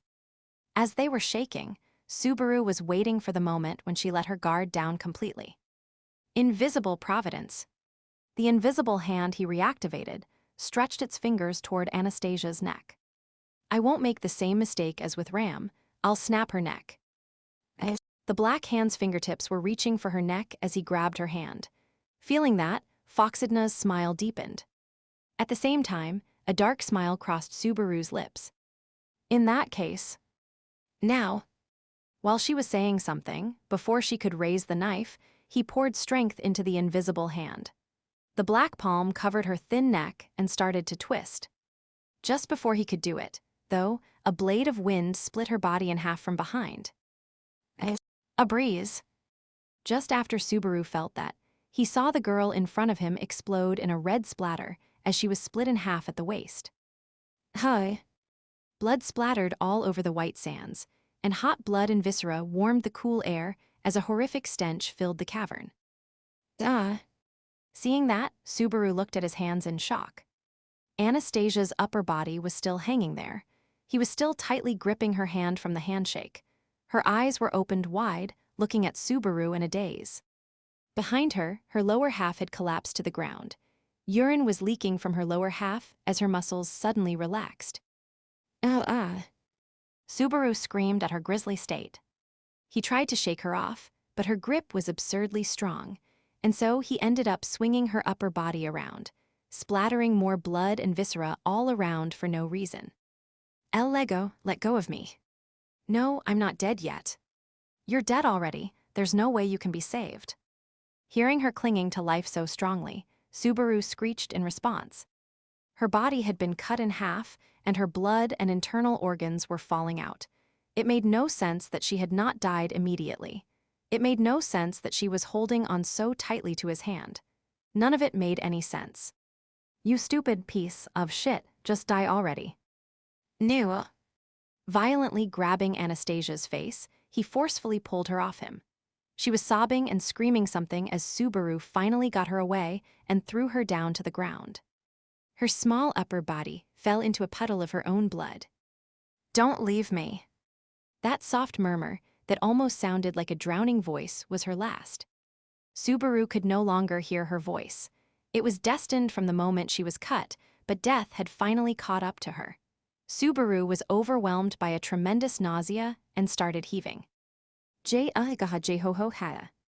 Expelling what little was left in his stomach, he wiped the yellowish vomit from his mouth with his sleeve. It wasn't the time to just hang his head. The one who had just killed Anastasia was. Barusu. Just die already. There was a shadow in the light of the lantern on the ground. It was Ram, her whole upper body stained in blood.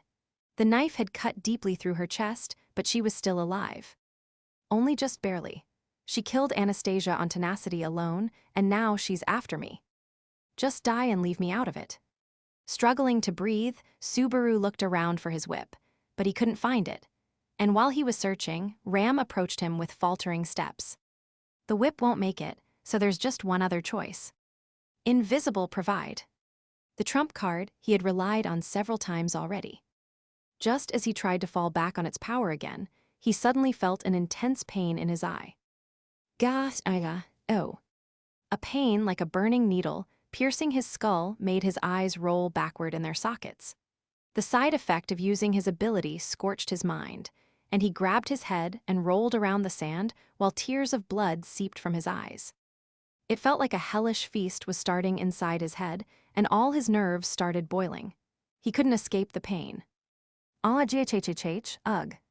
As Subaru writhed in pain, Ram held up her bloody wand while barely clinging to life and pointed it at him.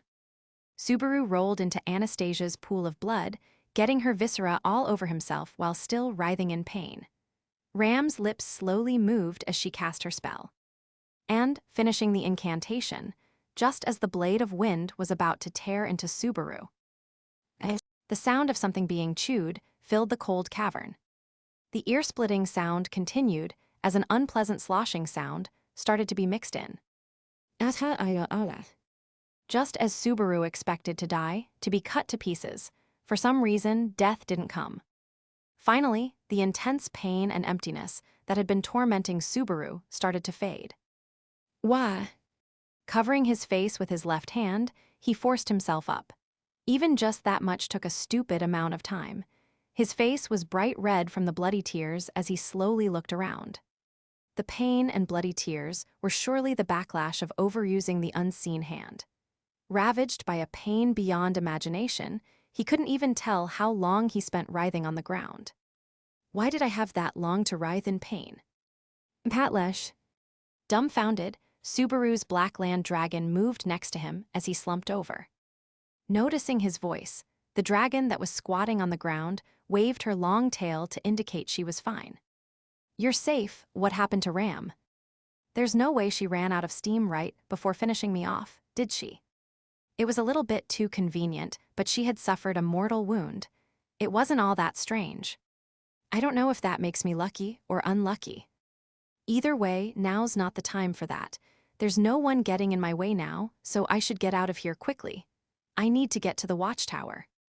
Patlesh, sorry, but I need to ride you now. Patlesh. He called to her, but his trusty steed didn't obey. In fact, she didn't even turn to look at him. She was just sitting comfortably on the sand, breathing heavily next to Subaru. Seeing that, realizing that he was being ignored, Subaru's rage started growing. Hey Patlesh, you listening to me? Hey. It was a similar sort of annoyance to what he had felt with Ram and Anastasia. His negative emotions were amplifying at a speed far greater than normal, and he erupted at the land dragon that refused to answer him. Hey, look at me, asshole. Who do you think I am? Look at you, finally listening.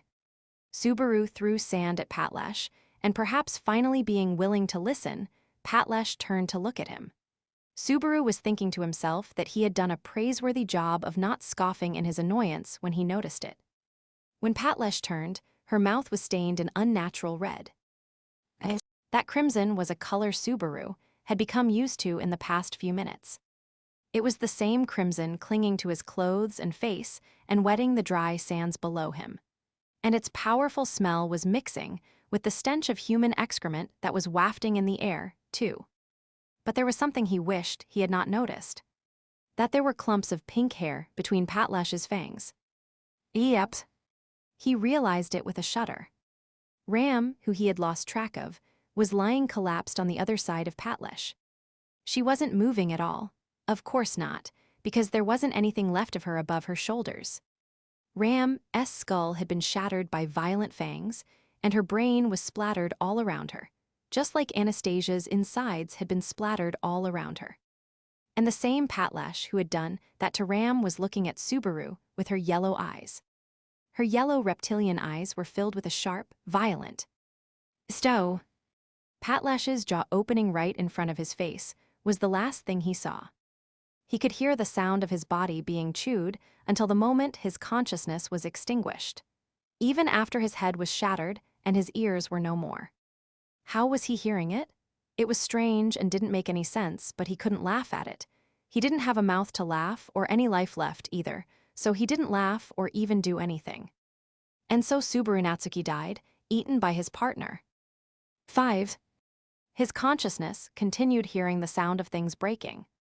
Bones being chewed, his brain being crushed, his eyes bursting and splattering like overripe grapes.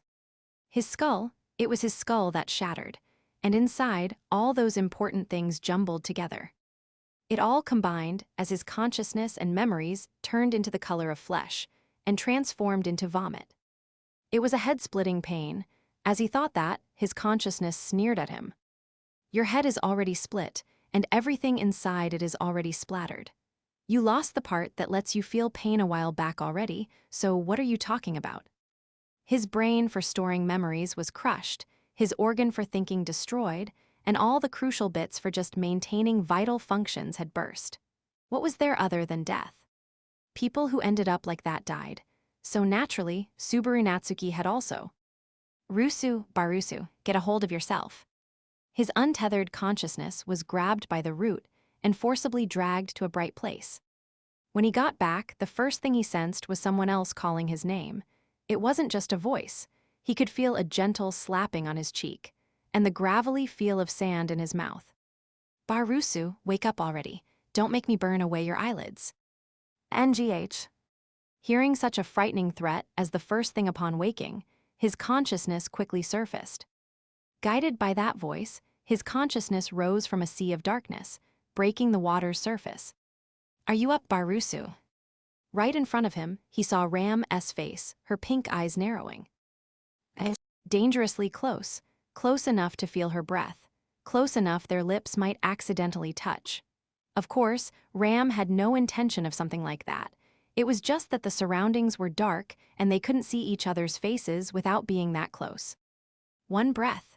As Subaru exhaled, Ram slowly moved away. The darkness coloring the world felt unreal, and Subaru grabbed a handful of sand to double-check that he was really there. And also, he could tell that he had died and reset again. I. Confirming his heart was beating, he took his time remembering what had happened. The moment of death was always intense, and the perfect memory of it was as unpleasant as ever. Stepping through it, though, he traced the steps he had taken leading up to his death. The vivid memory of the insignificant argument that had set him off, that had turned into a shouting match, and then a murderous spree suddenly reared its head. Barusu. Egawa. Ram looked suspicious of Subaru's condition, but he didn't have the mental capacity to answer her. His eyes were spinning in nausea. When it came to his own death, he was a veteran.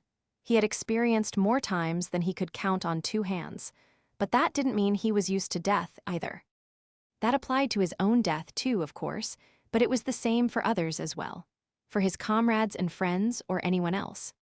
He was scared of dying himself, but the thought of someone he knew dying was enough to tear at his heart. All the more so with how gruesome Ram's death had been. That was the worst shock of all, and something he had never experienced before.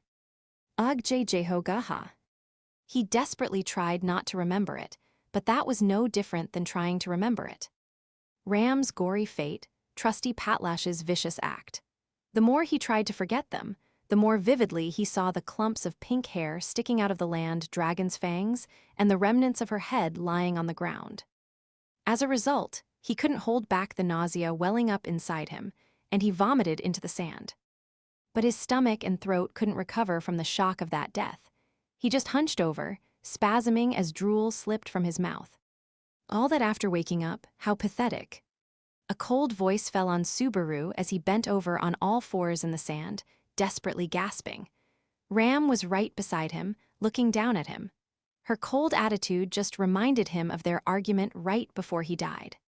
Remembering the rage and murderousness that had swelled in him for no reason, the argument that had turned into a fight to the death of the way he had been overcome by his impulses, his chest ached, and he got scared. What if something like that happened again? Don't you dare bite down. NGH. With that one preface, Ram held his chin with her finger. Subaru froze in surprise, but paying that no heed, Ram opened his mouth and, looking bored, she stuck her white finger down his throat. So, Irag. I knew you were a bungler through and through, but if you can't even do this much, how are you any better than a baby?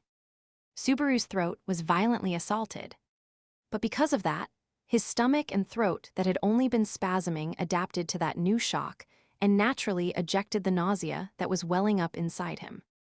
All that came out was gastric juices and saliva, but it made Subaru feel far better than before he had been able to get anything out. Aho, Jeha-ha-hu, sorry, I'm okay now.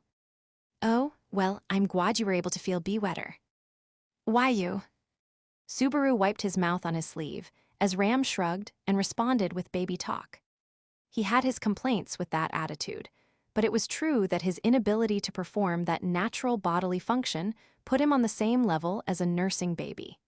He didn't have any ground to stand on to argue with Ram's hand still gently patting his back. It was a hard-to-understand, awkward sort of thoughtfulness. You can stop with the hand. More importantly, this is. You remember the light from the watchtower and the crack in space shattering, right? We were swallowed up in that fissure and ended up thrown out here. Ram gestured at the surroundings with her chin as Subaru escaped her hand on his back. Hearing that, Subaru was struck by a surprise that was late to register. Subaru had already died 3 times while trying to clear the Auguria Dunes. But his restart point, this time, was different from the previous 2 points. It had moved from right before they had faced the flower garden above ground to the starting point of the sand labyrinth after being separated from Emilia and the others. You look pathetic. Subaru's face had stiffened as he realized what had happened when Ram's finger suddenly touched him. Looking toward that warmth, he saw Ram nodding, her expression unchanged. Don't get flustered, just calm down. What happened happened. Right now, we have to keep our heads about us and accept the situation we are in, though that might be asking a bit much of you. Ram's soft voice and the warmth of her finger gradually helped him get through the panic that hit him as he kneeled on the cold sand. Ram's thoughts and Subaru's internal confusion were not quite in alignment, though. Ram was thinking of the fact that they had been seemingly warped away and separated from their companions, while Subaru was dwelling on the combined facts of his previous death and that the reset point had changed, but they were both coming to grips with heavy shocks. Finally, Subaru digested what Ram was saying and her thoughtfulness and slowly exhaled. Ram. What? Your finger feels nice, BGH. Don't push your luck, you Barusu. Could you please not use my name like it's some kind of insult? Subaru ate a slap as payment for his careless comment and complained with teary eyes. But Ram was hurriedly wiping her finger with sand, ready to shoot that request down immediately. Just when I think she's being oddly nice, suddenly this is the treatment I get. But Subaru experienced a heartfelt sense of relief at an exchange with her that was like normal. It had not improved the situation at all, but even so, it felt like a weight off his chest. Because of that, though, there was one more thing he wanted to say, before the scenario started moving again. What? Seeing Subaru looking at her, Ram furrowed her brow dubiously. Looking into her pink eyes, Subaru took a deep breath. Ram, the reason I grabbed you when this happened is because I was holding on to you before the world started shattering, and because in that moment you were the weakest person and the person closest to me.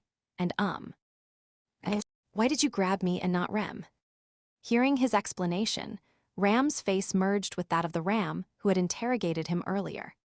It was very clear that none of them were in their right mind when that unnatural fight broke out. They were not calm, and all sorts of little things amplified and turned into a murderous rage. It had been an impossible situation, the worst sort of thing that could happen, caused by such extreme densities of miasma. But Subaru didn't believe there wasn't some lingering truth spoken in that moment either. In the moment, I wasn't weighing you and anyone else in the scales. I didn't have the composure to do something like that, and my lackluster ability to act in an extreme situation is Al. Idiot. Hi. Subaru was desperately trying to explain himself when Ram interrupted him with just one curt word. Subaru looked up at that unexpected response only to have Ram's finger touch his nose. Or rather, she had pointed her finger, and he had stuck her finger into his nose by looking up. A sharp pain hit him. Gala. I'm sick and tired of your driveling excuses. It's pointless to keep blaming yourself. There's no meaning in searching for someone else to blame, either. You have things you should be doing instead of wasting time like that. Heaving a sigh, Ram picked up the lantern next to her. She tapped the side of it, and the ragmite ore inside started faintly glowing, breaking the darkness of the labyrinth. We already wasted enough time, with you spilling your stomach all over the sand. I know, what about the others? They are separated for the most part, other than you and me, and, looks like they're back now. He wiped his mouth with his sleeve, while hating himself for the shamelessness of asking a question he already knew the answer to. Looking up, the light of the lantern Ram was holding ran into another lantern's light. Anastasia and Patlash had come back after looking around their surroundings. Subaru's heart shuddered at the gallant and menacing visage of the land dragon that appeared in the light. How stupid can I be? Gripping his own chest strongly, Subaru gritted his teeth, swallowing the weakness that was welling up inside him. There was no reason for him to let himself be held back by that crazy friction now. The fact that he had been killed by Patlash had left a deep, deep scar on his heart. Still, he had come face to face with people who had killed him plenty of times before. Right, it was the same with Rem and Ram too, at first. At this point, Ram had even shown him a bit of kindness, even if it could be a bit difficult to understand. And Rem had done so much to support him, had saved him from despair. Their relationships had been bad at first, and they had both not only tried to kill him, but even actually killed him before. Compared to that, what had just happened with Patlash wasn't even a result of her real feelings. Thank goodness, so you're awake, Natsuki. Thank you for going to look around. Did you find anything? Ram and Anastasia started talking. They were going to start discussing what to do going forward and how to get through the sand labyrinth. He needed to join in and let them know, to make sure that tragedy didn't happen again. I'm past the fact that I died and the effects of what happened leading up to that. So the pain and sense of loss I'm feeling are just my imagination and not real. Winning out against all of that is my battle, and I have to get through it with everyone safe. In order to do that, he needed Fight, Subaru Natsuki. You don't have time to be trembling in fear. He swallowed his fear and took a deep breath. In order to correct the mistakes he had made in his previous round, in order to change things this time. The black land dragon was looking at Subaru with concern in her eyes.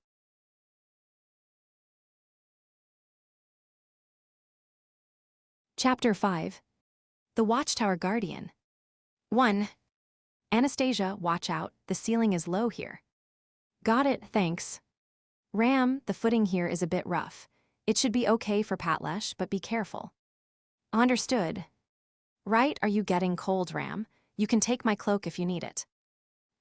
Subaru stopped and took off his cloak and held it up to Ram on the dragon, worrying about her body's condition.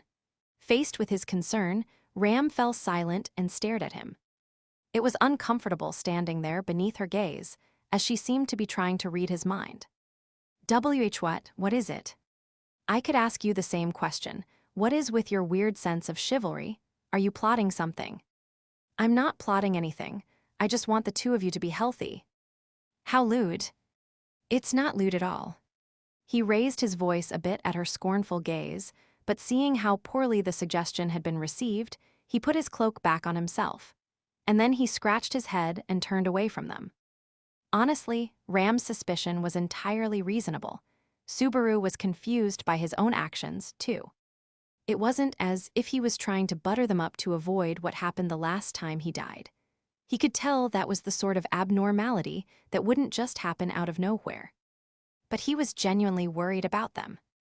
This feeling is probably not unrelated to having just seen them die before my eyes. Why are you making such a bitter face? If there's something you want to say, then say it. No, it's nothing. Just the sand in my boots feels bad is all. If you want to hide it, then do a better job of it. Don't trouble a woman because of your awkwardness. Subaru's mouth turned down at the corners at that retort. It was obvious what Ram meant, but what was he supposed to say? You are important to me, and I'm worried about you, so please just let me escort you as best I can. How lewd. I didn't say anything. Don't put your own weird interpretation on silence, too, you paranoiac. Putting yourself up on a special pedestal saying that, you are incorrigible. If I'm putting myself on a pedestal, then you must be putting yourself all the way up in heaven to be able to look down on me. Huh? As Subaru struggled to get a handle on how he was feeling, Ram, who had no memories of the last loop, was being utterly merciless. That fact was annoying but also a relief, leaving Subaru's mind to deal with a bizarre and complex mess of emotions. You really don't hold back with Natsuki, do you? Meanwhile, Anastasia let out a wry chuckle at that one-sided tirade. It was an unobtrusive attempt to keep the peace as she put her hand to her cheek. Or did something happen while I was gone? If you left Barusu and me alone, nothing would happen. Barusu's corpse would just be found the next day is all. The hell are you, the werewolf? Scary. Subaru continued walking as he kept bantering. Anastasia cocked her head as she watched him out in front. Natsuki, jokes aside, pushing yourself too much isn't good. It's not like there was anything pointing one way or the other at that fork in the road before. Though you did give Zhuge Liang a hard time up there. Both Anastasia and Ram had their guesses at the cause of Subaru's change. He couldn't do anything other than scratch his cheek vaguely. On what was now his second time searching the labyrinth of sand, they had already reached the problematic crossroads, and this time they had gone left instead of right. Subaru didn't imagine he had done a particularly good job of naturally guiding the consensus to the left side. But the both of them had been willing to go along because of how desperate he had been. If we went right, it would have meant being driven mad by the miasma. I don't want to go through that catastrophe ever again. But there was no guarantee that the left path was safe. Because of that, Subaru was being especially careful and leaving no stone unturned in order to keep everyone out of harm's way. Is this disgusting gentleman act a symptom of hitting your head when we were sent here? What? Is me being considerate really that abnormal to you? I'm not even doing anything different than Julius usually does. Why is it okay for him but not for me?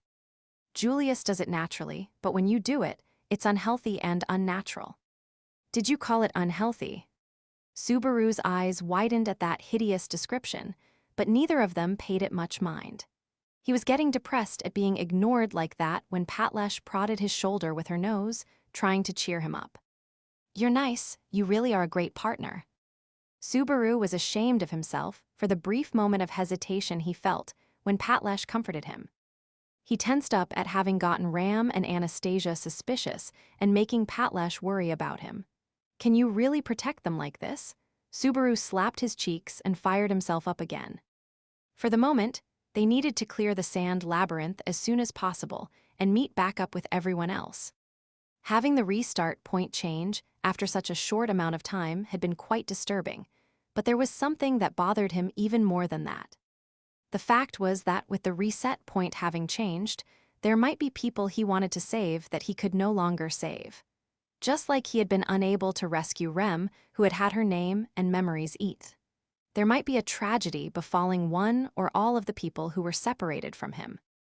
He was scared of a loss that he couldn't begin to make right with his own life. "We need to find them again soon. Emilia, Beatrice, Julius, and Meili, and Rem." He prayed that nothing bad happened to them. That nothing hurt them while they were somewhere he couldn't reach them. That was why. Keep pushing forward step by step, but carefully so that nobody gets hurt. If you notice anything, say something. Anything I can do, I will do. He's a terminal case. The clash between a desire to hurry up and safety first robbed Subaru's words of their consistency. Ram was exasperated, and Anastasia just flashed a wry smile. Patlesh whinnied a little bit. "I don't know if it's a good thing or not, but we've already come a pretty long way from the fork, and still haven't run into any of those stupid metal doors. I think it's probably safe to say we've avoided being driven mad by the overflowing miasma behind them and killing each other." However, it was hard to imagine that the left path was just the right path all along with no hitches. What's that strange smell?" "Smell?" Anastasia sniffed the air as Subaru furrowed his brow. Following her lead, he closed his eyes and focused on his nose. He quickly noticed the problematic smell. The smell coming from down the passage, beyond where their light reached was. The smell of something burning. There was a faint heat in the air coming from down the passage. Subaru and Anastasia both nodded at Ram's observation. It was the smell of something burning. The simple smell of fire was slipping into their nostrils and making itself known. Do you suppose it might just be Lady Emilia carelessly starting a campfire and resting? I agree Emilia Tan might just be careless enough to light a fire and set up camp, but given the situation and the timing, that's a little too. It's too suspicious. It is possible it's Emilia, though. In some sense, it was the sort of change they had been wanting after wandering through the unchanging labyrinth. But faced with an actual development, all three of them were cautious. Not knowing who or what was on the other side, they couldn't just call out, either. But nothing would change with them just hanging back and staring down a dark corridor. "I'm going to go take a look. I'll turn out the light and be as stealthy as possible, so whatever or whoever it is won't notice me." Turning off the lantern in his hand, Subaru volunteered for the scouting job.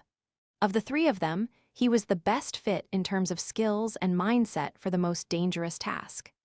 "If anything happens, we'll use you as a distraction. Don't hold a grudge.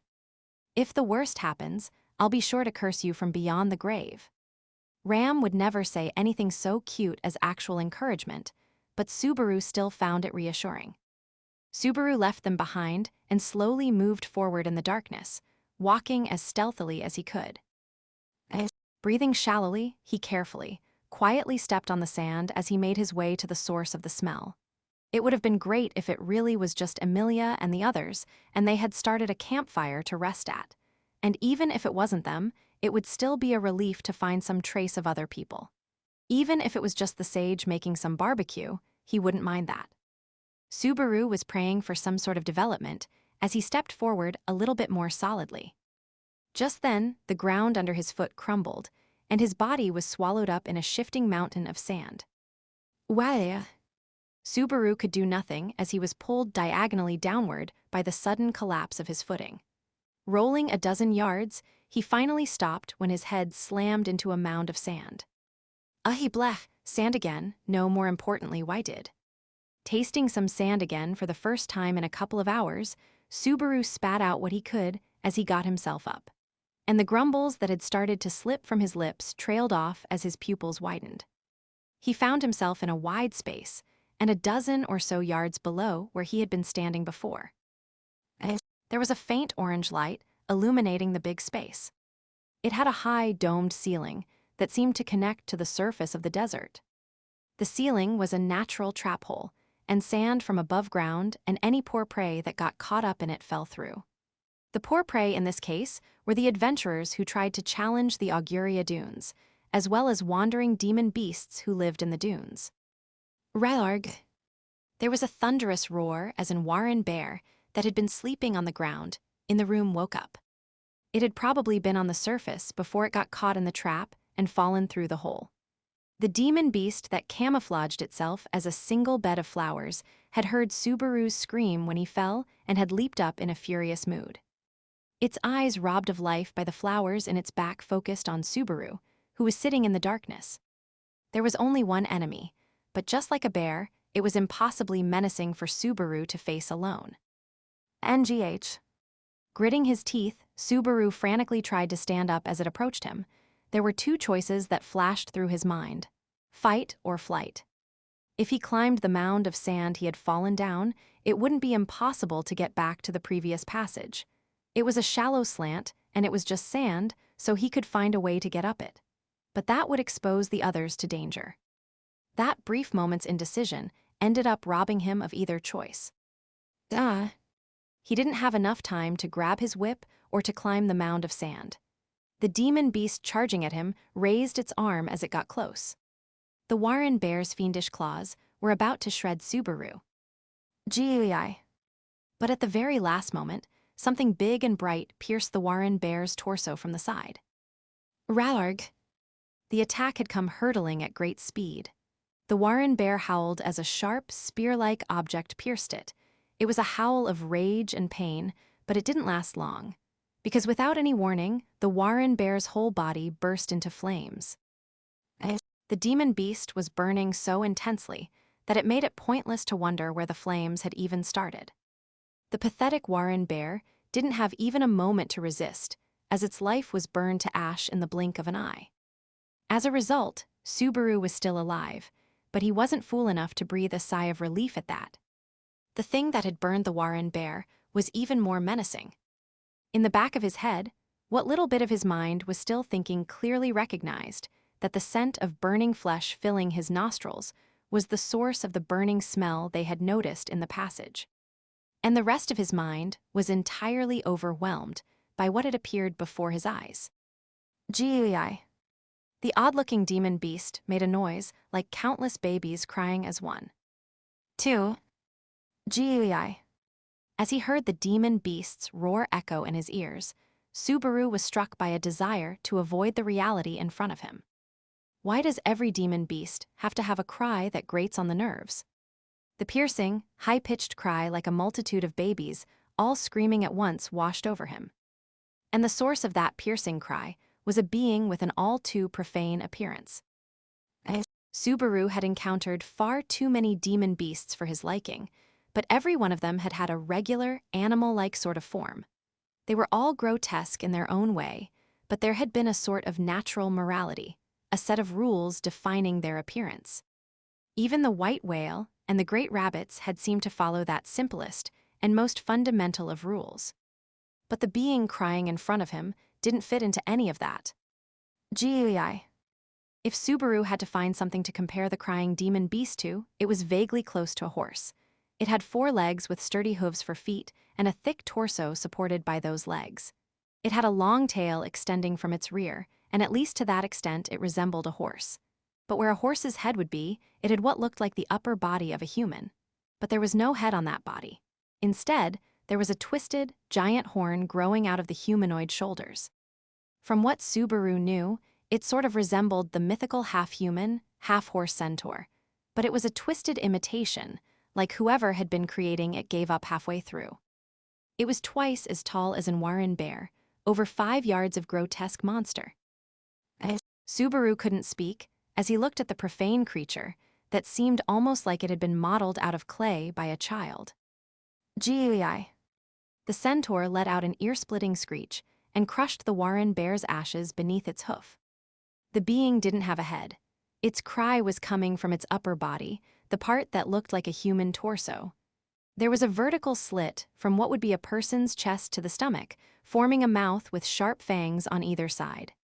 In addition to its grotesque figure, the centaur's upper body had a brilliant red mane of flames at its back.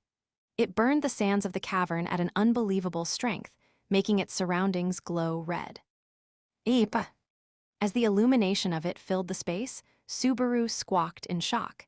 He had already realized that the burning smell was the stench of demon beasts being incinerated, but the space he was in served more purpose than that.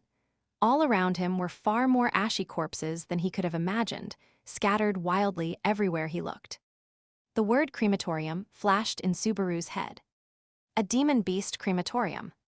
In other words, it was a trap: 2, sand time and the garden of demon beasts, the miasma path, and now this. They're all grisly traps in order to keep people from reaching the watchtower. As Subaru reached that conclusion, the centaur's upper body turned toward him. Having killed the warren bear, it had seemingly set its sights on Subaru as its next prey. Its hooves slowly rang out. A death far more menacing than the warren bear was drawing near to incinerate him. The demon beast was clad in a blazing heat and approaching fast, but Subaru did not move in the slightest as he waited. Not because he had given up on survival in the face of an overpowering threat. It was the opposite. Not moving at all, Subaru collected himself, getting his breathing under control, trying to hide his presence from the demon beast approaching him. However, he wasn't even hiding behind anything. Thinking about it normally, it was a meaningless attempt. But not against that centaur. The demon beast stopped a few yards away from Subaru.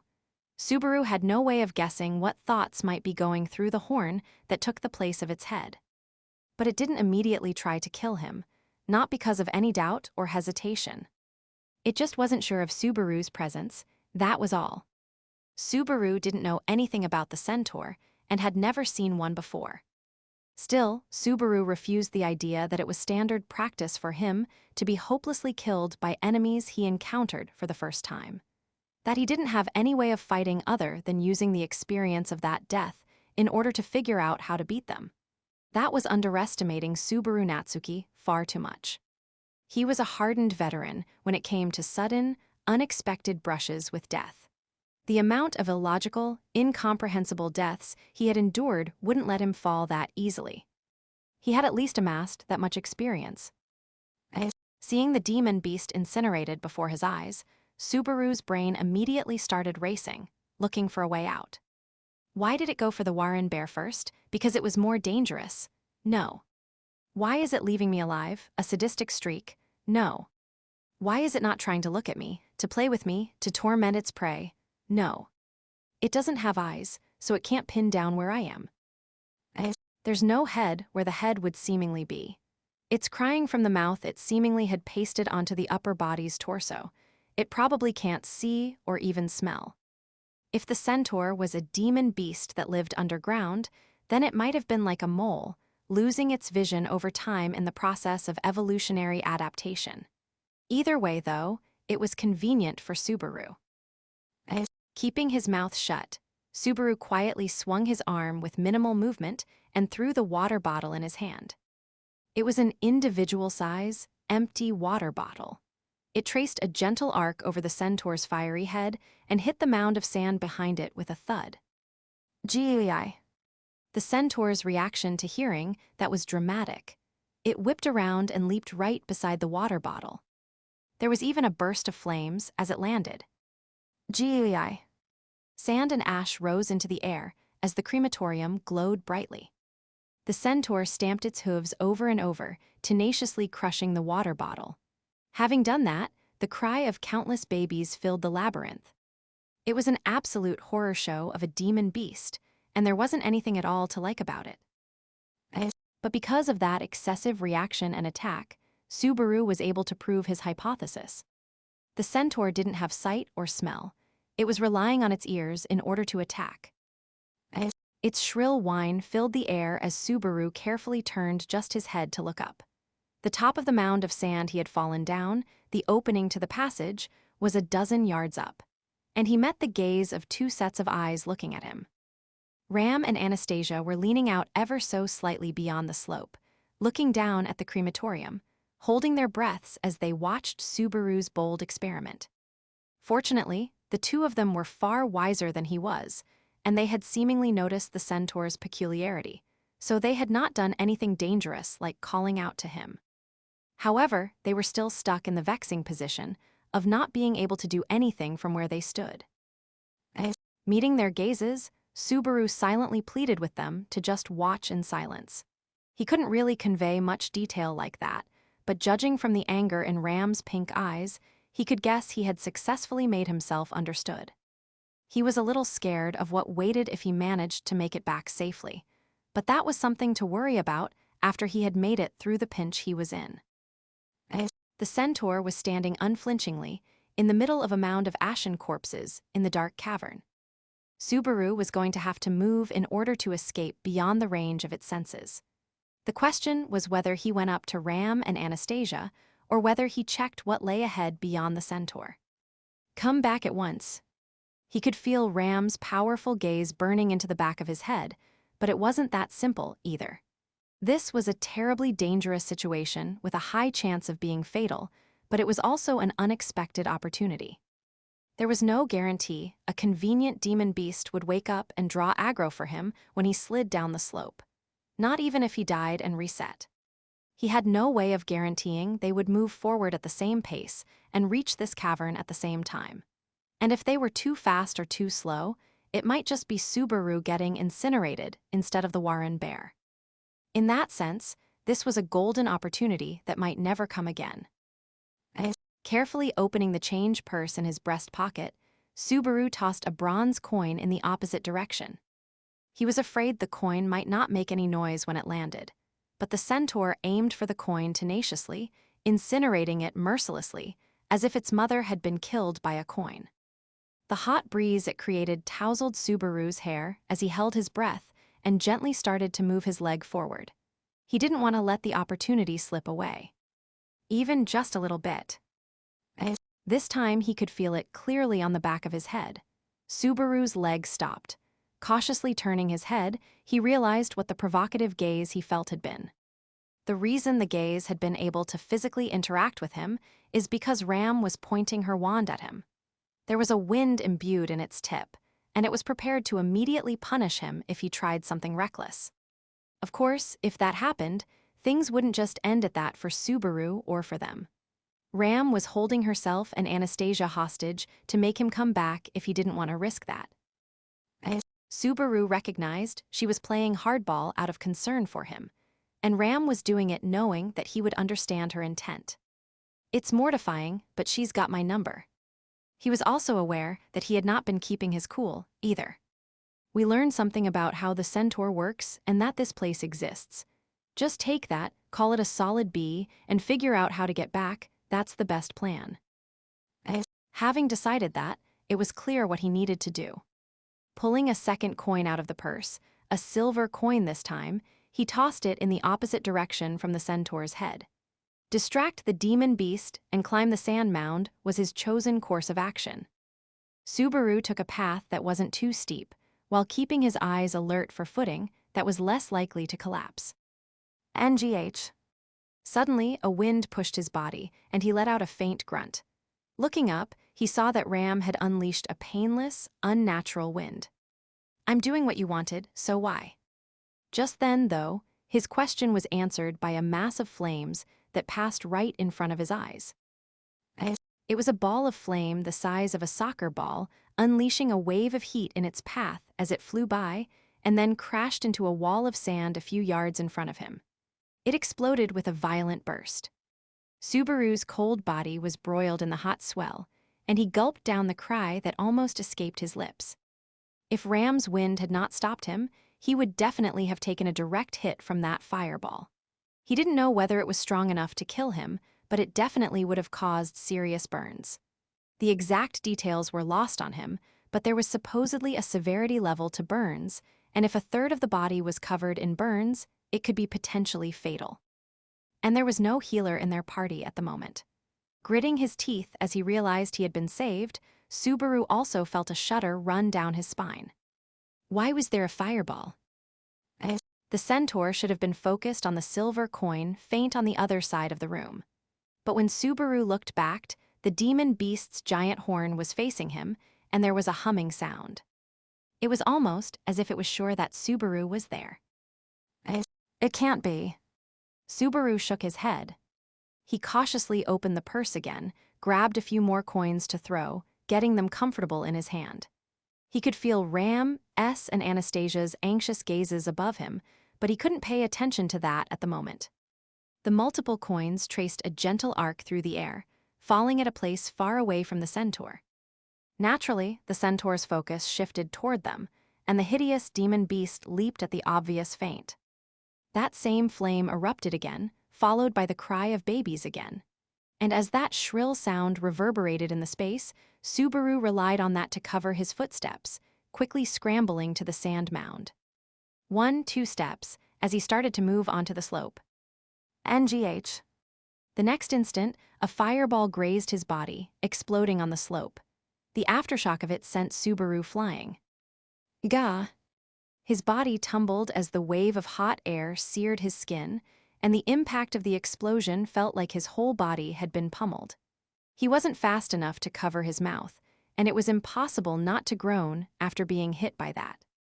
Gritting his teeth, Subaru looked up as he steadied himself on the sandy floor with his hands. Right before his eyes, the demon beast clad in flames was crackling as it looked down at him. It clearly knew he was there.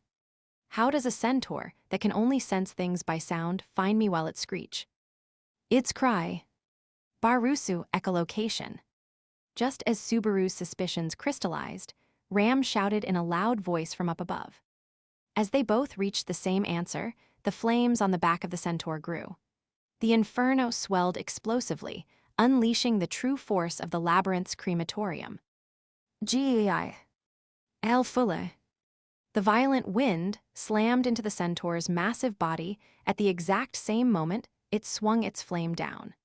The heat it unleashed caused the sandy ground to explode as the centaur was blown to the side by the wind. Gyuwu, goddamn it. Doused by the sandy explosion at close range, Subaru rolled across the ground, then used the momentum to leap to his feet and start running without looking back. NGH, run, rune. Subaru intentionally shouted out loud to draw attention to himself as he ran through the cavern. Kicking the cold sand, the centaur's hooves rang out as it chased after him furiously. He had not thought through what he was doing, but he had to protect the others, and he couldn't afford to die either. Gei. The ghastly chorus of babies grieving being born into the world engraved the meaning of death into Subaru's soul. The human upper body raised its arm, and there was a nasty sound of bones creaking. Glancing back, the humanoid arm was holding a lance made of transformed bone. It was the same blazing bone lance that had incinerated the Warren bear, and that excessive force was being wielded mercilessly against Subaru as he tried to escape. Damn it! Howling, Subaru pulled the whip from his hip and hit the centaur's arm. It didn't do any damage, but the end of the whip wound around its limb all the same. Its intense arm strength easily lifted Subaru off his feet. Ahiwoe. Swinging through the air, Subaru's cries echoed as he spun in a circle around the centaur. Unable to see what was happening, the demon beast was confused by the speed of the voice, and ironically it lost track of Subaru. With that, the centaur's actions were plain and simple. It started throwing fireballs all around it. Jiwoa. Uncoiling the whip from the centaur's arm, Subaru fell to the sand just in time to be caught up in one of the fireball's explosions and sent flying. He covered his face with both arms reflexively, but the hot air that erupted still entered his mouth and nose, lightly burning them. It hurt to breathe, and his sense of smell was temporarily out of commission with the mucous membrane scorched. Ga. Rolling wildly on the ground as a terrible pain filled his face, Subaru looked up with teary eyes. The mouth in the center of the humanoid torso opened wide, revealing a toothy hole and unleashing an ear-splitting cry that almost sounded like laughter. No, it's laughing. Laughing at the weak human who lost to a demon beast in a test of knowledge, and is now being toyed by its incomparable strength. Invisible providence. As he imagined those thoughts from the centaur, the dark feelings in the corner of his heart took shape. Giving direction to the black power that responded to his murmur, he prepared to hit back at the demon beast that was casually following its prey. It's a one-note trick, but that's fine, since it's a one-note trick that works on anyone the first time. A human torso and a horse's torso. He didn't know which one had the most important organs. With the head being a horn, it was unclear whether there was a brain inside it. But there had to be some sort of vital organ there. Targeting that, he reached out his invisible hand toward that horn to crush. As he thought that, and just as he prepared to pass judgment on the centaur, when Subaru looked at the centaur and reached the invisible hand toward its head, there was an unimaginably intense shock that rocked his head, and yellowish spittle foamed at his mouth as he slumped to his knees.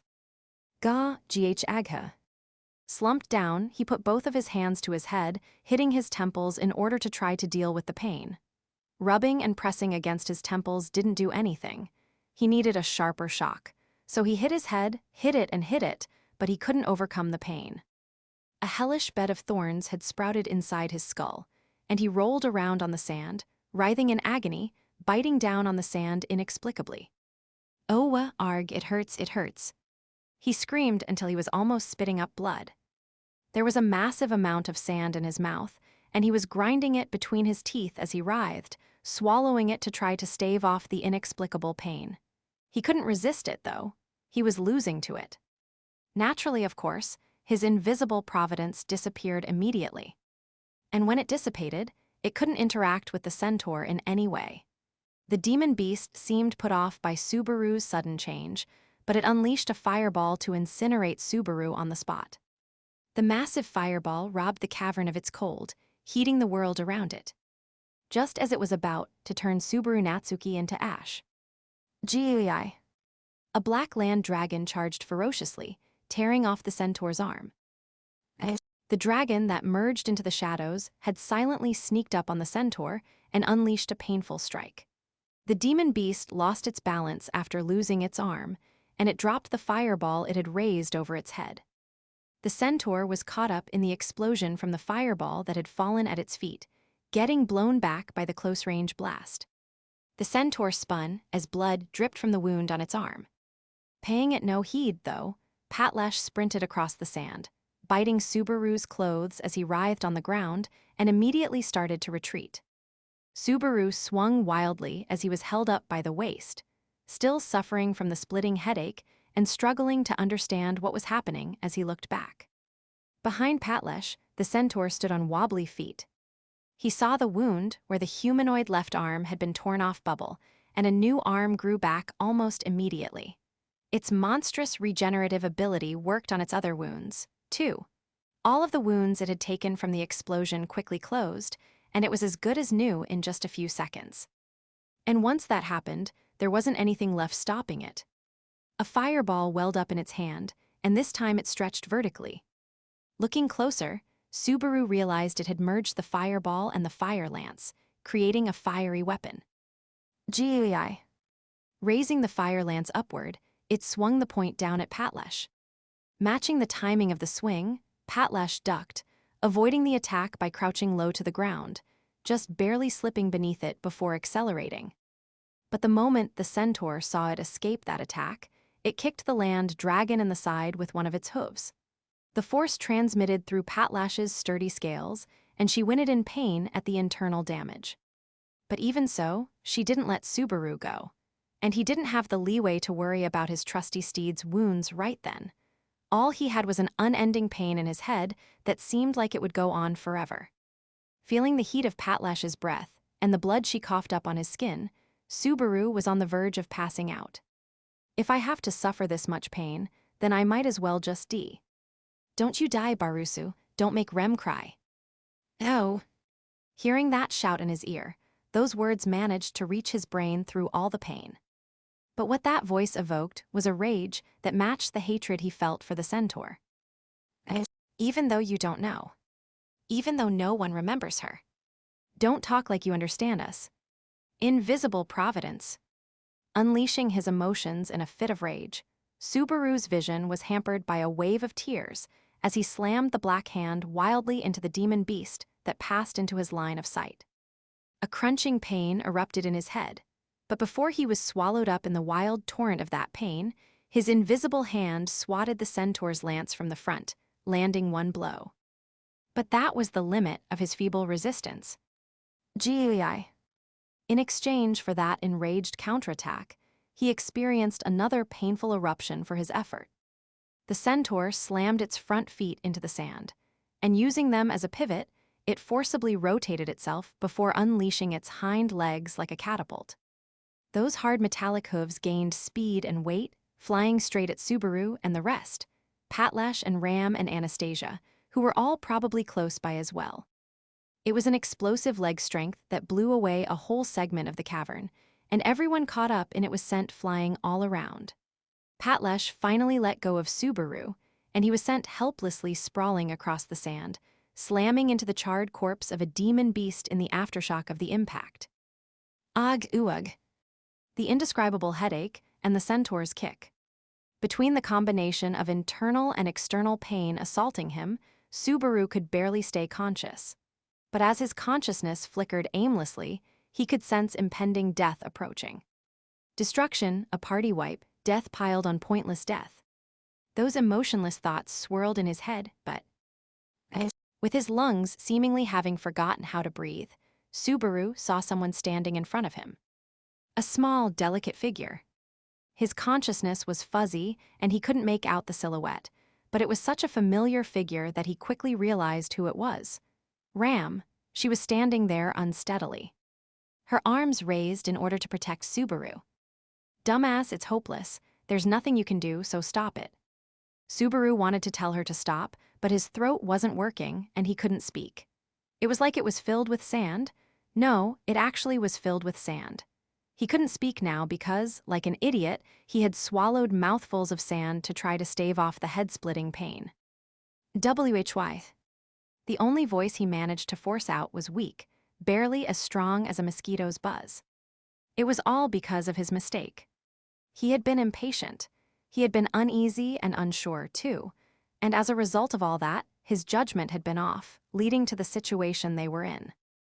Ram and the rest had been caught up in it all because of his stupidity. So why are you? It'll make Rem cry. That quiet answer was all Ram said. Ram was standing there for the sake of the little sister she couldn't remember, to protect the person her little sister, who she couldn't remember, loved. Subaru couldn't understand what drove her to go that far. But even so, there was something he did know. At this rate, Ram would die, and Subaru would too. There was no escaping that. The centaur roared and created 2 new flame swords in its hands. Or since they didn't look like swords, maybe they were supposed to be hammers or axes or something. Either way, it was wielding 2 flame weapons. It would use them to cut through Ram, who was so small in comparison to it, and then it would scorch Subaru too. See, come on, there has to be something right. In the face of impending death, he reached out his hand from the depths of his pain. Rebelling against the pain, he scraped the bottom of his barrel. It was unrealistic to expect any help from someone else. Berating himself for those sorts of fantasies, Subaru looked for some sort of plan within himself. That was also obviously not very realistic, but there was at least some possibility to it. Come on, get your ass up. Slipping inside himself, he reached out into his murky body, pushing his way through the writhing, dark thoughts, seeking a way out of the hopeless scenario from inside himself. Not the invisible hand that he had overused, something different, something new to get through the pinch. But his determined resolve was, Before his desperate struggle could yield any results, the centaur raised its swords. The flames crossed over its head before flying toward Ram.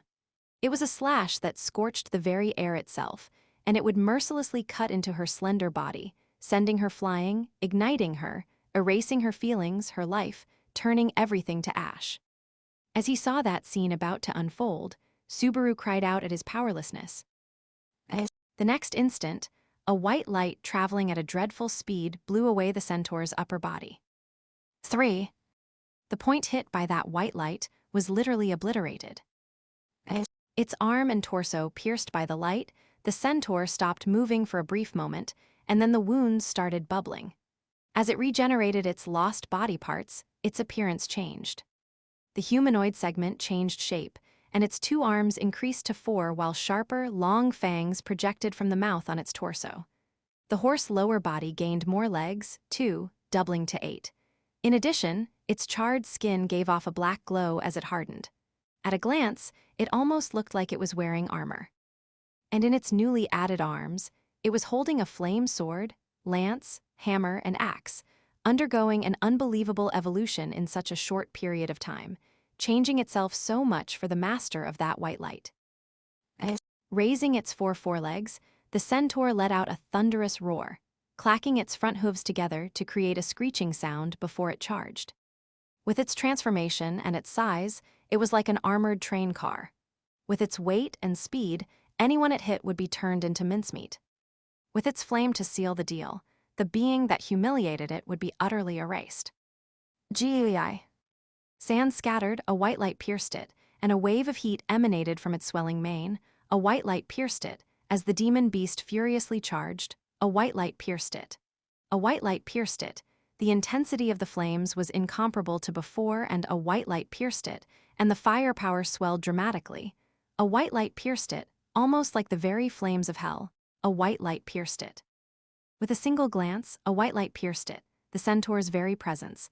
A white light pierced it, no being, a white light pierced it could help but a white light pierced it, tremble at a white light pierced it, the monstrous form and visage, a white light pierced it, befitting the Lord of the Sands, a white light pierced it, a white light pierced it, a white light pierced it, a white light pierced it, a white light pierced it, a white light pierced it, a white light pierced, a white light pierced, a white light pierced, white light pierced, white light pierced. White light pierced, white light pierced, white light pierced, white light pierced, white light pierced, white light pierced, white light, white light, white light, white light, white light, white light, white light, white light, white light, white light. And after that tremendous outpouring of energy, there wasn't a single piece left. The demon beast that had been so deadly and menacing had been completely vaporized by the light. Every last bit of flesh was gone, blown away. All that remained on the sand were all the lights that had been unleashed in order to erase the centaur, the long, narrow, white needles. And those, too, soon disintegrated and crumbled away.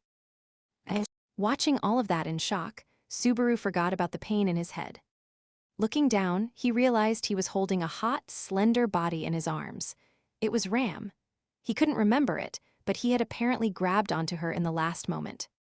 It was a meaningless thing to do, and Ram was already unconscious as well. His ears picked up the sound of someone walking on the sand. Slowly, ever so slowly, but whatever it was clearly moving toward them. The cavern's air was cold and quiet as always, and the usual darkness had fallen again. The only faint source of light was the remnants of the fire the centaur had spewed all around. There was a fragment of smoldering flame right next to Subaru, letting him see a little of what was going on around him. And at the edge of his vision, he saw someone's leg come into view. Raising his head, Subaru looked at the leg's owner, at what was probably the source of that white light. Even through his blurry vision, he could tell this was a human as he raised his head. Her thin lips were turned up in an animalistic smile. "I found you. At least we can communicate." But just as Subaru thought that, his brain reached its limit. Feeling the cold sand beneath him, Subaru slipped into unconsciousness without saying anything. All he could do was hold the girl in his arms tightly, so as not to let go of her. That was the limit of the willpower and obstinacy he had left. 4. Subaru's consciousness was drifting in an inky, dark, stagnant pool. It had been a long time since he had been there. He had been several times back then, almost like he had been forcibly summoned there when he died and reset. There was no ground or sky or edge, just an unending sprawl of darkness. An illusory space, like an ephemeral dream that wouldn't remain when he awakened. In the deep darkness, Subaru didn't have a body. His consciousness was just drifting along helplessly, but it didn't make him feel uneasy or scared. But the swelling affection, the love, brought some amount of satisfaction to his heart. However, awareness of that powerful love was, "You seem to be enjoying yourself. This isn't a joke. Do you think I'll stand by while you get proud of yourself just because you got a little bit lucky and then get ahead of yourself immediately after?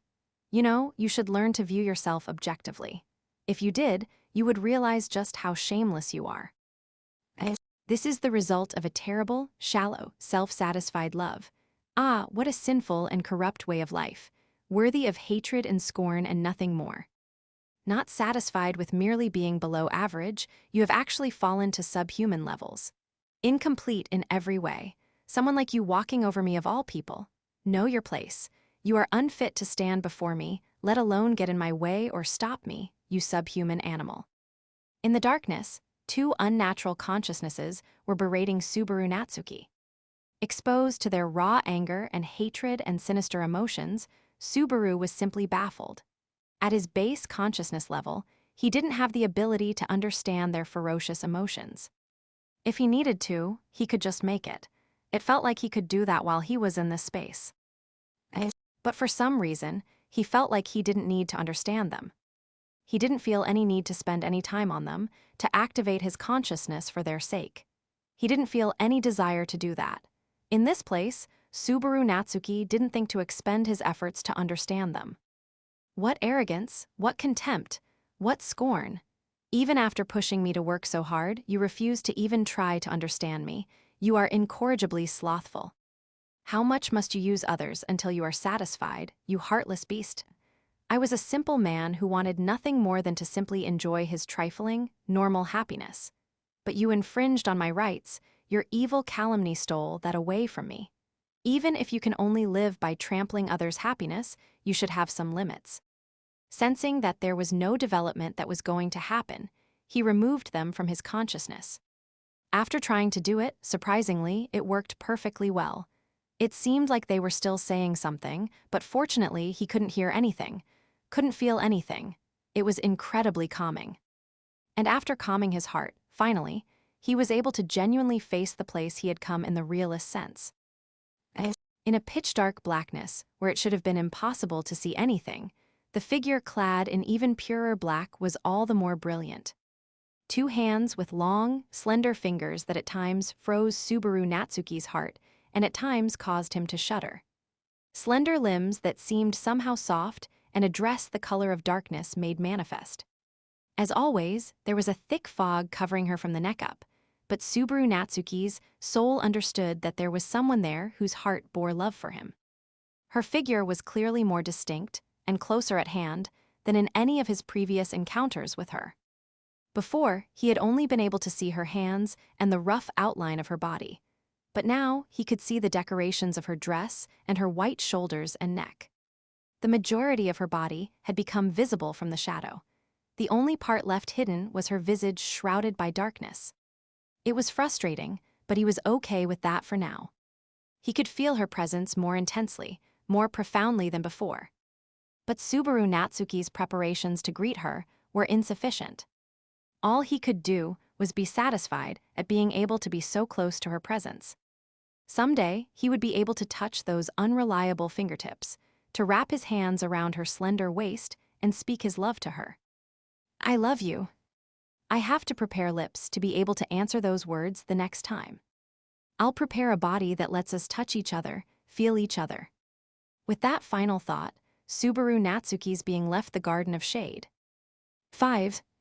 Subaru's theory was that ease of falling asleep and ease of waking up were inversely related. To him, waking up felt like being underwater and having his head break through the surface. No one would ever forget to breathe once their head was above water. So waking up was just natural to him and not something that felt difficult to do. I'm jealous you can wake up so easily like that. It's always really hard for me, had been Amelia's response when they had talked about it once before. That trouble was deeply ingrained for Amelia, and she had pretty intense bouts of low blood pressure. It sort of fit her character, but it usually took an hour or so to actually get out of bed after waking up. But the ease with which she could fall asleep was like a child, the polar opposite of Subaru. No matter how hard he tried, when he lay down and closed his eyes, he would end up thinking about things in the dark. A large number of them were various regrets, if I had only, and if it was just, and the like. The regrets were about things that had happened that day and things in the past, whatever his mind happened to drift to. And while he was fighting all those thoughts, Subaru couldn't manage to fall asleep. That was the root of his trouble sleeping. As more regrets piled up, Subaru Natsuki's sleep became worse and shorter. So the events in the sand labyrinth would surely disrupt his sleep in the future. The moment he woke up, Subaru realized it wasn't just resetting because of a death. First of all, his surroundings were bright, unlike the darkness at the starting point that had been set in the labyrinth. The settings had changed. The feeling of skin on his body and the chill air were gone, too. In fact, it was a familiar feeling. The nice firmness and height that he had experienced sleeping in the carriage so many nights on the road already. I'm in the carriage. He was sleeping in the carriage that he had been separated from when everything was swallowed up in the rift that had opened up in the sky. Realizing that, Subaru scrambled to sit up when he felt something holding his right hand. Looking to the side, he stared in wonder. What greeted him was Emilia sleeping peacefully as she held his hand. She was kneeling beside the seat he was sleeping in, holding his hand tight. The warmth of her hand and the faint breathing caused Subaru's shoulders to untense. Aha, it's really Emilia, right? Then He touched Emilia's cheek with his free hand. Her pale, warm cheek was unbelievably smooth and soft. Just touching it made the emotions he felt for her seem like they would explode, and he wouldn't have minded just staying like that forever. Yeah, there's no mistaking that's Emilia, so cute, soft, warm. You should not play around too much with her. Emilia didn't sleep for 2 nights, she was up worrying about you. Whoa.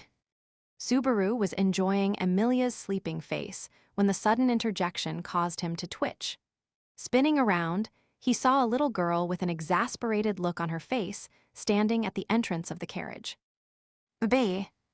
SHHH, Betty does like it when you don't listen.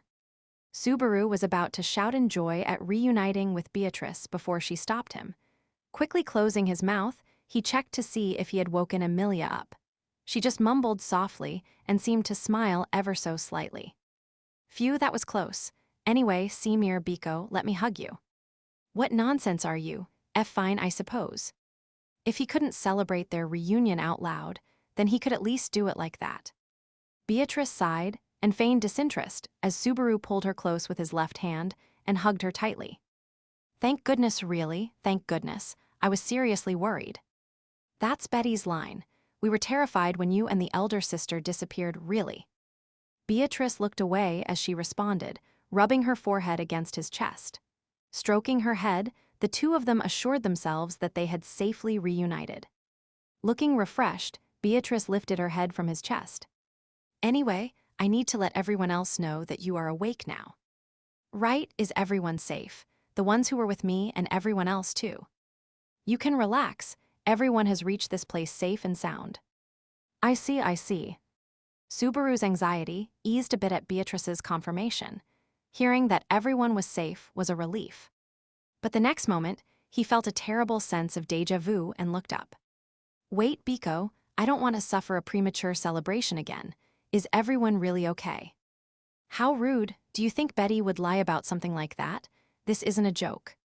I understand the annoyance, but I'm not doubting you. I know you wouldn't lie about that. But we just had this same thing happen in Pristella. That is true. Realizing why Subaru was on guard, Beatrice's expression hardened as she nodded. After they had finished the fighting against the witch cultists in Pristella, Subaru had gotten the same sort of report that everyone was safe. And as far as everyone else knew, that was true, but... Me, Emilia, you, Ram and Rem and Patlash, Anastasia and Maylie and Joseph and Julius, all of them right. Then it is fine. There is not anyone that you remember that Betty has forgot. I see, then we can relax. After carefully checking for anything missed, Subaru could finally feel some genuine reassurance. He was just relieved that they had managed to get through it with everyone genuinely safe. How grandiose. You are always the one most in danger, so if you are safe, then everyone else will be fine too. That's not what I meant. And you were crying in relief when you found out I was okay, too, weren't you? Betty wasn't crying. Betty was hiding her face in your chest, so you couldn't have seen anything. You can't prove it. Beatrice puffed out her chest, pretending to be tough, but she had dug her own grave with what she let slip. On top of that, there was evidence of someone other than him having slept on the other half of his seat. Then, what are these traces of someone sleeping here with me? Aren't they proof that you were worried about me? Those are Betty's, trying to frame Betty. How rude. Who other than you would do something that improper? No need to be shy. You've got it wrong. Arg, you're going to wake Amelia up.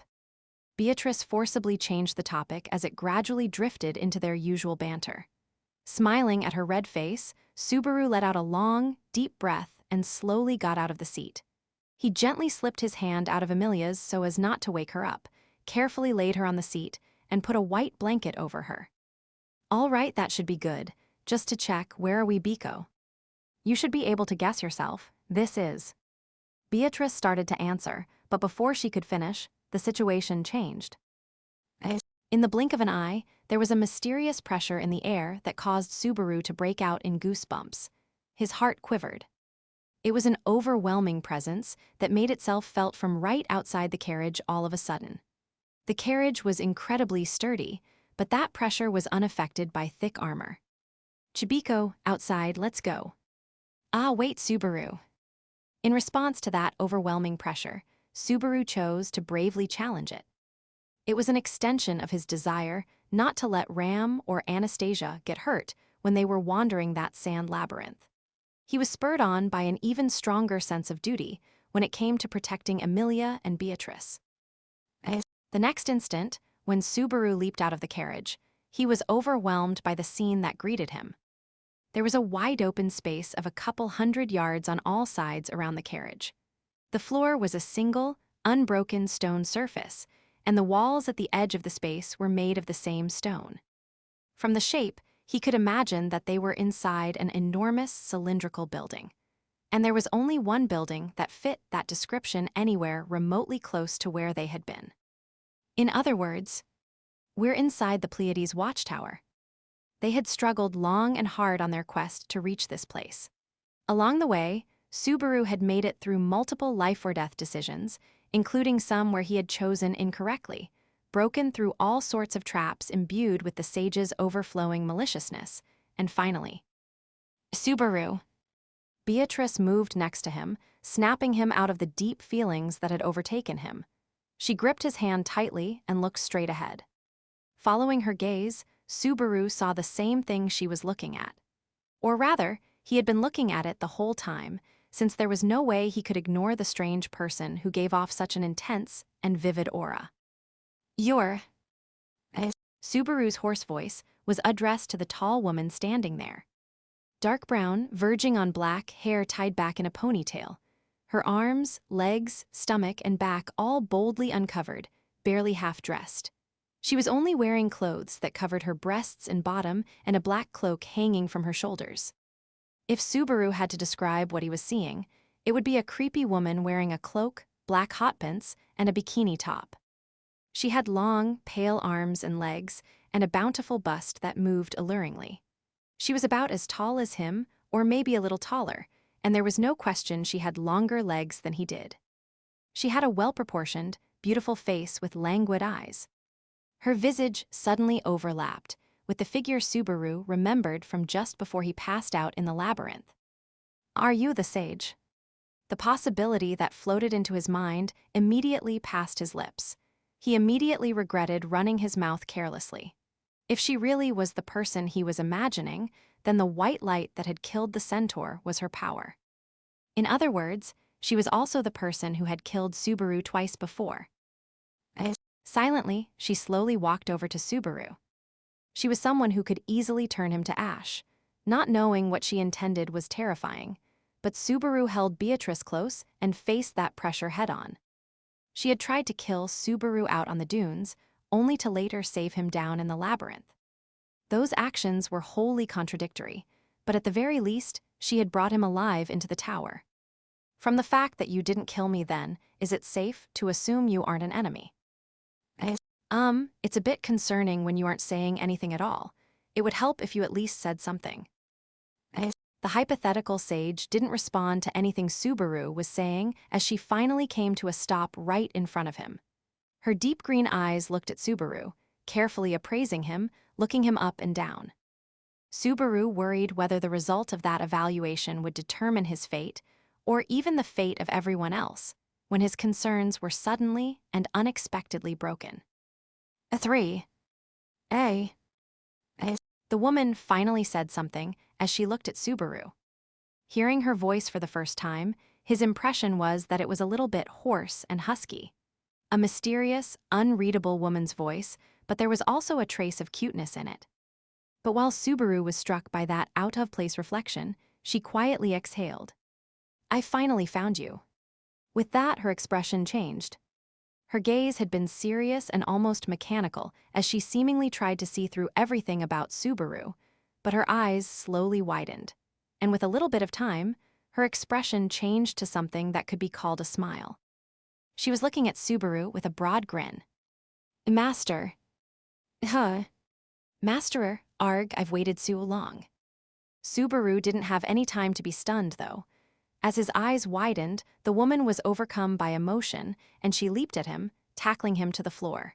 Caught up in it, Beatrice groaned indignantly as she was pinned down, too.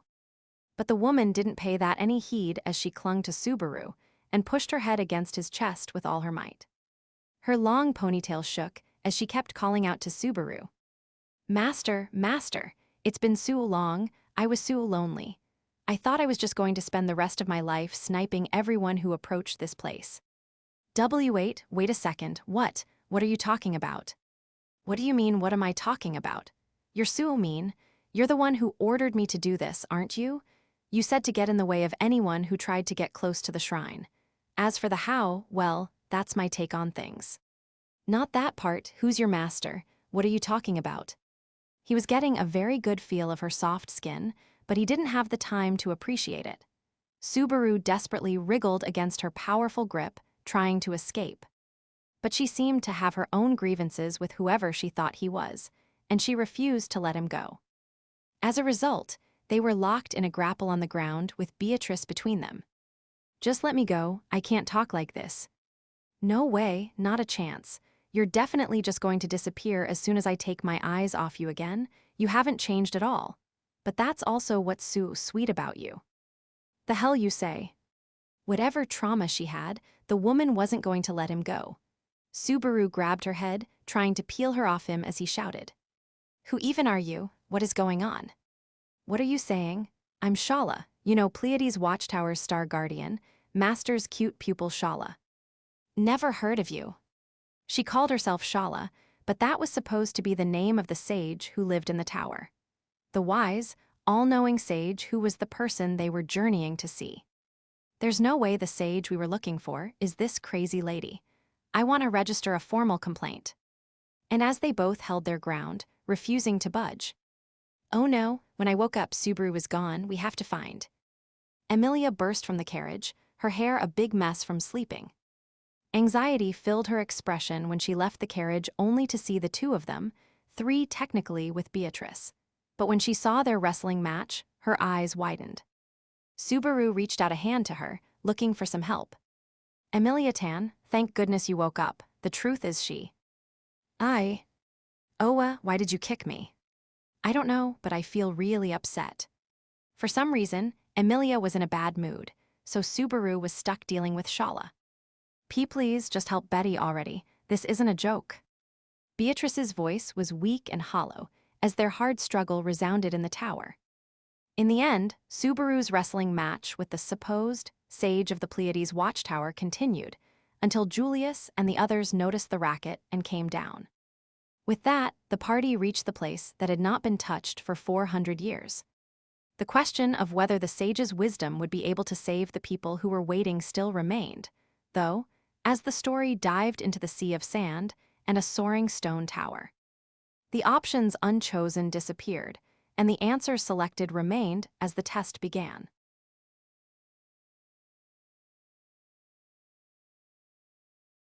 Interlude. Gorgeous Tiger Reloaded. 1. I feel like a lot of things have been left hanging. Gently kicking the floor, his body leaped gracefully out of the collapsed building. Freed from the cramped space, he took in a deep breath of clean, fresh air. The sky overhead was almost tauntingly clear and blue, heedless of all the chaos down below. "Oh, he's back, your amazing buddy." He landed with a thud on the cracked road, and the people nearby noticed and cheered. Outside the building, dozens of people were working hard to clear the rubble. They were all sweating, their faces covered in dirt and dust as they went about their tasks. How were things inside? Sorry, nothing to report. At the very least, it looks like nobody got left behind inside, though. I see, then we'll deal with this building later. Thanks. We couldn't get inside to check things out ourselves with the stairway busted up. The genial-looking man's expression clouded for a brief moment at Garfield's response. While he could guess the reason why, his tongue found a response other than consolation. "I couldn't watch you guys doing something that dangerous. Tying a rope around your waist and trying to climb the walls is a nice thought, but save it for after you lose a little weight." "You can say that again. Wahaha, you definitely saved me there." The man laughed and patted Garfield's shoulder. "Thanks, pal." With that, he and the others started moving to the next building. "Yo. I said I couldn't watch, didn't I? Lemme help too." The man's eyes widened in surprise when he started walking with them, too, but his lips wavered slightly as he broke into a grin. "Yeah, sure thing, pal. Appreciate it. What's your name?" "Garfield." Garfield tousled his short blonde hair as his green eyes narrowed. He was looking at the cityscape before him, the signs of the massive struggle still visible beneath the annoyingly clear blue skies. 2. It had been 5 days since the incident in Pristella had been settled. It was a terrible battle that could arguably be called an all-out assault by the witch cult, and it had left terrible scars on the city. Not just physical damage, but also all the psychological trauma inflicted by the cultists. At the very least, it wasn't the sort of damage that could be healed in only 5 days. Everyone in the city had been hurt in some way, big or small. And Garfield, despite not even being a resident of the town, was no exception. Boss probably saw right through what I'm thinking about. 2 days earlier, Subaru and the rest had set off on their journey to the east in search of a remedy for the scars that had been left on the city. The legendary sage, one of the 3 great heroes, was said to reside in the Pleiades Watchtower in the Auguria Dunes to the east. They were hoping the sage might know something or have an idea that could help them resolve their deadlocked situation. That was the goal of their journey. But it was a dangerous road that lay ahead of them. Garfield should have been accompanying them on it as protection. But keep an eye on Otto and make sure he doesn't try anything too rash. Also, there's no guarantee the cultists won't come back to take another shot. If that happens, we'll be counting on you. That was the job Subaru gave Garfield before leaving. It makes sense. He is the one of us who values himself the least, and we can't let our guard down against the witch cult and their cruelty. Fortunately, the group going with Subaru was in high spirits. Garfield had to pay respect to Amelia's endurance. For some reason, she was even more motivated than normal despite everything she had gone through. And he couldn't remember that night Julius, but he was clearly strong, and Anastasia, who was going to be their guide, was a tough lady. I don't need to worry about them. Of course, Garfield also understood that all of that was just him making excuses for himself. Subaru was a guy who struggled against fate with every fiber of his being. If he thought it was necessary, then he would have dragged Garfield along even if Garfield was completely busted up still. And if Subaru had said it was necessary, Garfield would have followed him, even if he was on death's door. But just means I'm no use to him right now. There's no fool in his eyes. He's a veteran when it comes to reading a person's state of mind, and he could see right through me. Garfield could understand how his cheap bravado and the weakness that lay behind it had been compromised. He knew why he had been left behind. But what do I do then? How do I? He could tell that he was stuck treading water, and he even had an idea as to why he couldn't seem to move on, but he didn't know how to move on, or if he even should. The hell's so marvelous about me? There was a deep confusion in his listless murmur, a confusion at the final words that Hero had left him. Garfield couldn't bear to look at how pathetic he was, so he tried to escape it by helping out with the restoration efforts around the city. His wounds from the fighting had not fully healed yet, but he had still done more than tenfold the work of a normal person. Clearing rubble, checking inside buildings that were in danger of collapsing, he had exerted himself helping people and the restoration efforts. When he was moving his body, when he was working to help someone else, he could forget his worries, even if only momentarily. He could avoid dwelling on the fact that he was just treading water for a little while. He could avoid anyone around him noticing his weakness. Garfield knew that sort of avoidance wasn't something to be praised. But there were people saved by it, and the number of people who looked up to him increased, even it was just for how much he was working. And Garfield had not noticed it himself. "Oh Garf, super energetic Arantia, you're always someplace high." But if he was not so aloof and wanting to be left alone with his worries, it wasn't as if he was unloved. 3. HMM. You're awful happy. Garfield shrugged as Mimi hummed a cheerful tune while walking next to him. Taking off from the rebuild work, Garfield was going out with Mimi to eat lunch. Honestly, he would have rather kept working to keep his worries at bay, but Mimi couldn't be stopped, and she had effectively forced him to join her. Yep, real happy. Hetero and TB kept bothering Mimi to behave. But the captain lost his arm and things are all busy, so Mimi has to keep things together as lieutenant.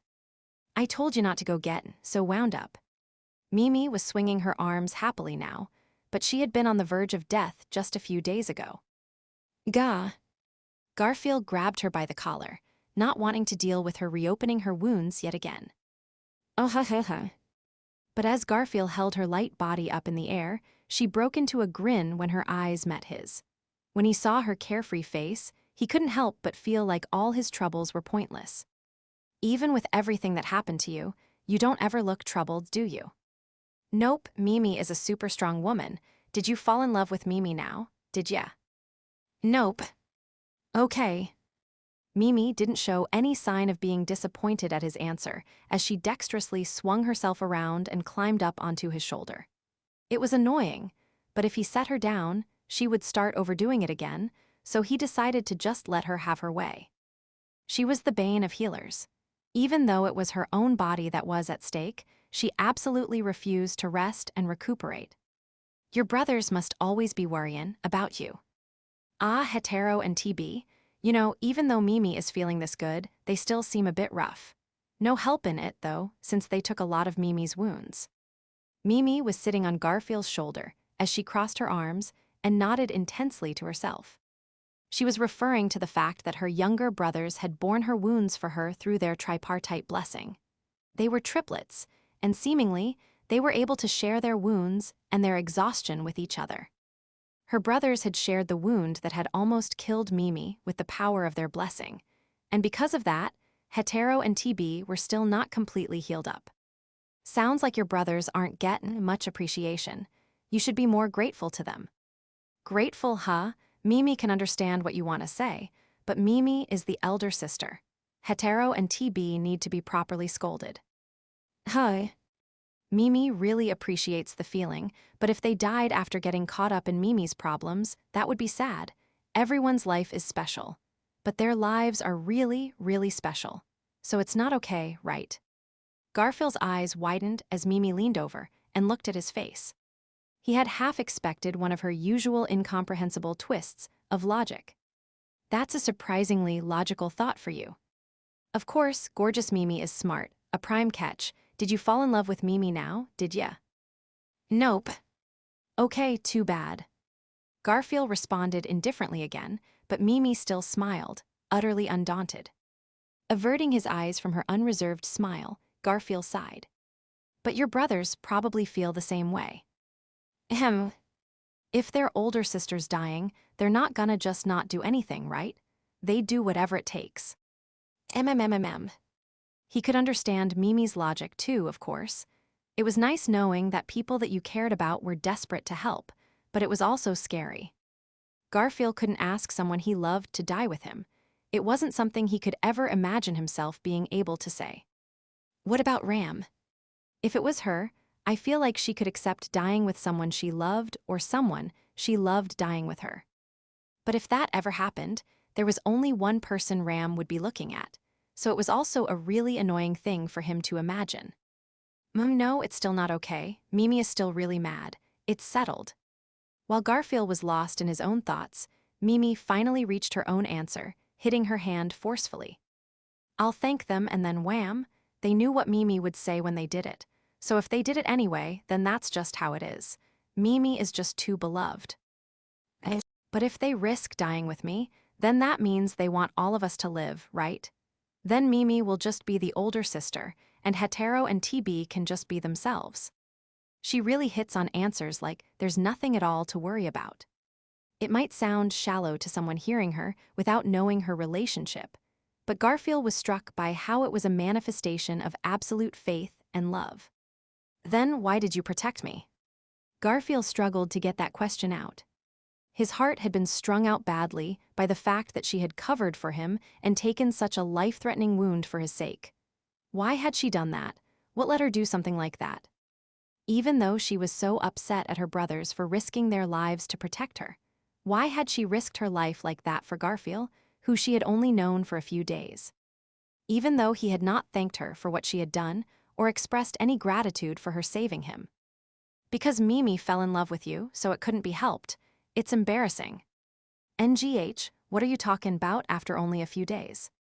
Garfield clenched his teeth at Mimi's embarrassing response. It had just been a few days. It was far too short of a time for feelings like that to develop and become this strong. It had been almost 10 years that his feelings for Ram had grown, an attachment that lasted more than half his life. He had spent all that time with only that one girl reflecting in his eyes. And even after all that time, he had never once thought of giving up on her.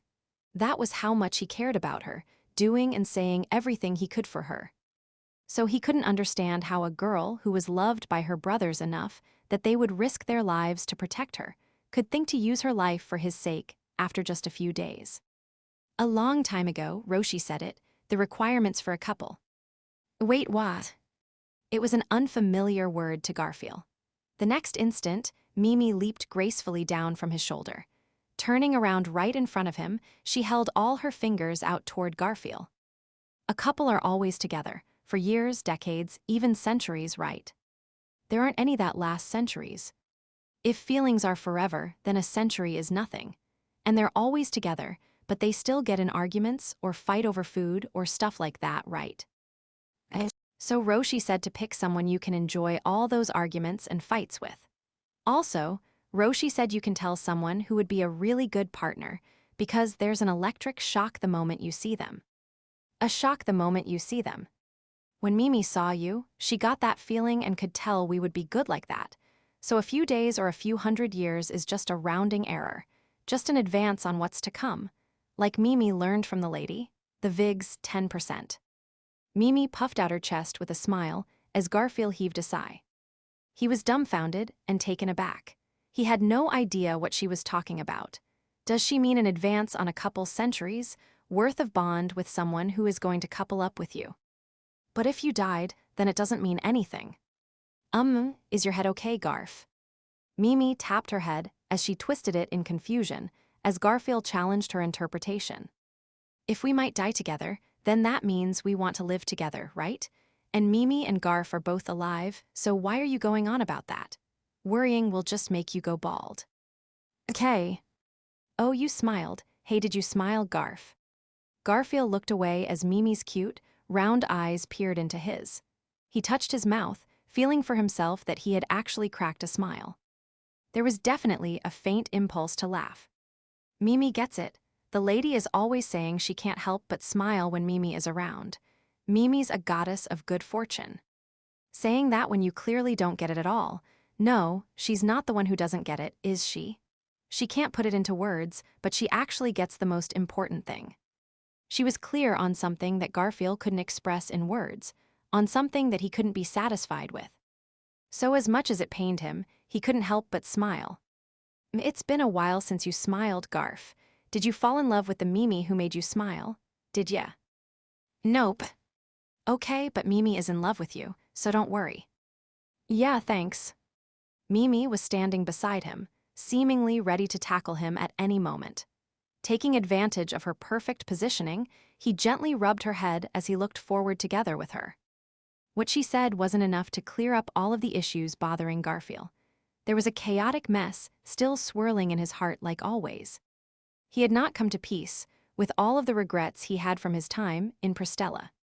But it was a light for him, a guide to follow in order to reach the answers he needed to find. Ahoy, we've reached food. Garf, Mimi is starving.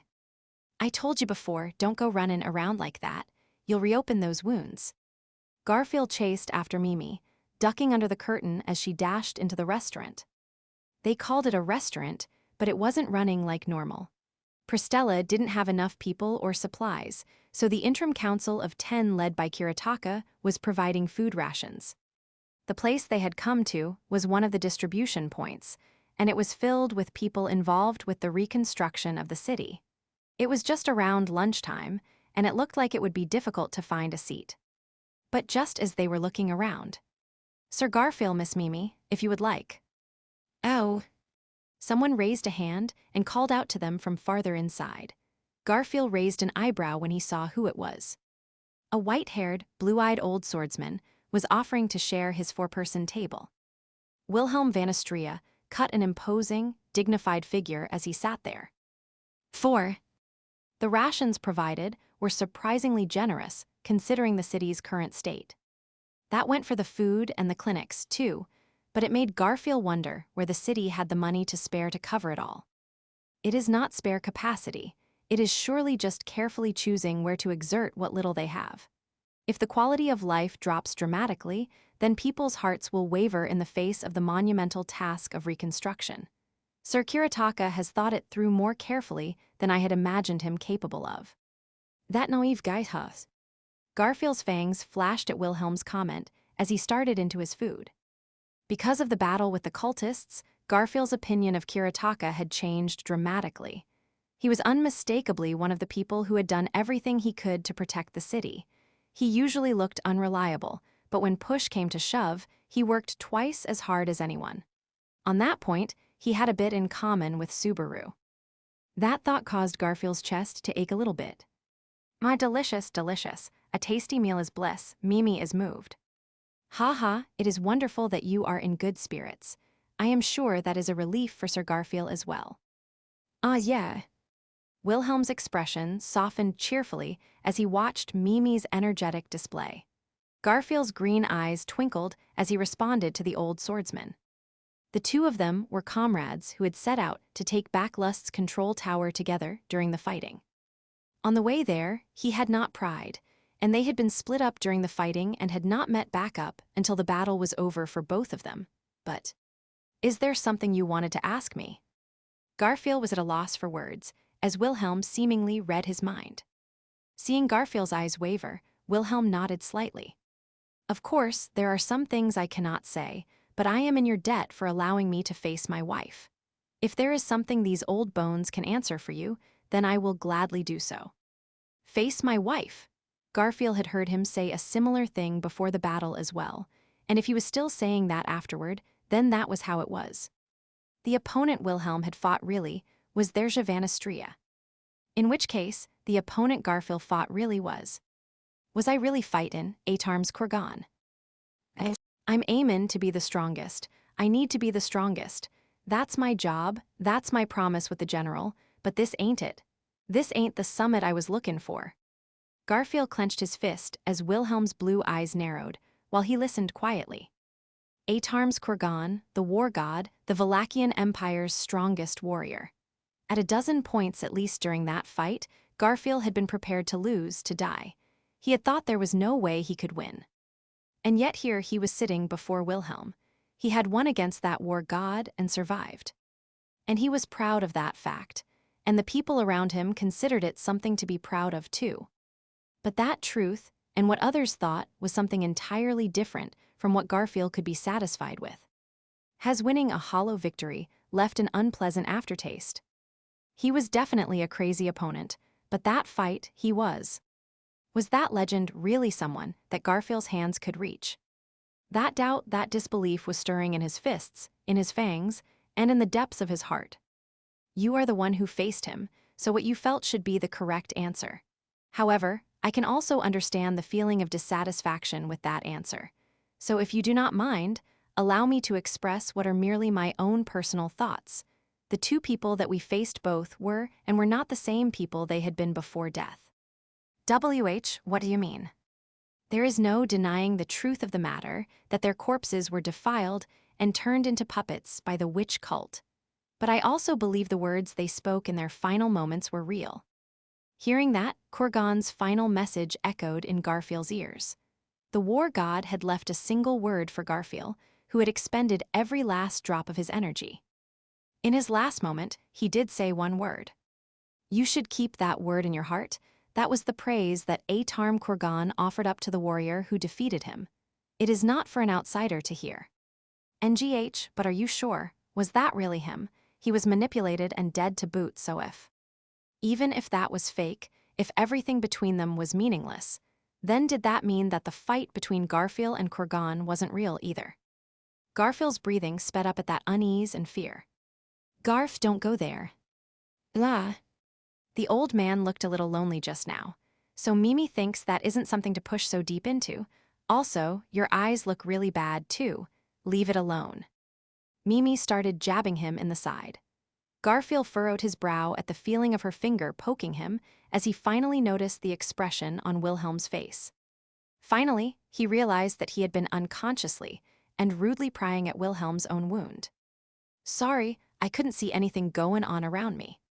He apologized. He had been kicking mud all over the Sword Devil's one-night rendezvous with his wife. He had been forced to see his dead wife against her will, and then ended it with his own sword. And Garfiel had been trampling on their parting words by suggesting it might all be a lie. I'd have no right to complain if he cut me down right here and now for that. But Wilhelm just shook his head. You needn't trouble yourself. At your age, it is only natural that you would be impatient to find your answer. Indeed, that you could bring yourself to apologize proves you are far more adult than I was at your age. It's hard to believe you were ever like that. Not at all, I was a fool, then, and perhaps even now. Wilhelm looked down, as if in thought, and Garfiel felt a sting of awkward embarrassment. Wilhelm was famed as the Sword Devil, and the stories about him were legion, but it was hard to imagine with his genteel manner now. If anything, his words sounded like the merciful consolation of a kindly older man. I've got a lot of things I've screwed up since coming to Pristella that I need to think about. But either way, sparing the roundabout phrasing, the two people we fought regained themselves only in the very moment of their death. Before that moment, the skill of her sword was false, were it not. If I had truly fought my wife in her prime, there would be no way that I at my age would have returned alive. And I can say the same for Kurgan. If we fought them in their prime, we wouldn't have one. Neither you nor I would be a corpse, and you would be naught but hunks of flesh scattered about. That is the truth. Why you say that but I? Don't get cocky, kid. The next instant, there was a massive swell, and Garfiel reflexively leaped backward. Garfiel had launched himself toward the door and was crouched on all fours, breathing wildly. As everyone around them looked stunned at his sudden, strange action, Mimi was calmly still eating, cleaning the fish's meat off the bone. That was. You give off the feeling of great potential, Sir Garfiel, but you are as yet untempered, and that talent is still being forged. I am already in the realm of the ancient past, but I know the real deal. And that just now was but one small fragment of it. The summit you are reaching for is not weak enough that you can reach it as you are now. Saying that, Wilhelm wiped his mouth and stood up, indicating that he had said what needed to be said. In addition, his gaze turned not to Garfiel, but to Mimi. Being able to recognize in an instant the lack of malice behind this great an aura. Splendid. I mean, it's not like you have any reason to do anything bad to us, right? You have quite the discerning eye. With you by his side, there is no need to worry about him taking the wrong path. Nodding at Mimi's easy answer, Wilhelm turned to the exit. Naturally, he passed by Garfiel at the doorway in doing so, and as he passed, it is a good thing to have someone who cares about you. A woman like that will surely be a boon in your life. NGH, her. I already have another woman I'm in love with. Be that as it may, do not allow yourself to lose that blessing. May you not end up like a certain withered old devil. With those last words, Wilhelm walked outside. Garfield watched his back silently and then gnashed his teeth in annoyance. Going roughly back to his seat, he quickly scarfed down all the food that was left. Ah, that's bad manners, Garf. I don't want to hear that from the girl who was stealin' from my plate. Arg, damn it, I'm more pissed now than before I talked to him. After cleaning up the empty dishes, Garfield violently ran his hand through his hair. Instead of his confusion clearing up, it felt like he had a whole new thing to worry about. Mimi and Wilhelm. The two of them had both solved the problem troubling Garfield before him, and their answers weighed heavily on him. He was one step away from being able to come to terms with his strength and with what he should be doing, but he couldn't seem to get the last bit of the way there, and it was bothering him. All right, let's go, Garf. You sure are cheerful, so where are we going? As they stepped outside, Mimi smiled as she held her hands up to the blue sky. Garfield lined up beside her, grimacing as she cocked her head. HRMMM, isn't it obvious? To your brother and sister and mom's place. Mimi had started walking lightheartedly. He began to follow her, but his legs stopped. His pupils shrank and he flashed his fangs. Keeping his calm, he turned around. What do you say? We're going to your family's place. That's the most important thing for you right now. Mimi puffed out her chest at that entirely unfounded statement, and her tail was standing up straight. She pointed straight at Garfield, who was speechless. It's best to properly talk with your family. That's what Roshi taught me. 5. Ah, gorgeous tiger. Whoa, be careful. When he saw Garfield had come to visit, the boy's face lit up and clung happily to Garfield. Quickly catching him, he breathed a sigh of relief and concern. Watch those feet when you run. Don't be the idiot who trips over his feet and hurts himself. Oh, does it hurt to fall down? When Mimi was small, she was always splatting on the ground. Whenever it happened, Hetero would wince. But it didn't hurt Mimi that much. It's a mystery. That ain't a mystery, it's just your brother Codlin, you too much. And as a result, he had a big sister who still didn't pay enough attention to her footing even after growing up.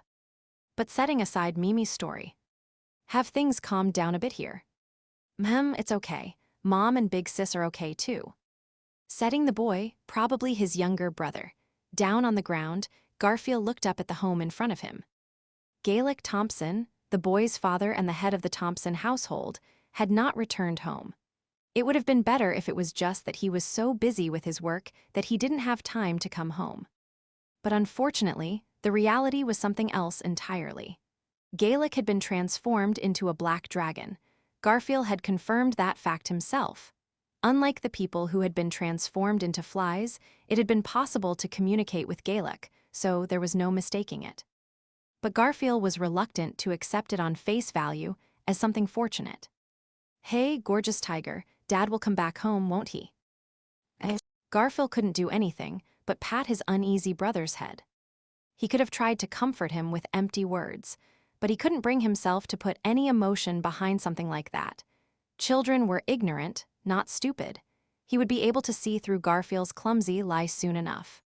So Garfield didn't want to hurt his own younger brother with false hope.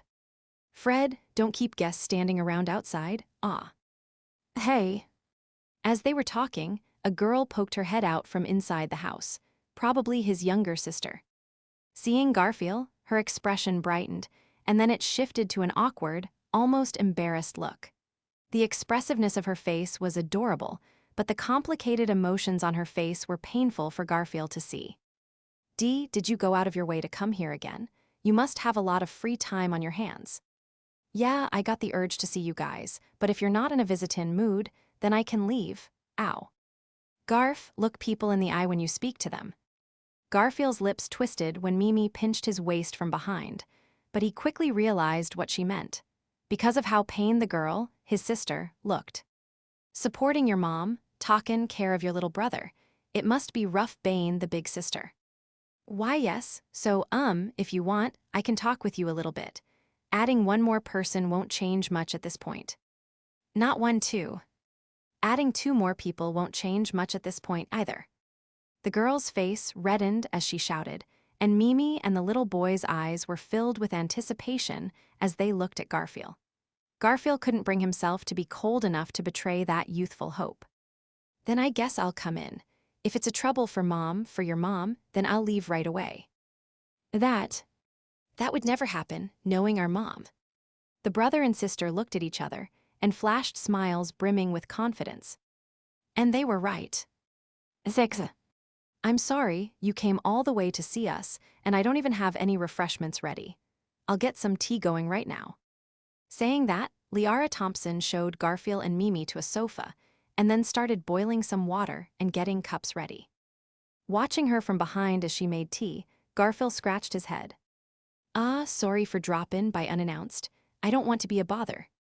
It's not a bother at all. You don't need to look so anxious. Even just making time to see us is quite reassuring. When Liara smiled and continued her preparations, Garfield was at a loss for words. She had so easily read the worries he was trying to keep hidden, and he couldn't tell if it was just that he was that easy to read or because of something more special, like a connection between mother and son. Either way, Mom isn't trying to trick me. She was never that sort of spiteful. And even if she's lost her memories, it doesn't feel like that part has changed at all. Which is all the more reason why he ended up questioning himself. What did he even come there to do? Is it a bit more spacious here than before? It's so neatly cleaned up. While Garfield was questioning himself, Mimi, who had dragged him out there, was entirely laid back and at ease. Looking around the interior, Garfield cocked his head at Mimi's murmur. Now that you mention it, it's tidier than before. No, there's less stuff. I'm impressed you noticed. It doesn't even look that different from normal to me. Setting the tea in front of Garfield and Mimi, Liara answered them calmly. But hearing that, the little girl fired back vehemently. That's not true at all. It feels really strange to me. You're the weird one, Mom. You're always saying that, big sis. What did you say? Hearing her little brother's pointed comment, the older sister started chasing after him in a fury. Watching the two of them, he pressed Liara about what they were talking about. What are those 2 shrimps talking about? It's nothing too special. It's just that everyone in town needs to support each other. I've just been giving away some things, sharing a bit of what we had stored up, that sort of thing. And because of that, you lost a bunch of different things. There were too many things in here to begin with. I'm a bit of a hoarder by nature, so honestly it has been helpful to clear things out. Liara stuck out her tongue playfully, but it wasn't actually anything so simple as that. It was true the city was in a state where everyone needed to help each other, but the Thompson house wasn't exactly in a great place either, with their main breadwinner missing. If anything, they should have been one of those receiving help. It's not like you guys have that much to spare. I mean, my husband Gaelic will come back soon. I have faith. You don't need to worry about us like that. We will be okay. Liara slowly shook her head when Garfield tried to press her on it. I've thought this for a long time. The more I worried, the more happiness slipped through my fingers. Well, I say a long time, but it's only been maybe 10 years. I can't remember before that. Sorry, did I surprise you? I bet that always works, but sorry, I already heard from your husband. Is that so? MRGH, he would do that. Liara smiled, just a little bit disappointed. It was apparently a staple for her to surprise people when she revealed that she had lost her memory. And if he had heard that without knowing already, it would definitely have been a catastrophe for him. Of course it wasn't that he didn't feel any pain hearing it now, but he could bear it. And also, even though she had lost her memories, he was stunned at how unchanged his mom's thinking was. Things will be better tomorrow had been the driving force behind almost everything his mom did. I was empty and had nothing, but Gaelic supported me these past 10 years. He even gave me a cute little daughter and son. If after all that, I couldn't at least have faith in him, then what would I do? If it didn't bother him, he could have just come home like that. No, I think that would be a bit much for everyone else. Really? Honestly, he was pretty handsome like that in his own way if you ask me. Even after he was transformed, Liara still fully supported her husband. But the fact that she had accepted him, all the same even though he had been changed, that much had probably been a saving grace for Gaelic, who had been on the verge of losing himself. Like all the other victims of lust's terrors, Gaelic had accepted being frozen by Amelia in a state of suspended animation, while waiting for a more permanent solution to come to light. It was a decision that he had made together with Liara. It wasn't something that others could intrude on. "You're strong." "Yes, of course, I'm a mother of 2 after all." Liara puffed out her chest in pride. "Though it's not 2, it's 4, but yeah, she is strong. Crazy strong. A different sort of strength than what drives a fist, the sort of strength that Subaru and Otto have. And that was surely a strength that Garfield couldn't gain through training. Right, while I remember, there was actually something I wanted to ask you, Mr. Gorgeous Tiger." As Garfield's eyes lost focus, Liara suddenly hit her palm. Seeing her casual attitude, Garfield nodded. "Yeah, ask whatever you want, though I doubt I know much to say." "No, it's nothing too complicated. It's just about you." "About me?"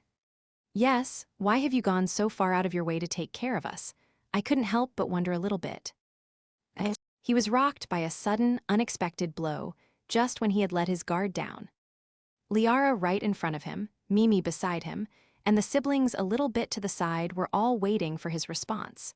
And as they watched him, Garfield's mind raced. Why did I come here? Had he wanted to tell Liara about the past she had forgotten?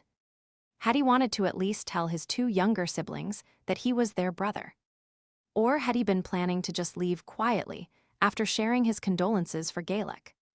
His resolve had been weak to begin with, and even that frayed as Garfield's fangs trembled weakly. I just can't look away for some reason, since you're kinda not all there." "Well, that is quite harsh. There's some truth to it, though, so I can't really say much." "Not all there, as in what?" "Oh, hair. Mimi has that issue a little bit in fire season, but it's fine by ice season, the more you know." Liara and Mimi each responded in their own ways to his faltering, clumsy response. Partway through, a bald-faced sense of relief filled Garfield's heart. Knowing their 2 personalities, they wouldn't push any deeper. He could escape the situation. "Right, I need to take more time to think this problem through." "Are you okay, Mr. Gorgeous Tiger?" To his shock when he exhaled, Liara had put her hand gently on his head. Leaning forward, she was caressing his head. Her hand was gentle and kind, filled with parental love, as if he were her beloved child. "Why would she? Why is it, just now, you looked almost like a child who was about to cry to me?" Answering the question in his eyes, Liara looked almost surprised at her own reaction, but her lips softened as she answered.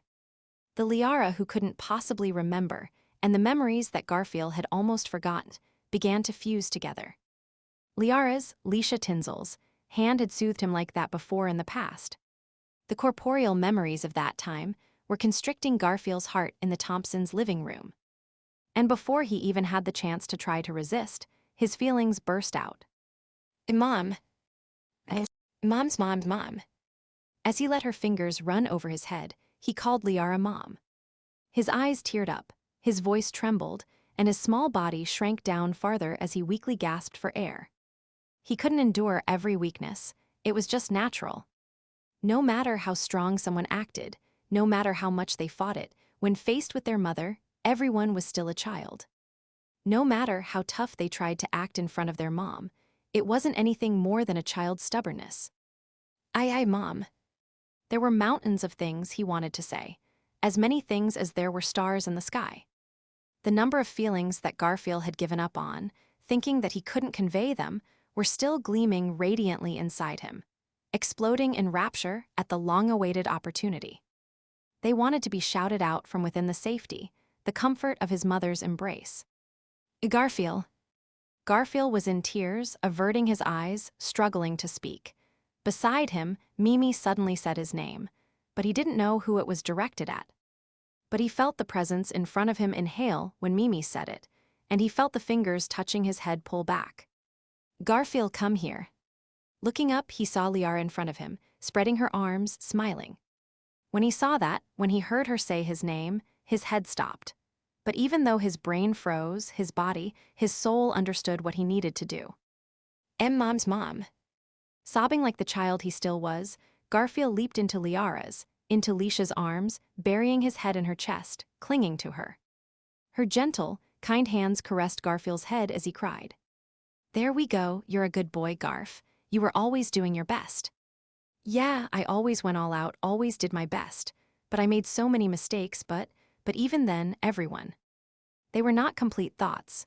Even as he shared his incoherent story, Garfield clung to Leisha. Garfield's 15 years poured out of him. Losing his mother, separated from his sister, his stubborn refusal to lose any more family, the 10 years that had been shattered by Subaru and the rest, all the times that Garfield had broken and grieved. The love that he had lost, becoming frantic to never lose it again, everything he had trampled underfoot along the way. And all of that was, Mom. It's okay, Garf, Mom is here with you. Her kind words, her affection, the mother's love that he had never been able to get no matter how much he wanted it, all of it consoled Garfield. He knew that he was loved by his family. He knew that his sister and his grandmother loved him. And he knew in a removed sort of way that his mother had loved him. But this was the first time he really experienced a mother's love and the warmth that accompanied it. He was sobbing. He didn't yet know the name of the emotion that was making him do that. He didn't yet know the name of the feeling that everyone experienced as a child. But this burning hot feeling is enough of an answer. 7. Oh, did you stop crying, Garf? Is that enough? Ha, you're a crybaby, aren't you? Garfield looked embarrassed when Mimi opened the door and came back, pointing at him and grinning. She was always so blunt and straightforward like that, but she had seemingly taken the two kids outside to leave Garfield alone with Liara for a while. He couldn't snipe at her after she showed that much consideration for him. Are you okay, gorgeous tiger? For a boy, you sure were sobbing a lot. I can't believe it. You're as bad as Fred. The brother and sister who came back with Mimi both had their own ways of showing their concern for Garfield. He had been crying loud enough for it to resound around the house. His younger brother was worried about him, and his younger sister was feigning normality for his sake. They were both siblings who were wasted on him. Sorry for Mackin, you worry. What for? More importantly, Mimi is curious whether you were really satisfied. Also, a bit curious whether there would be something sweet for a snack. Ah, so that's all, sheesh. When she said it like that, looking like she had not been thinking about anything, it made the strength leave Garfield's shoulders. But he was grateful for her, and he patted her head gently. So how is Garf? You should ask him, I think, Ms. Gorgeous Mimi. But he's probably fine now, back to the same Mr. Gorgeous Tiger who you love. Well, maybe. Garf gets things done when he needs to, after all. Garfield couldn't bear to listen to their sympathetic conversation, so he didn't join in. Instead, he rested his hands on his siblings' heads and put all his spirit into clearing his mind of all distractions. In doing that, he felt an even deeper love for the two of them, who were so comfortably interacting with him. Because the part of him that had not come to terms with it, had not felt a real connection, was now subsumed by the reality of it all. And when he realized it, a new worry started to grow. Why did you freeze up? It's not because of some strange disease or something, is it? His siblings looked worried when Garfield froze as that newfound unease grew explosively into its full form. Even as he heard his sister's question, he was desperately racking his brain. The cause of it was simple. He didn't know whether the two of them would acknowledge him as an older brother. He could tell them at any point now. But the possibility of doing that and the actual act of doing it were two entirely different things. Are you okay, Garf? Did something happen? I am fine, obviously, Borf. That's the first time Mimi's ever heard you bark. He couldn't regain the composure to snap back at Mimi when she pointed out his unending worries. Garfield's concerns swirled in his head as the people around him worried about him. Again, weren't you going to stop worrying about stuff all by yourself like that, Garfield? Mom. Looking disapprovingly at Garfield as his eyes spun, Liara gently chided him. Seeing that, he reflexively called her mom, and hearing that, his younger siblings looked shocked. Why did you call her mom, gorgeous tiger?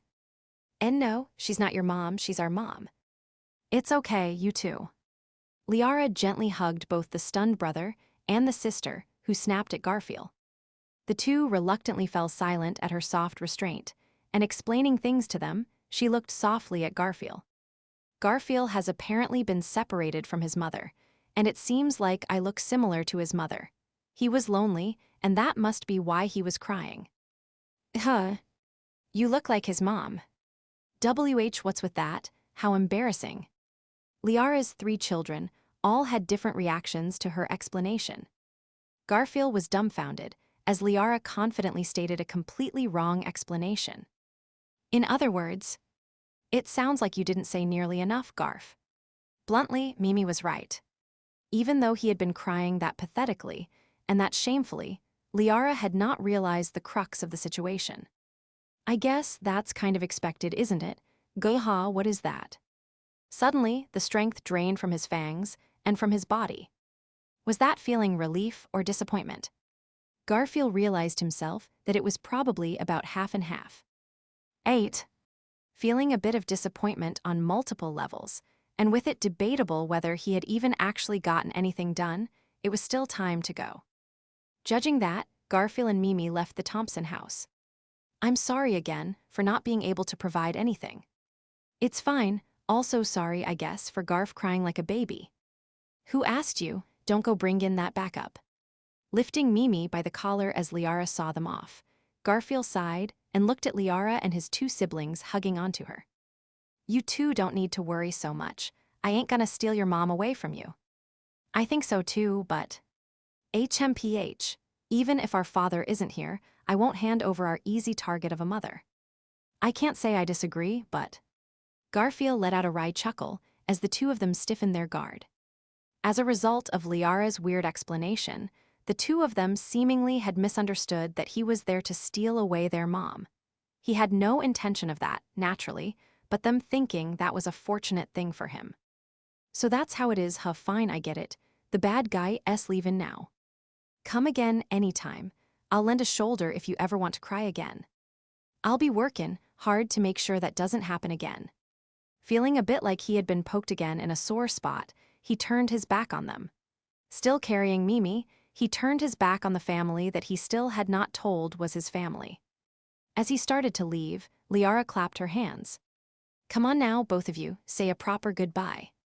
Bye-bye, gorgeous tiger, see you next time. MRGH. His brother obeyed, but his sister pouted and refused. Liara looked troubled by her adamant refusal. You're the older sister, right? Set a good example for your brother, Raphael. Looking irritated, Liara called her by name. When he heard that name, Garfield felt like he had been struck by lightning. Raphael. Yes, Raphael. Oh, did I never introduce them properly? That's her name. My 2 children, Raphael and Fred. Raphael and Fred. He had heard the younger brother's name plenty of times already. The reason he had not dwelled on it was probably because he was scared to notice. Raphael and Garfield, Fred and Frederica. Liara's 2 children and Leisha's 2 children. The similarity of their names and the meaning behind it. You probably don't think it sounds much like a girl's name, do you? I can tell that much myself. Coming to the wrong conclusion as to why Garfield fell silent, his sister, Raphael's cheeks puffed out. Hearing that, he shook his head. No, I think it's a good name. Really, I do. NGH. Isn't it? Raphael's cheeks reddened at his heartfelt response, as Liara broke into a smile. I named both of them. For some reason, it just felt like this is a good name and... You named them. Yes, when I was trying to think of cute names for them, those just naturally came to me. There was no greater proof of love. Even without her memories, without knowing anything from her forgotten life, his mother had not lost her kindness or generosity, and she had provided the love for the children she had forgotten to the new children she brought into this world. Garfield had every right to be angry, to be mad. He had the freedom to pick that.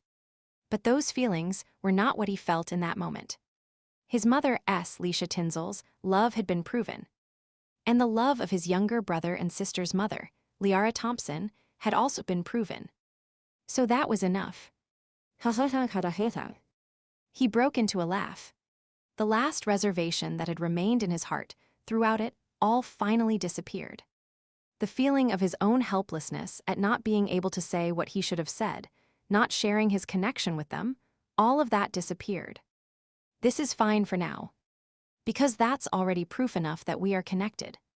See you, Raphael, Fred. I'll come by again sometime. Yeah, bye-bye. And next time, make sure you don't cry. Tousling both of their heads roughly, this time there was a proper affection in his palm. And finally, he waved to his mom. Thanks, Mom, I'll stop in again. He wanted to come again, even after he left Pristella and went back to Roswaal Manor. And when that time came, he would surely bring his older sister and grandmother with him. So until then, this is fine. Next time would be with a more positive feeling. Because he would be able to talk about his family with all of his family. Until then, take care. Garfield clenched his fist and was able to at least say that much resolutely. 9. Mom, it's nice gorgeous tiger is feeling better. Ma'am, it's really nice. Mom, you seem kind of sad. Did you really like him that much? I don't know. I don't think it's because I don't want him to leave, maybe, because it's a little sad watching him leave, but it's also a good thing. When will Dad be able to come back? I don't know, but I'm sure he will come back to us. Why are you crying, Mom? Maybe because I found something I'd lost. I'm sorry, but thank you. I love you, Garf. 10. Still carrying Mimi in one hand, he carried her into a room in the clinic. There were several beds lining the room, and on the one in the back, next to the window, Otto was recovering. Hey, bro. Oh, Garfield, can you spare time from helping around outside? Otto was sitting up on the bed, reading a book, when he noticed Garfield. Garfield nodded as he looked out the window. Yeah, a short break for now, since there's no telling whether you might pull something reckless while I'm not around. I'm not so rash as that. Did something good happen? Perhaps sensing some slight difference in Garfield's expression, Otto probed insightfully. Garfield thought for a moment. Something good, huh? When you put it like that, I don't really have an easy answer, but it was a happy thing, right?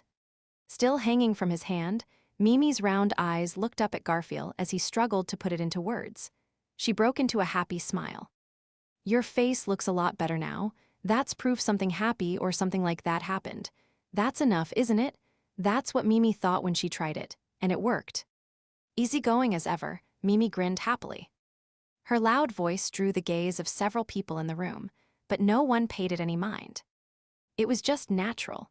Just having someone there who was smiling so happily, so pleasantly, from the bottom of her heart was enough to save someone. Sheesh. Oh, you smiled too. Did you fall in love with Mimi now, did ya? Nope. No, but you know. The same exchange they had had dozens of times already, but Garf added one extra line to the end of it. Hearing that, Mimi's eyes widened, and Otto watched their adorable exchange in silence. My mom, my little sister and brother, Subaru, and everyone else who isn't here. Thank you. It feels like I've managed to move on just a little bit. Garf grinned, flashing his fangs. And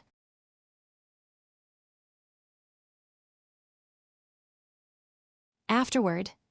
Hello, it's Tape Nagatsuki, the mouse-colored cat. The 6th arc has safely begun. Thank you for joining me in Volume 21 in the main series. Wait, 21? Yeah, 21. That's quite the imposing number, but thank you for coming along for the ride in this volume, too. As the number of books grows, it brings back memories. Generally speaking, when a series is made, it gets a numbering system. When Ray, 0 was in the process of getting novelized at first, my editor and I discussed whether to go with Arabic numerals or Roman numerals for the numbering. Honestly, I had pushed for Roman numerals at first, since the I and II looked really cool, but my editor was adamant about using Arabic numerals. Having reached volume 21 now, I realize how right my editor was. The space taken up writing the Roman numerals every time would have eaten into the space I had for this page of Afterword, making it even more cramped. It almost makes me wonder if the editor had predicted this situation happening. Anyway, that was a bit too much rambling, but please allow me to turn to the customary thanks. To my editor, it's unusual to talk about old memories like that in the Afterword, but I am grateful for your wise decision back then. And also, I am in your debt again with all the mess and wrangling around this volume.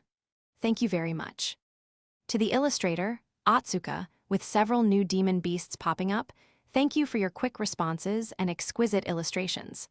The Warren Bear and the Centaur were both the perfect feel. To the designer, Kusano, thank you for doing such a beautiful job with the first Oni Sisters cover since the second volume. The sixth arc is only just getting started, so I look forward to your wonderful efforts going forward. In Gekken Comic Alive, Matsus's third arc manga has finished. It has been 5 years now of drawing Rei, Zero, from the first arc through now. It has been difficult at times, but you've done a wonderful job. Thank you so much for all your hard work. And the newly beginning fourth arc will be handled by the Haruno Atori and Yu Ikawa tag team. And Tsubata Nizaki's love ballad of the Sword Devil series is heating up, too. To everyone else at MF Bunko J's editorial department, all the proofreaders, and all the bookstores, thank you very much for all your work. And finally, my deepest gratitude to all the readers who continue to support this series. The sixth arc has begun, and the second OVA, The Frozen Bond, is about to be released. More information about the second season of the anime will be coming, too, so I hope you will join me in looking forward to all the developments for Rei, Zero going forward. I hope we can meet again in the next volume. August 2019. Feeling the arrival of summer from the intense rays of sunlight. Cheers to the start of the sixth arc, and with that, we move on to your regularly scheduled announcements corner. The start of an arc is the place to really put some effort into it, so without further ado, my guest this time is... You're in an awfully good mood. Are you that happy to be with me? How lewd. It's not lewd at all, but this is our first time doing the announcements together, isn't it? Indeed, this is certainly a rare pairing, even if I would rather not be here. Don't say that. We've known each other a long time now, so let's show off our top-notch coordination. The next book coming out is X, Volume 4, and apparently it is going to heavily feature the knight accompanying us on our current trip, Julius. That one is coming out in December, so be sure not to forget the date. Wah, hey, don't go starting without me. What happened to our top-notch coordination? Also, it's about Julius, of all people. In addition, the second OVA, The Frozen Bond, the story of how Lady Amelia and the Great Spirit met, will be opening in theaters starting this fall. And there is seemingly a special short story to go with it. A special story, talk about lavish. It's not just about Emilia Tan and Puck either, I'm also. In addition, the manga version of Arc 3 being serialized in Gekken Comic Alive has finally concluded. Thinking about when the first arc started, it's a finale over 5 years in the making. I definitely owe Matsus big time for all that. After all, I'll be drawn dying more than anyone else. Wait, isn't that kind of a weird thing for me to be grateful for? HMPH, how very Barusu of you to worry about something like that. And next is... Not good, not good, not good. At this rate, you're gonna cover everything yourself. I can't let... Actually, isn't that fine? It is rare for you to be so gung-ho about working, though. Setting Barusu's annoying grumbling aside, right around when this volume is coming out, there will be an event for Lady Amelia's birthday going on at Shibuya Marui starting September 20. It's a yearly event, but still be grateful. Phrasing, it's a lot of help though, and I am happy about it. Next is my birthday. And that was the last of our announcements. The 5th short story collection is being released at the same time as this 21st volume. They will be next to each other on the shelves, so please read that as well. You really breezed through all that, and didn't leave anything for me to say at all. And that's all, I'll be going now. Rem is waiting. Sheesh, say so sooner if that's why you're speeding through things. Oi, wait up, Ram. Big sis, I'm coming too. Don't go by yourself.